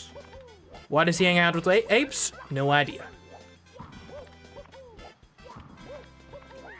I guess he's probably adopted and they just haven't had the heart to tell him yet.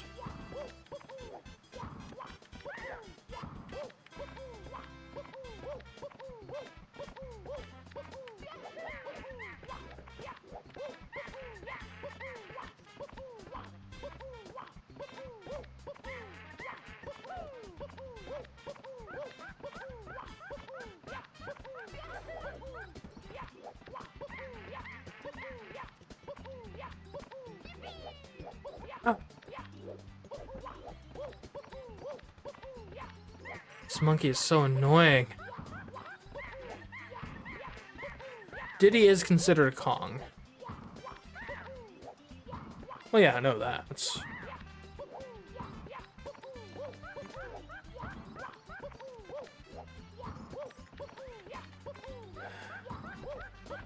Kongs aren't specifically apes. There used to be an orangutan Kong before. You do realize that orangutans are apes, right?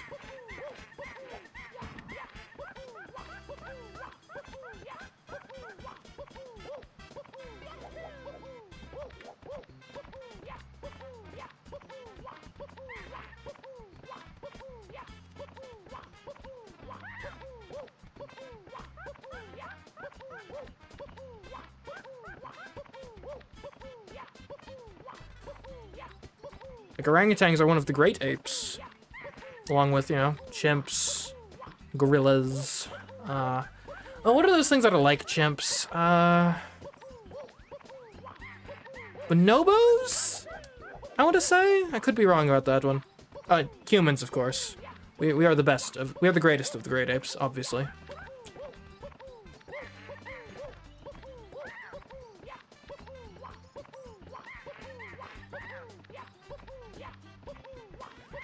Okay. Oh.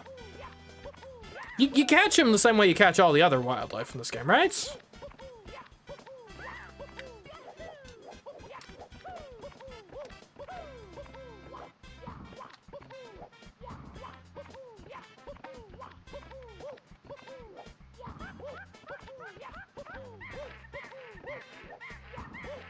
Attack button, yeah.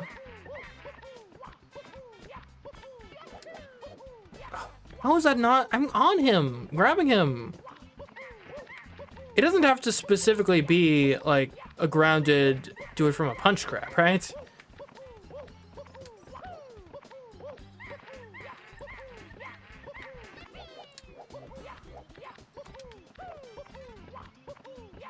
Okay, I've got a new strategy. Here's my new strategy.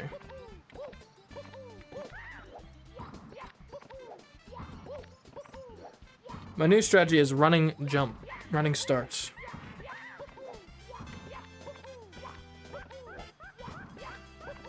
if I can face the right way. Which is in debates. It's in, you know, it may or may not be the case.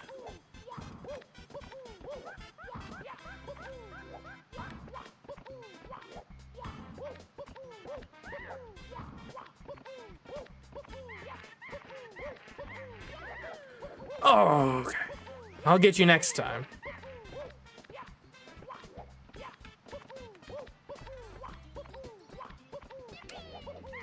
How'd he dodge that? I was coming at him like a tomahawk missile and he just jumped out of the way. There you go! Oh. Okay, where are you going now, monkey? I'm stuck, hold on. Where's the monkey gone? I freed him. Okay. Alright, yeah, I'm here, I'm coming.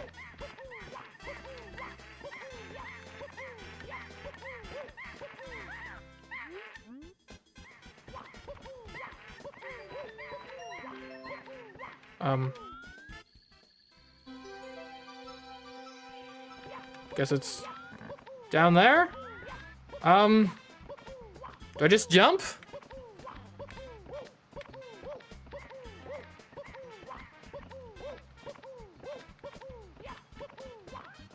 Okay, well, oh, there it is.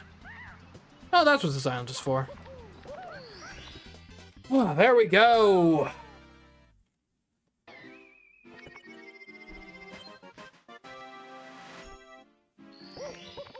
Okay, we have used the monkey.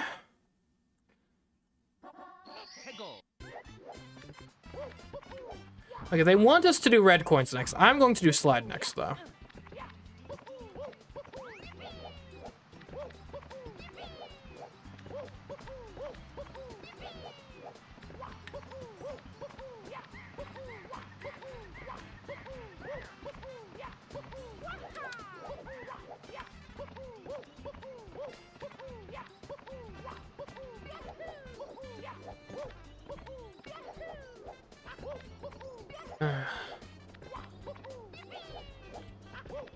Might also,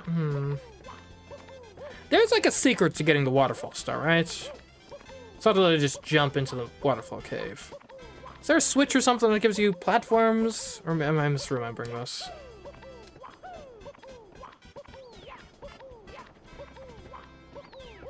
That mushroom could be a doozy to get to.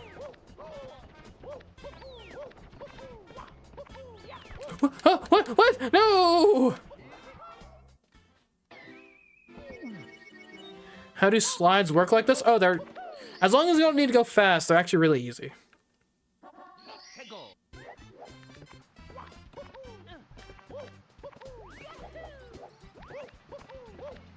Like, we got this. Slide is guaranteed.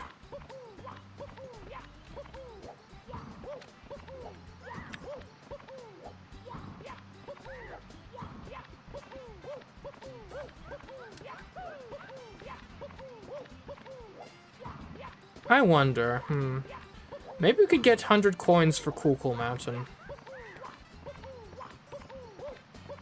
Maybe that's a star worth pursuing.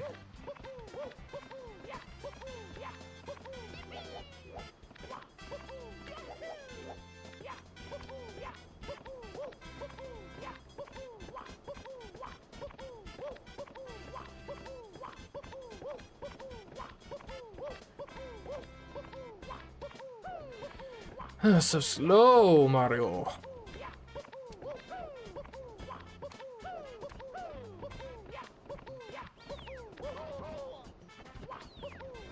I wasn't even pushing that way.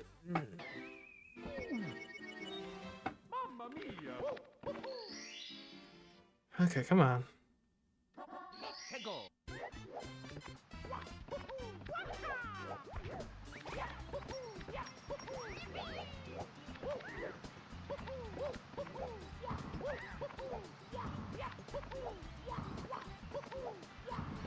Alright, anyways. Well, we just gotta climb to the top of the mountain again.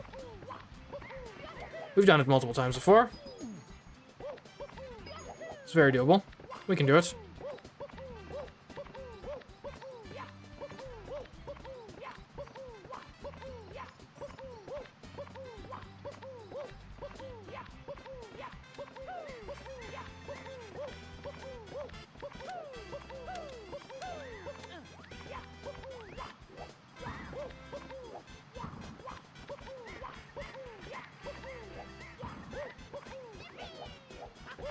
Okay.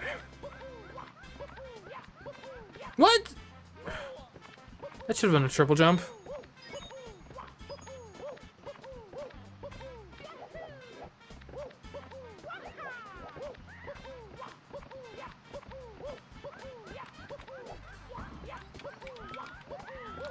I would love to see this as a speedrun category. That'd be fun.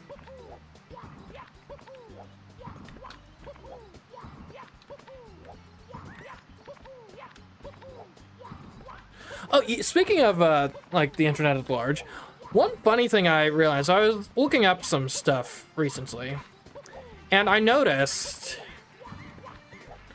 I was looking up, I think, some Mario Party related stuff. Anyway, so I ended up on, like, a Mario wiki thing about some, like, Mario Party minigames. And I noticed that I was actually a citation. One of my videos was actually a citation on a Mario wiki thing. It was like a citation like, as seen in CMeeCraft's beating Mario Party while doing nothing video, this minigame can actually be beaten while doing absolutely nothing.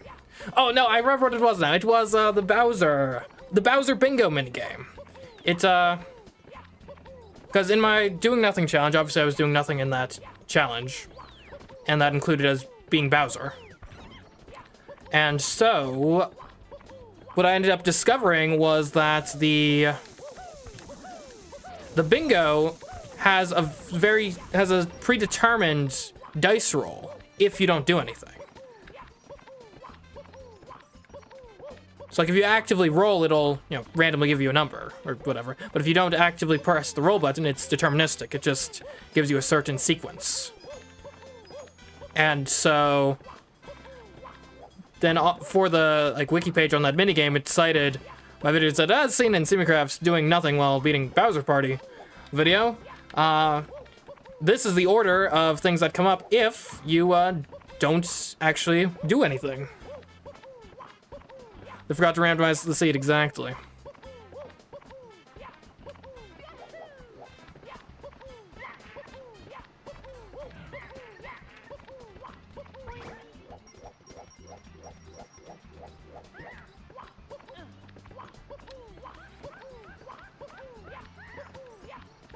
Anyways, though, so basically the point being, though, if you ever find yourself playing Mario Party 10 Bowser Party mode with your, friends, family, acquaintances, definitely make sure you watch my video beforehand. That way you know the secrets, the tricks of the trade.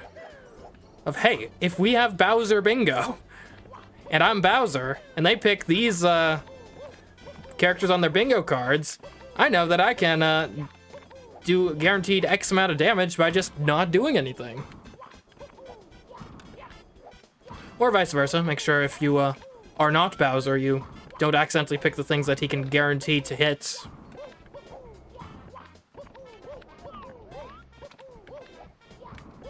It is kind of a funny oversight, though. Honestly.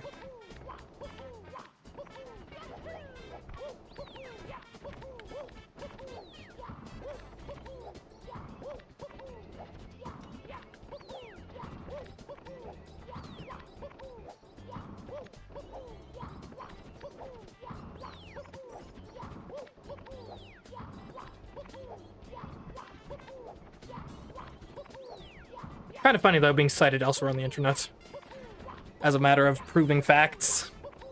Which, I mean, like, I'm fairly rigorous in making sure everything I do is accurate on these videos, so yeah, I'm a good source if I'm stating a good claim.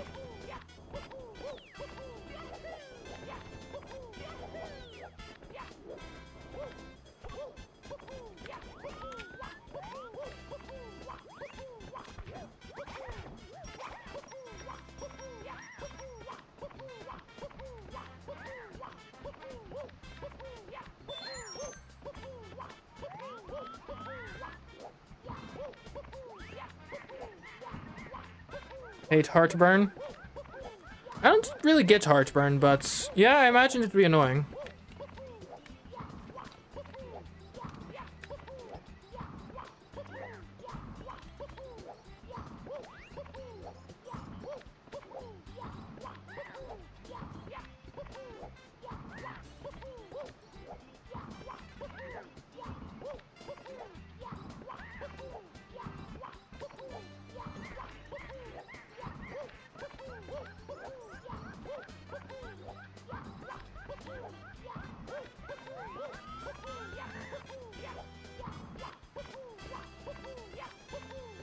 Levels on your body just decides to hurt. Well, are you sure it's just deciding to hurt? Or is it plausible that it could be warning you about something that you just aren't aware of?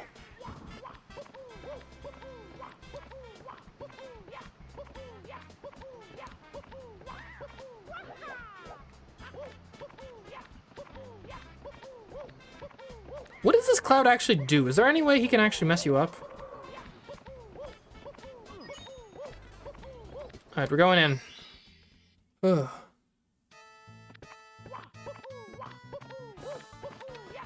Alright, it's slide time. Hold on, we can't do it backwards.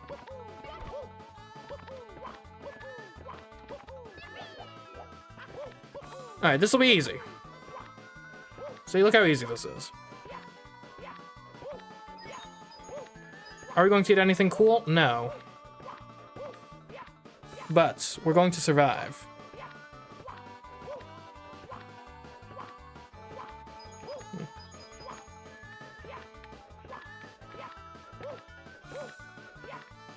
Buzz one that can knock you off the mountain.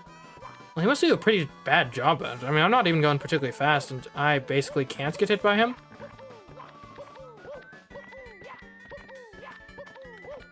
Why is my camera so weird right now? Okay, alright, now it's hard. I have to actually do the slide now. Dang it. It's fine. It's fine.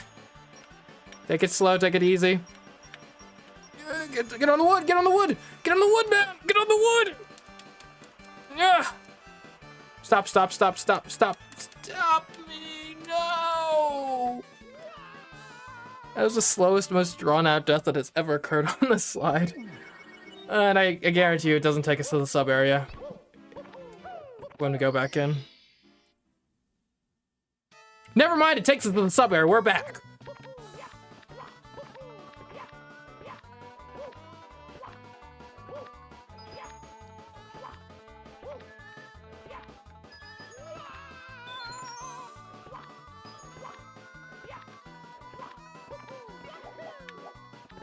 Okay, I guess, can I turn here? Because I'd rather not slide on my belly. Yeah, okay, we'll just take a stop here and turn. You know, like you do on the slide. This is the completely normal and intended way to do this. Guaranteed.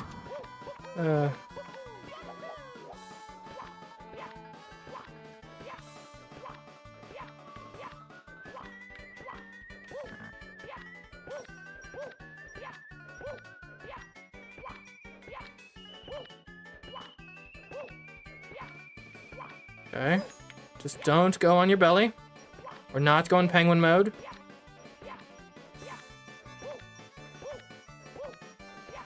It's funny, you get to see exactly when these things decide to start moving.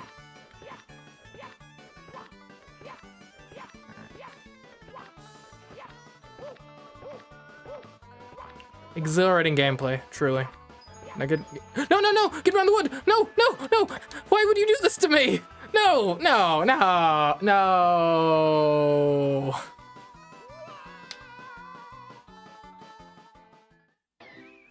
Did you race against the penguin? Yeah, we did. And I believe we won.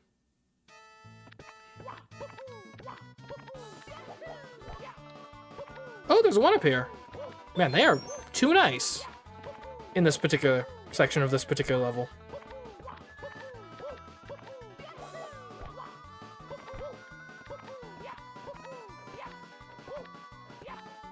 What we haven't actually been able to achieve yet is beating Princess Peach's slide race.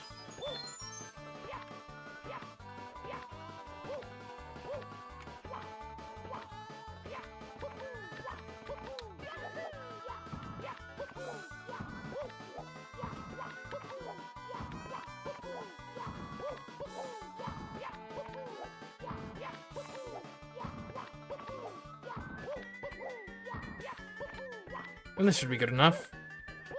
I just need to not start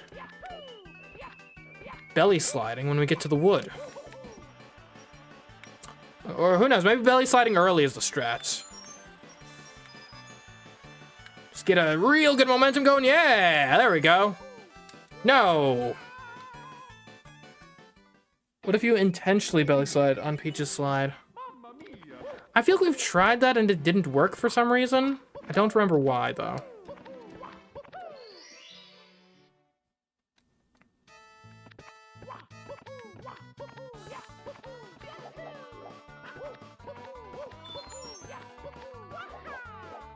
Oh, I jumped over that. That's neat.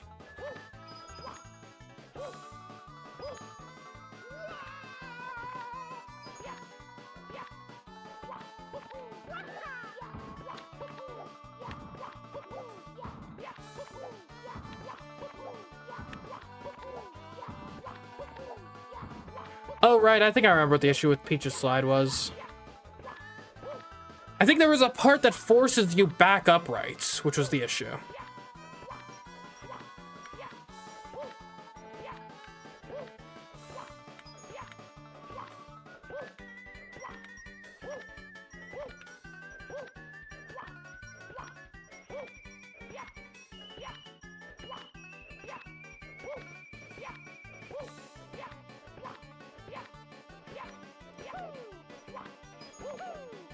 No! Stop it, stop it, stop it. Let me go. No, no. Fun fact, if you prop yourself up and barely move, your heartburn hurts less. I guess that's good advice for anyone who suffers with heartburn.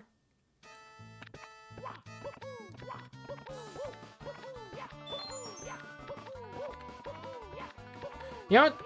Let's just go for it. And we got infinite lives anyways. This is definitely doable this way. See, yeah, that... What the... Hold on, hold on, hold on, hold on, hold on. Hold on. There. Done. Easy. See, these are the speedrunning strats you come here for.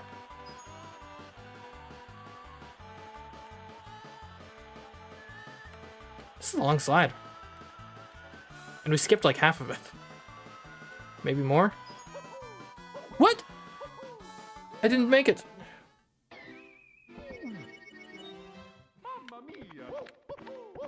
And at least we have infinite lives.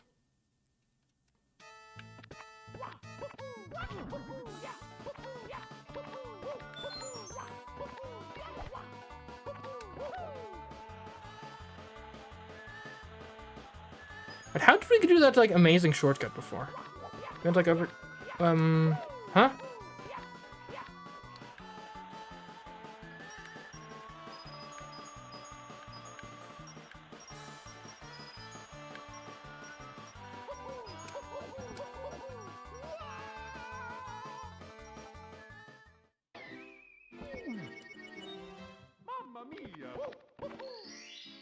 Okay, here we go again. Oh, by the way, I don't think we're finishing the game this stream, just to be clear.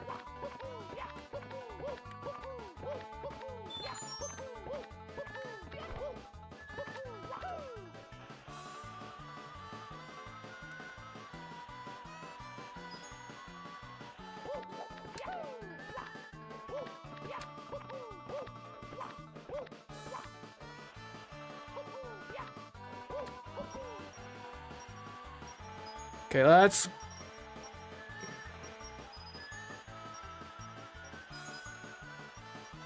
There we go. Okay, well... Slides are not really my strong suit here.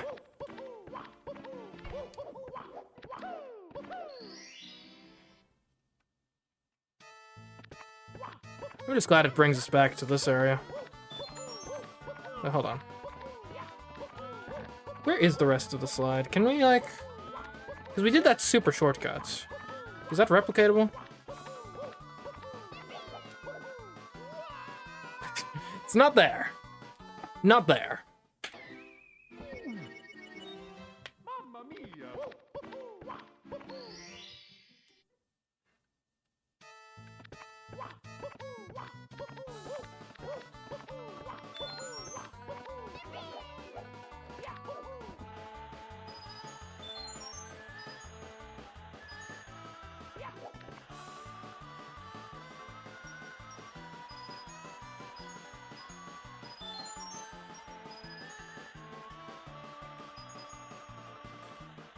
Okay, okay, we're good, we're good.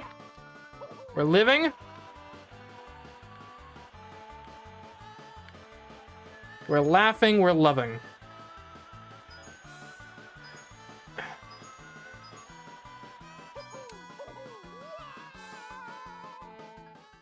Not anymore. Mamma mia!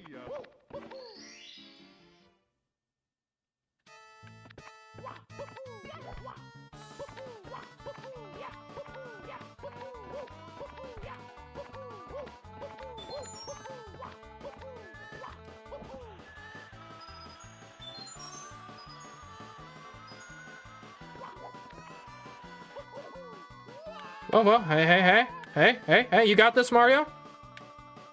Nice. Alive. No, I'm dead! Mamma mia! Okay.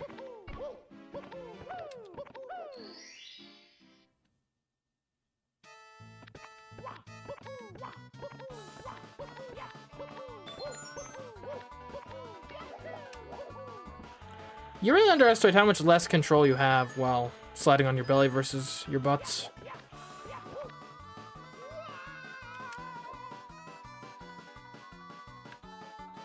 There. I made it. And now I gotta really go fast here. Gotta go fast so we can make that jump.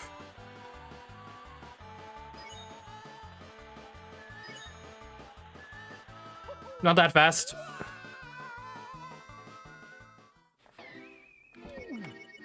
I hope the jump is makeable without jumping. Which is kind of an ironic thing to say in the middle of an always jumping challenge, but I think it's... we actually need to be able to make the jump without jumping in order to do it while always jumping.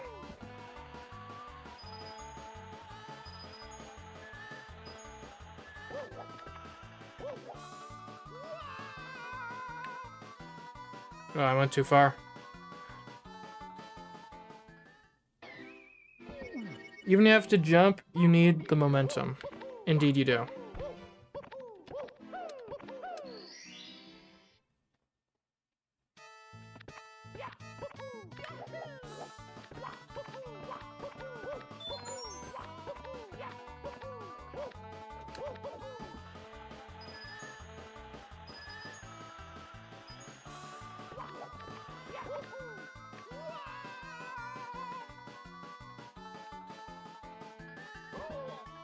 What? Shortcut is kind of unreliable. Mamma mia! Granted, the way is kind of unreliable too here. At least for me.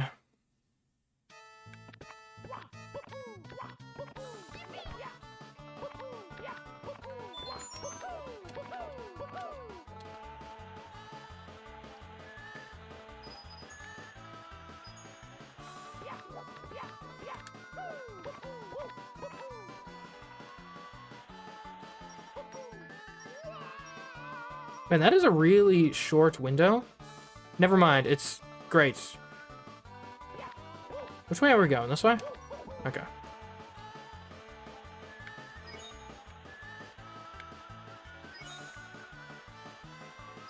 Okay.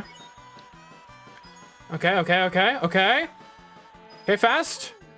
Yeah, there we go. All right, come on, let me in. We'll just go around the side. Don't think it would even be possible in a sitting position. Oh yeah, probably not.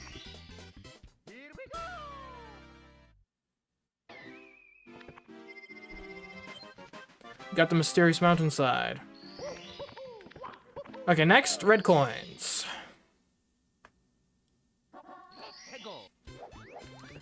And I don't Oh, it's gonna be the waterfall will be next after this one. I think. Alright, so we'll start with the mushroom coins, then we'll go up to the mole coins.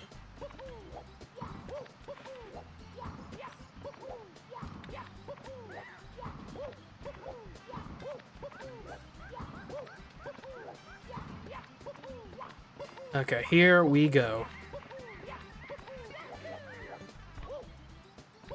Dang.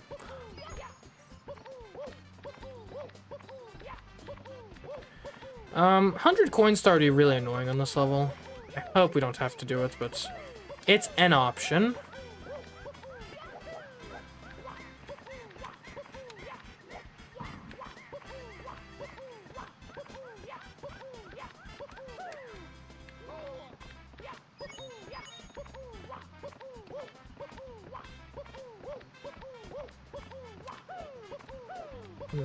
I wonder, is it confirmed that the Mushroom Kingdom is in America?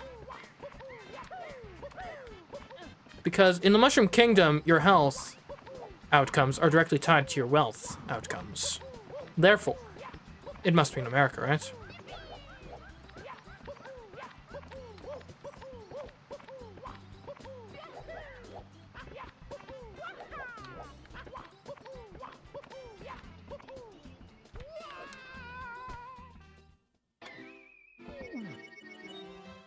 Mamma mia!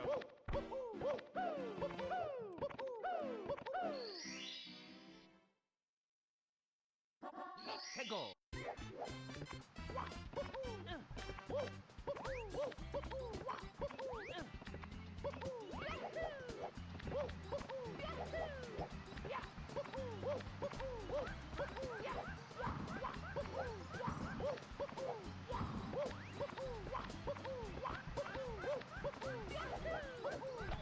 Really? Hmm.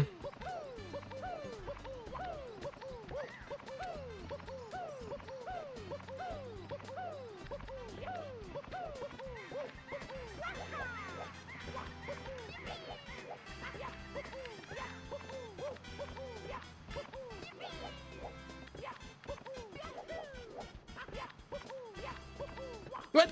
Come on! I had 2 jumps and then I did a 3rd one. Therefore, it was a triple jump. Mamma mia! I almost want to move on from Tall Mountain, but I don't know. Might have to end the stream pretty soon, honestly. I would feel bad ending the stream after only getting 6 stars, but... Such when I implied that we might beat the game this stream. But I was not quite prepared for exactly what we would be up against today.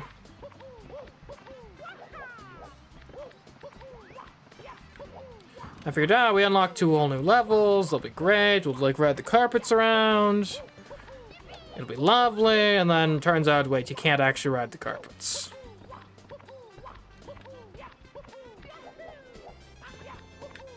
Okay, here we go. Mushroom Ho.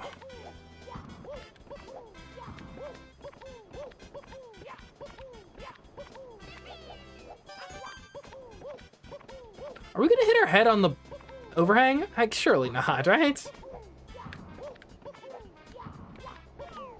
Well, there isn't a coin there, so let's just not jump there. Let's go back to the safety of the world and jump from there.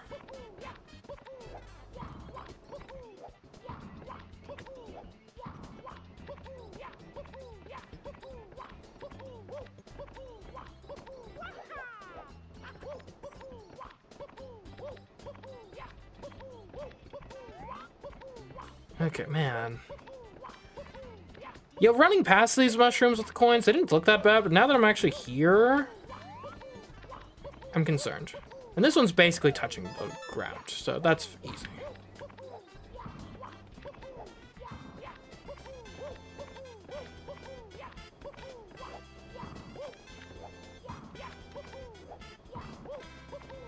Okay, this one on the small platform has me concerned, for sure.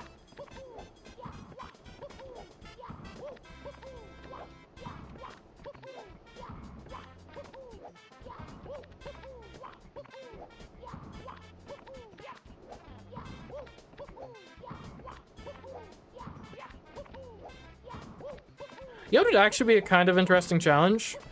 And granted, you need to have like some modding skills to make it happen. Someone probably has already made this mod though. But Super Mario 64 but with no shadows. Like, it seems like a small change, but I think that would actually really mess you up potentially. Okay. Now, can we triple jump off this little thing?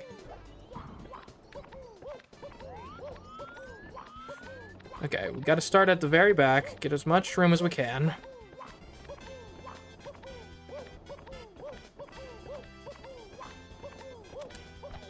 Not even close. Not even close. Mamma mia.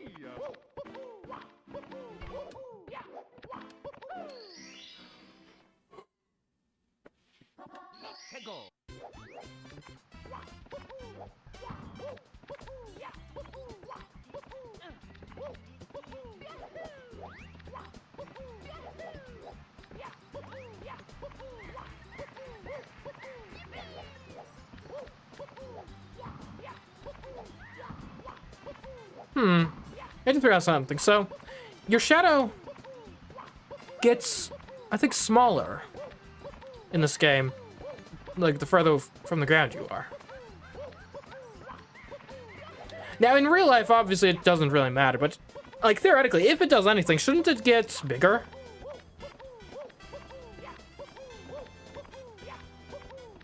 Because you're getting closer to the light source, and therefore you should, in theory, be blocking more of it, right?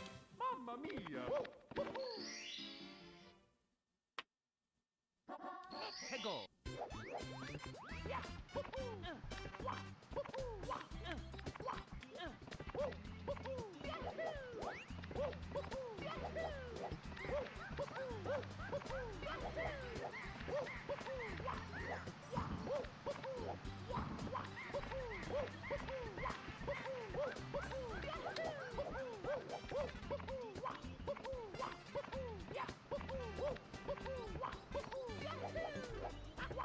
Let's ignore this one for now. Because the way this is going to get routed, we're going to get it on the way. Wait, that's true. It is true, yes.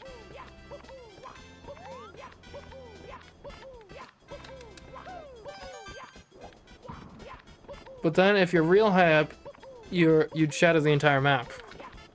Well, it depends on what scale you're making it.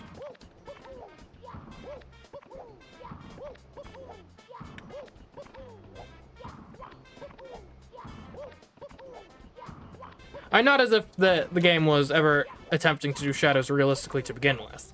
Right, the shadow here is meant to basically act as an aid in placing yourself in space 3D-wise. Hence why it's just a circular drop shadow directly beneath Mario. Right, like, I mean, technically speaking, where I am right now... Did anyone else see that bomb just now? Anyways, technically speaking, where I am right now, well, not right now, but if I were to go underneath this overhang, I shouldn't have a shadow anymore. Because if the light source is directly above me, and there's, like, an overhang directly above me, then I shouldn't have a shadow at that point. Unless the overhang is exuding light, which I doubt is supposed to be the case, but yeah, you never know. Mario games are kind of weird.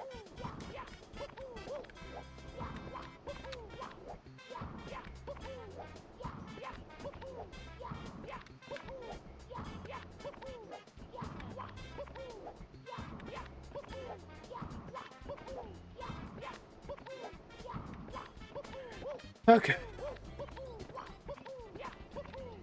Nope, that's bad.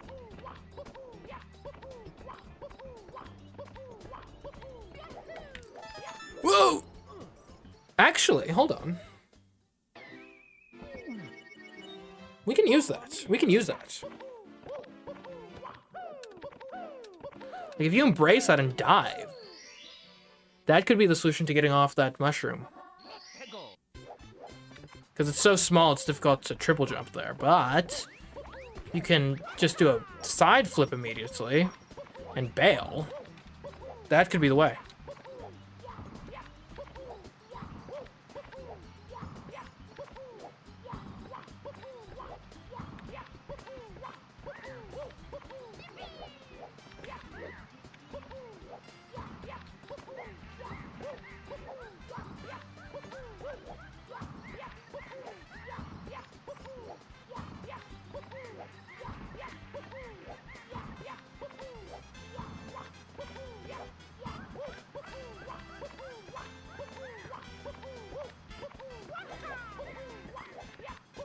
Okay.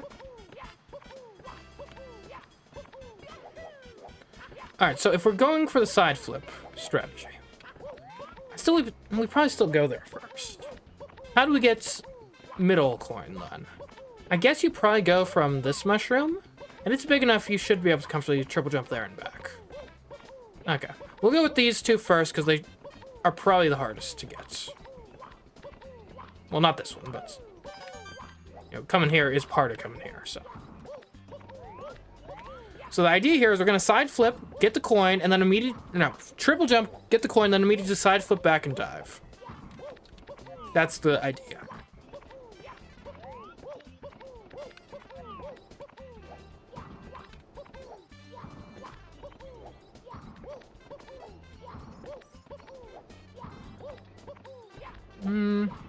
Okay, there we go. Oh, that.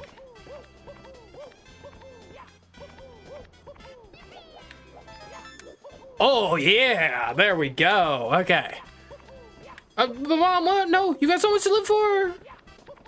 Oh, well. Okay, so that was easy, actually. So obviously the intended way to get this next one is you jump onto small mushroom, onto small mushroom, onto medium mushroom. I don't like that.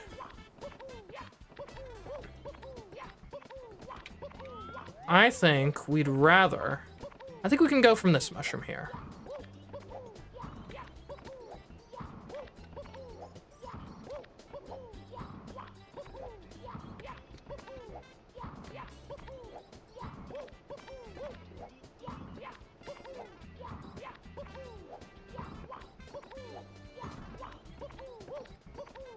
How close is this mushroom?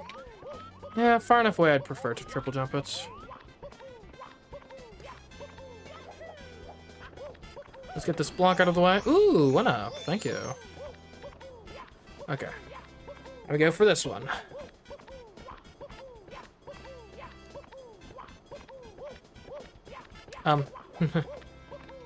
Be careful, the mushrooms are partially sloped. This should be good. Oh! Mamma mia! Ooh, a clip. Nice. I always love to see the clips.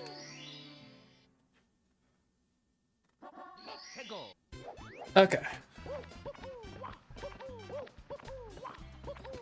So, what is our new strategy for getting this? So we can get first coin, we can get third and fourth coins. What's our strategy for getting middle coin? Because the issue with triple jumping is we end up hitting the ceiling.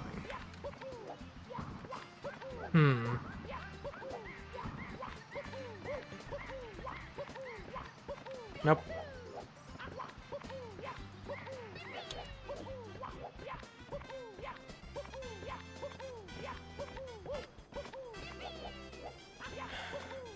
Maybe we could just go from first coin and get to it from there. Why is this overhang so low? Why do I jump so high? Can you cancel the triple jump with a dive? Yeah, but then I'd be diving, which has its own host of problems.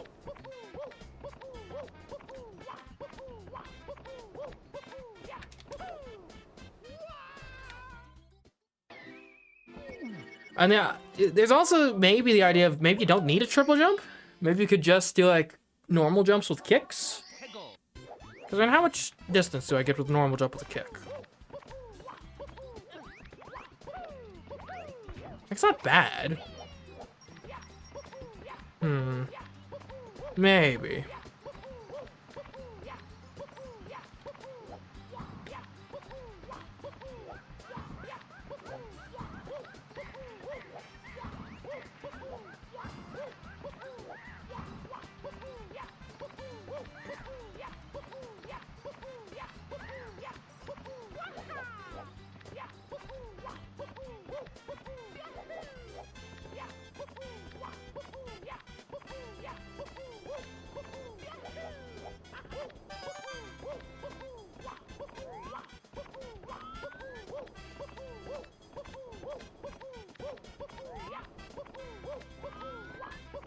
Okay. Now let's try it. I mean, what do we have to lose? Do I just do normal jump with kick? Does that clear something like this? It does! Maybe I've been underestimating the jump with a kick. Mamma mia. Hey, you guys sleeping? Okay. Have a nice rest. Scary shrooms. You're telling me.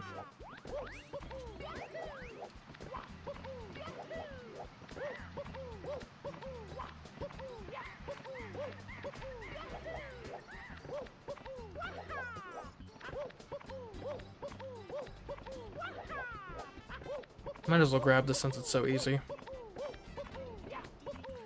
Well, not that it's easy, just that we're like already lined up for it.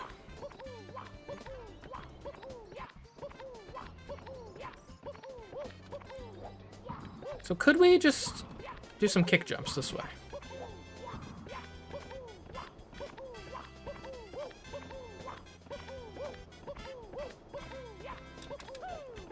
Oh yeah, we can totally do this.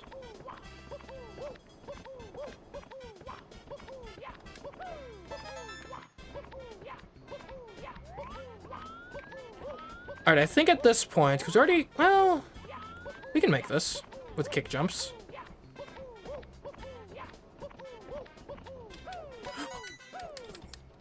Okay. Okay. Okay. Mamma mia. This is only half of the star, by the way.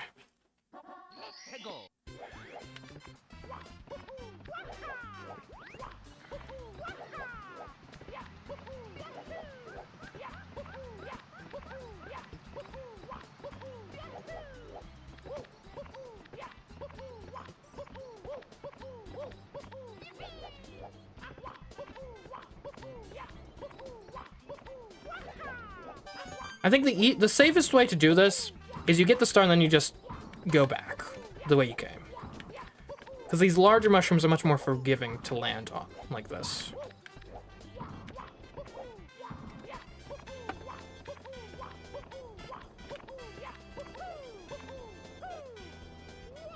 Maybe embrace the momentum? Game over. Okie dokie.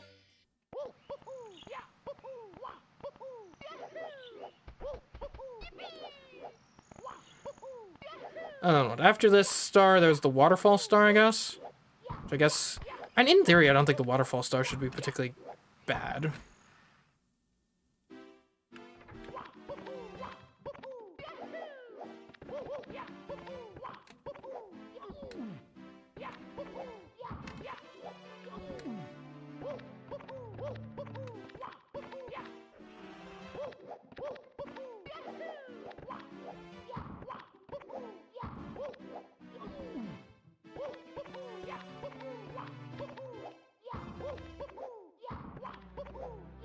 Open the door, my man.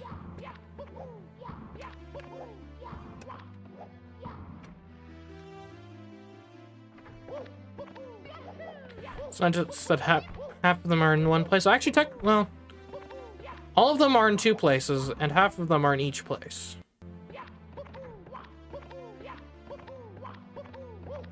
Half of them are in one place, and also the other half of them are in one place.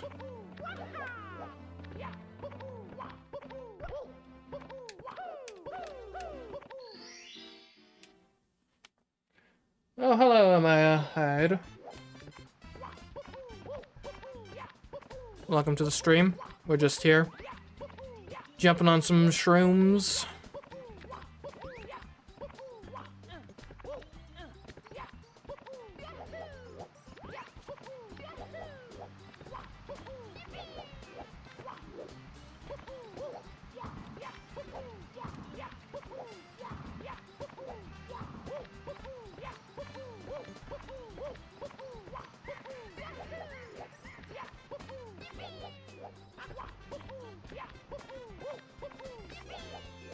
Okay. Nope, nope, nope, nope, nope.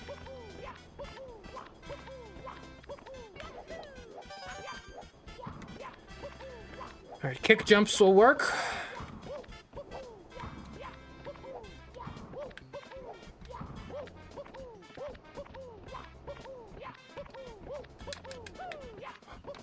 Okay. Ah. We've been there, we've done it. It's just difficult to control, precisely. Peggle.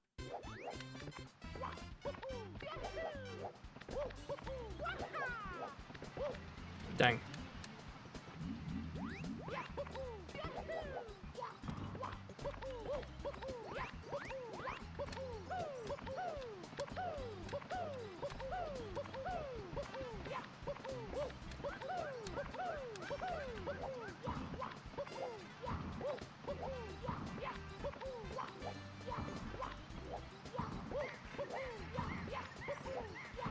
And then once we've done this, getting the other coins, we have to do, like, flawlessly.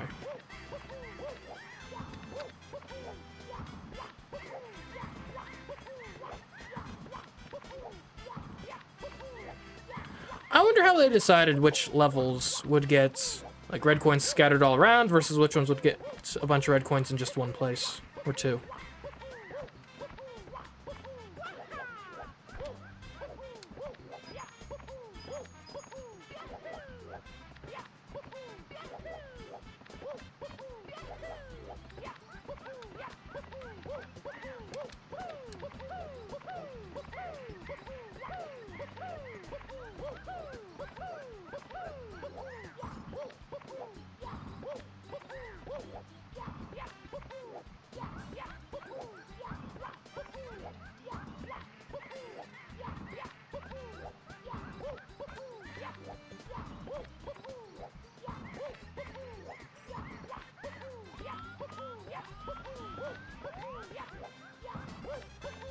Okay, here we go.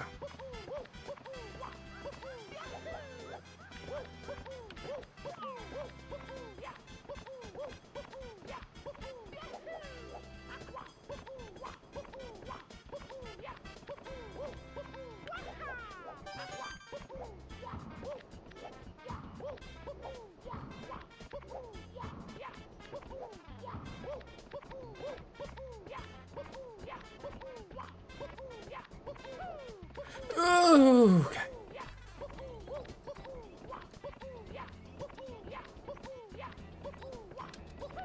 Got it. And now we turn around, and we'll go back the way we came.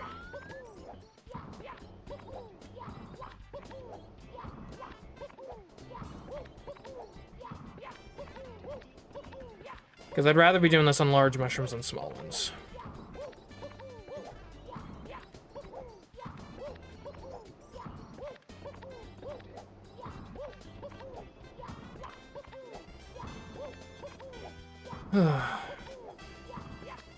The worst part of this challenge is turning around. Honestly.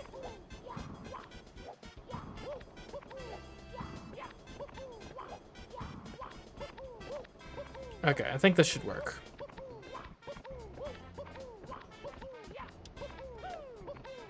Okay. Maybe a slight turn. This should do it.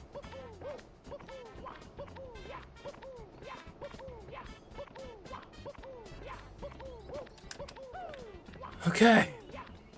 Oh. I think we can also just do a kick jump there.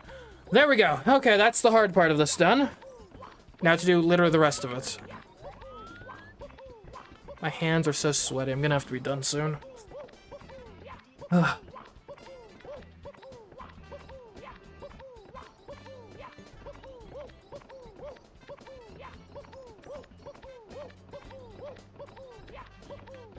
This one's basically connected. Right, this is no piece of cake, but I think we've got it figured out. And by figured out, I mean we've done it one time, so yeah. We're basically a pro, basically. Start from about here.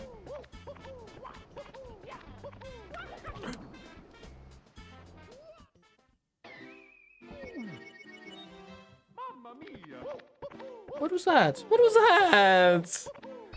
Guess I was too close? Peggle.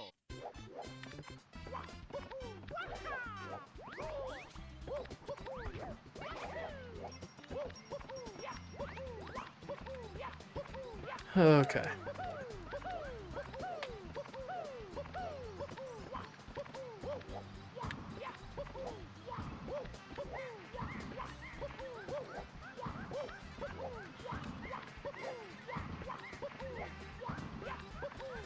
Okay, here we go. Nope, nope, nope, nope.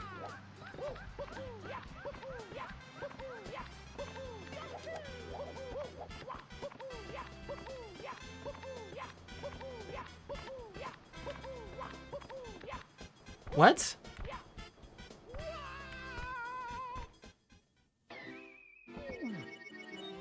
Mamma mia!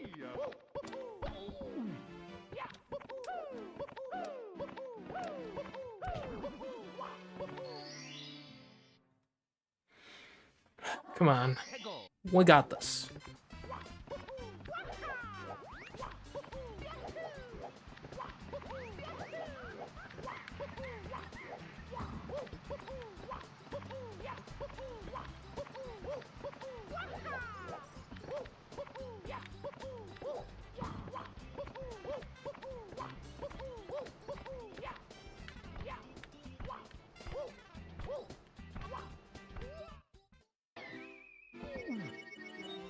Mamma mia! Okay, I do need to end the stream soon, and my hands are getting sweaty. So, this is it. We do it this time or not at all this stream, and we'll pick up next time.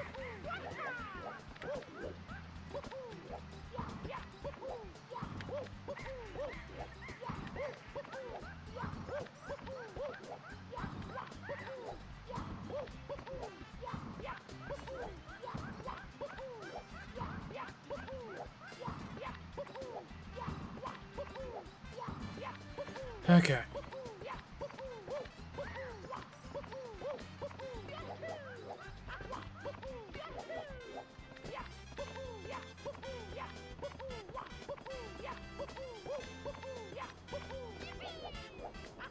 Let's go for the other ones first. Well, we got such a perfect setup here.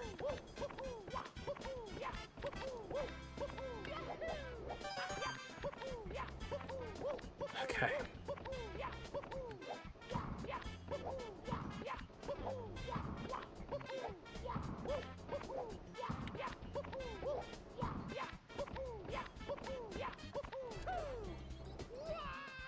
Okay.